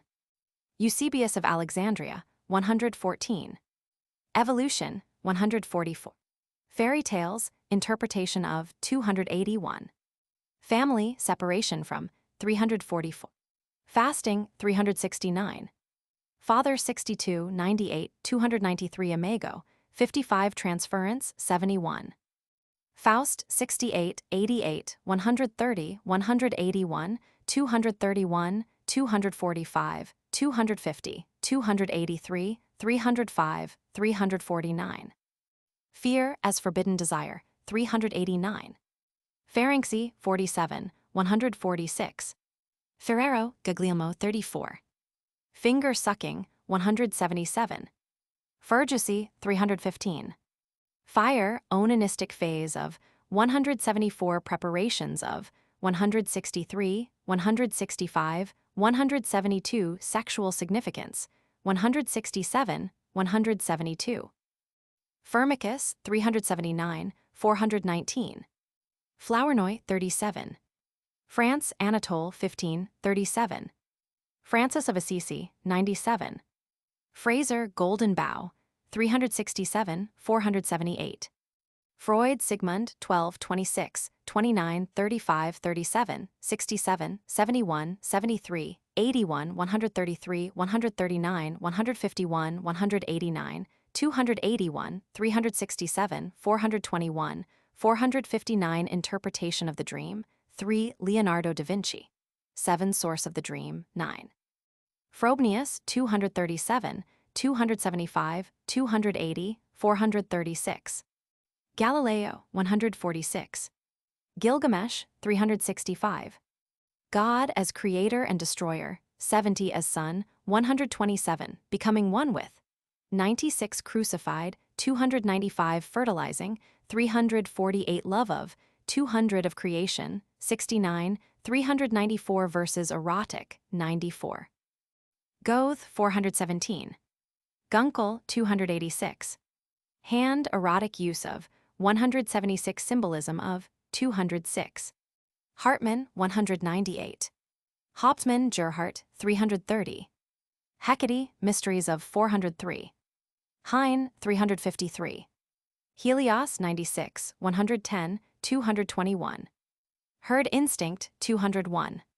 Hero, 32, 191, 200, 379 as Wanderer, 231 Betrayal of, 38 Birth of, 356 Psychologic Meaning, 135 Sacrifice of, 452 Teleological Meaning, 347. Herodotus, 290. Herzog, 408. Hesiod, 147. Hiawatha, Song of, 346. Hieroskimos, 274, 376. Holderlin, 182, 435, 436, 437, 440, 442, 443, 444, 445, 448, 452. Homosexuality, 34. Honegger, 108, 154. Humboldt, 349. Hypnagogic Vision, 197. Idea, Independence of, 84. Iliad, 274. Imago, Father, 55. Immortality, 227, 427. Incest Barrier, 72, 100, 266, 458, 461 Fantasy, 3, 63, 404 Problem, 171, 195, 230, 250, 289, 364, 454, 463. Incestuous Component, 172. Independence, Battle for, 344. Infantilism, 319, 431, 479. Inmen, 184, 236. Introjection, 146. Introversion, 37, 50, 98, 193, 201, 329, 367, 415 hysterical, 151 willed, 336. Isis 96, 264. Yeehans 311. James William 21. Janet Peer 142. Jensen 225. Jew Wandering 215, 225. Job Book of 58, 60, 68, 326. Jodl 17. Gile Carl 360. Jones 6. Kathapanishad 130. Kepler 25. Kluge 409. Quran 216. Kuhn Adalbert 162. Culp 21. Leisner 281. Lajard 229. Lamia 280. Language 15 versus speech 16. Legends Judas 37. Lenclos Ninan 4. Libido 20, 47, 67, 71, 78, 94, 96, 101, 120, 128, 157, 193, 228, 249 as hero. 417 definition of, 135 descriptive conception, 144 desexualized, 149 genetic conception, 144 in opposition. 292, 308, 329 in resistance, 422 introverting, 415 liberation of, 420 mother, 289, 469, 474 repressed objects of, 203 transference of, 368 transformation of, 171. Licentiousness, 258. Life fear of, 335 natural conception of, 343. Lilith 279. Logos 63. Limbroso 212. Longfellow S. Hiawatha 346. Lord's Supper 372. Love 193 infantile 431. Lucius 106. Macrobius 226 314. Meter 6. Meterlink 64. Magdeburg Mechthild von 190 314. Manilius 182. Mary 283 302. Matthew Gospel of 92. Morris 297. Mothner France 19. Maya 283. Mayer Robert 138. Mead 109. Melton 113. Mereshkowski 403. Messiah 79. Miller Miss Frank 41. Milton 52. Mind Archaic Tendencies 35 infantile 36. Mithra 104, 110, 217, 221, 245, 278, 293, 372, 450, 471. Mithricism 78, 82, 85, 89, 96, 101, 108, 221, 225, 269, 314. Moral Autonomy 262. Mother 98, 230, 241, 283 Heavens as 301, 456 Imago, 250, 303, 319 Libido, 469, 474 Longing for 335, 371, 428 Love, 338 of Humanity, 201 Terrible, 196, 202.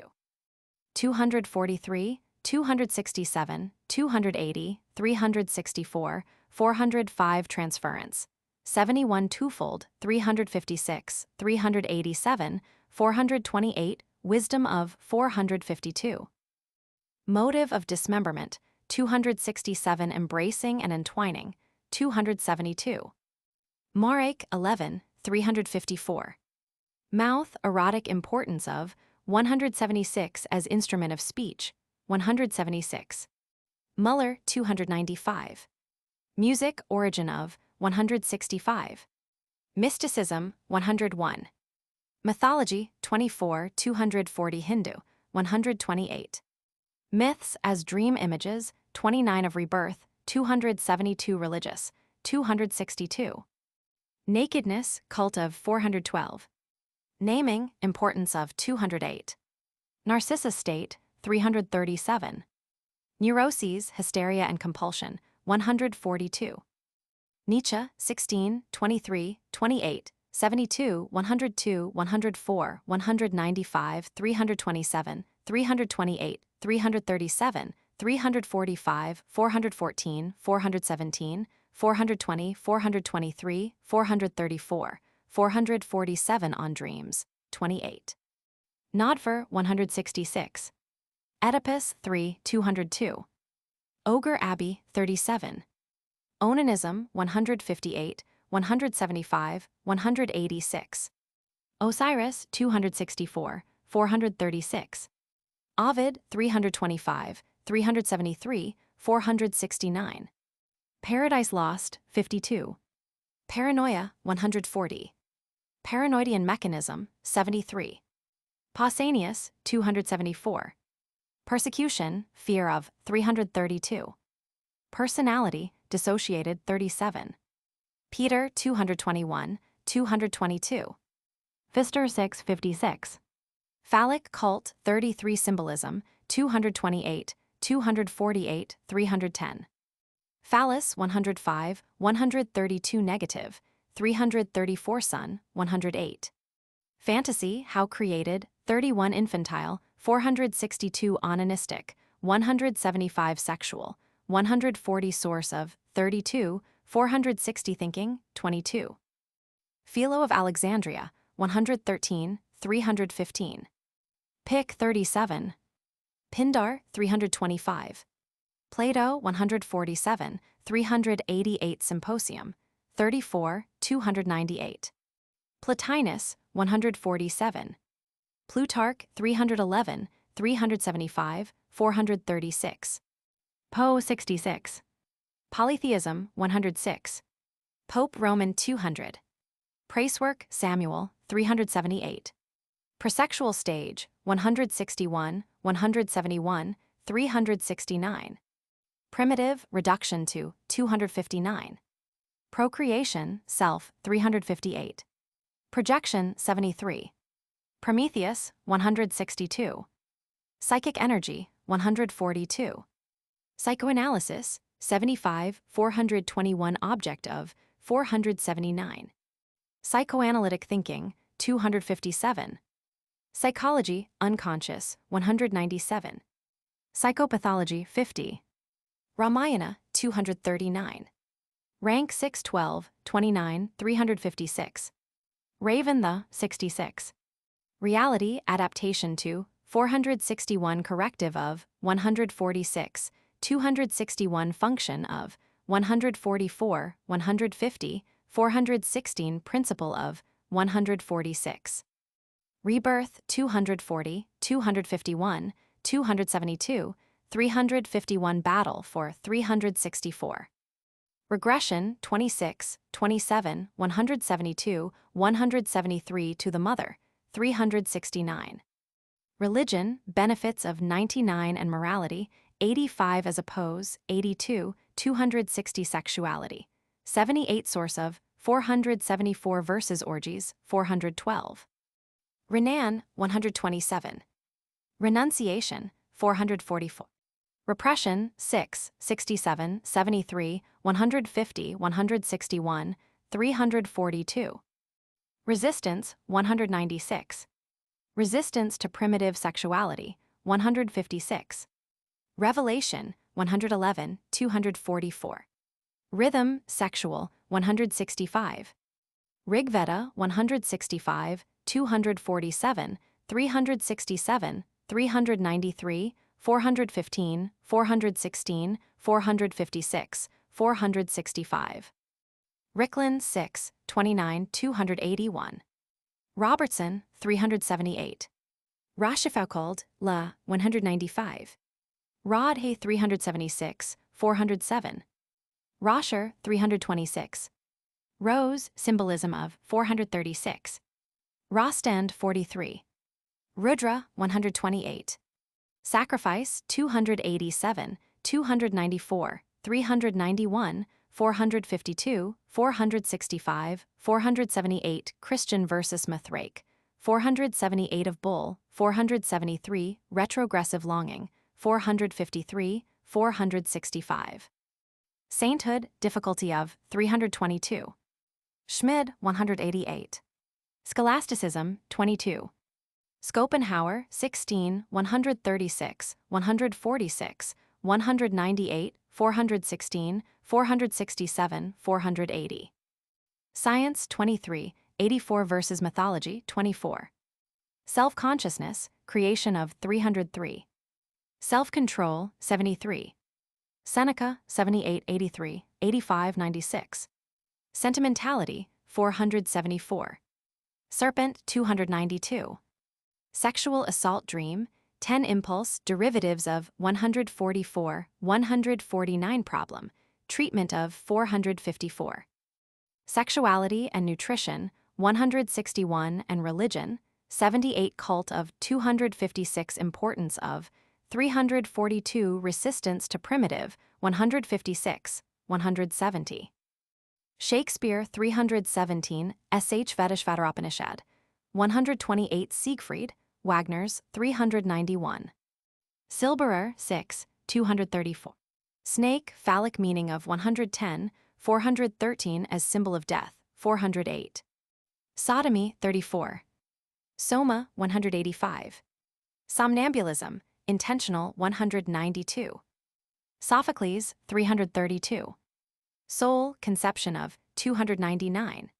Speech 14 origin of 178. Sphinx 202. Spielrein 154, 449. St. Augustine 82. Stage prosexual 161, 171, 369. Steinthal 156. Steckel 12. Subject versus object 360. Sublimation 64, 150, 254. Suckling act of 160. Sun 95, 217, 223, 390, 427 as God 99, 127 energy, 128 hero, 112, 115, 191, 230 one night journey of 237 phallus, 108 worship, 114. Surrogates archaic, 154. Symbolism, Christian, 115 Christian versus mythological, 478 of arrow, 321, 366, city, 234, 241 crowd, 233 dreams, 8, 12 eating, 372 everyday thought, 13 eyes, 301 fish, 223 forest, 307 horse, 308 libido, 105 light, 112 moon. 352, mother, 241, 278 mystery, 233.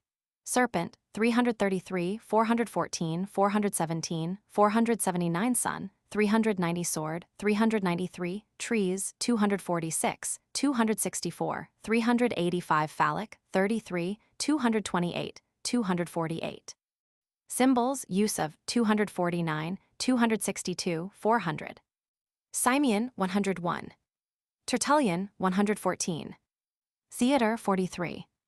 Thinking, 13 active, 459 archaic, 28 directed or logical, 14, 36 dream, 22 intensive, 13 limitations of 19 of children, 27 origin of 465 fantastic, 22, 31, 36 psychoanalytic, 257. Time, symbol of 313. Transference, 75, 76, 171, 201 real, 77, 78, 84 to nature, 82. Transformation, 155. Treading, symbolic meaning of 349. Treasure, difficult to attain, 186, 365 guardian of 293, 408. Tree of death, 278. Tree of life, 246. Trinity, 147, 225. Unconscious, 197, 201.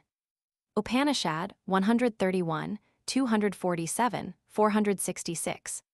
Verlaine Paul, 483. Vinci Leonardo de 7, 403. Virgil 90. Virgin Mother 63.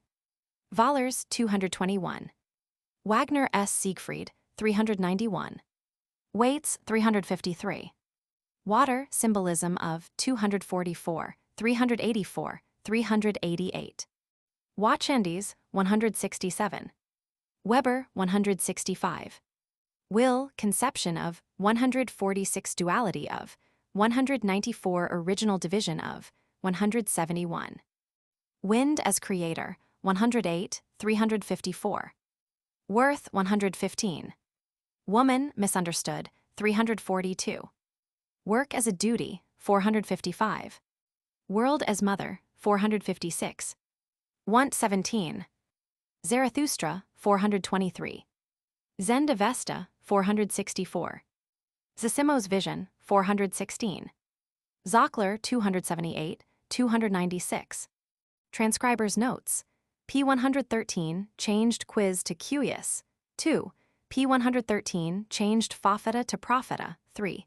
P144 changed genetic definition of the libido to generic definition of the libido. 4.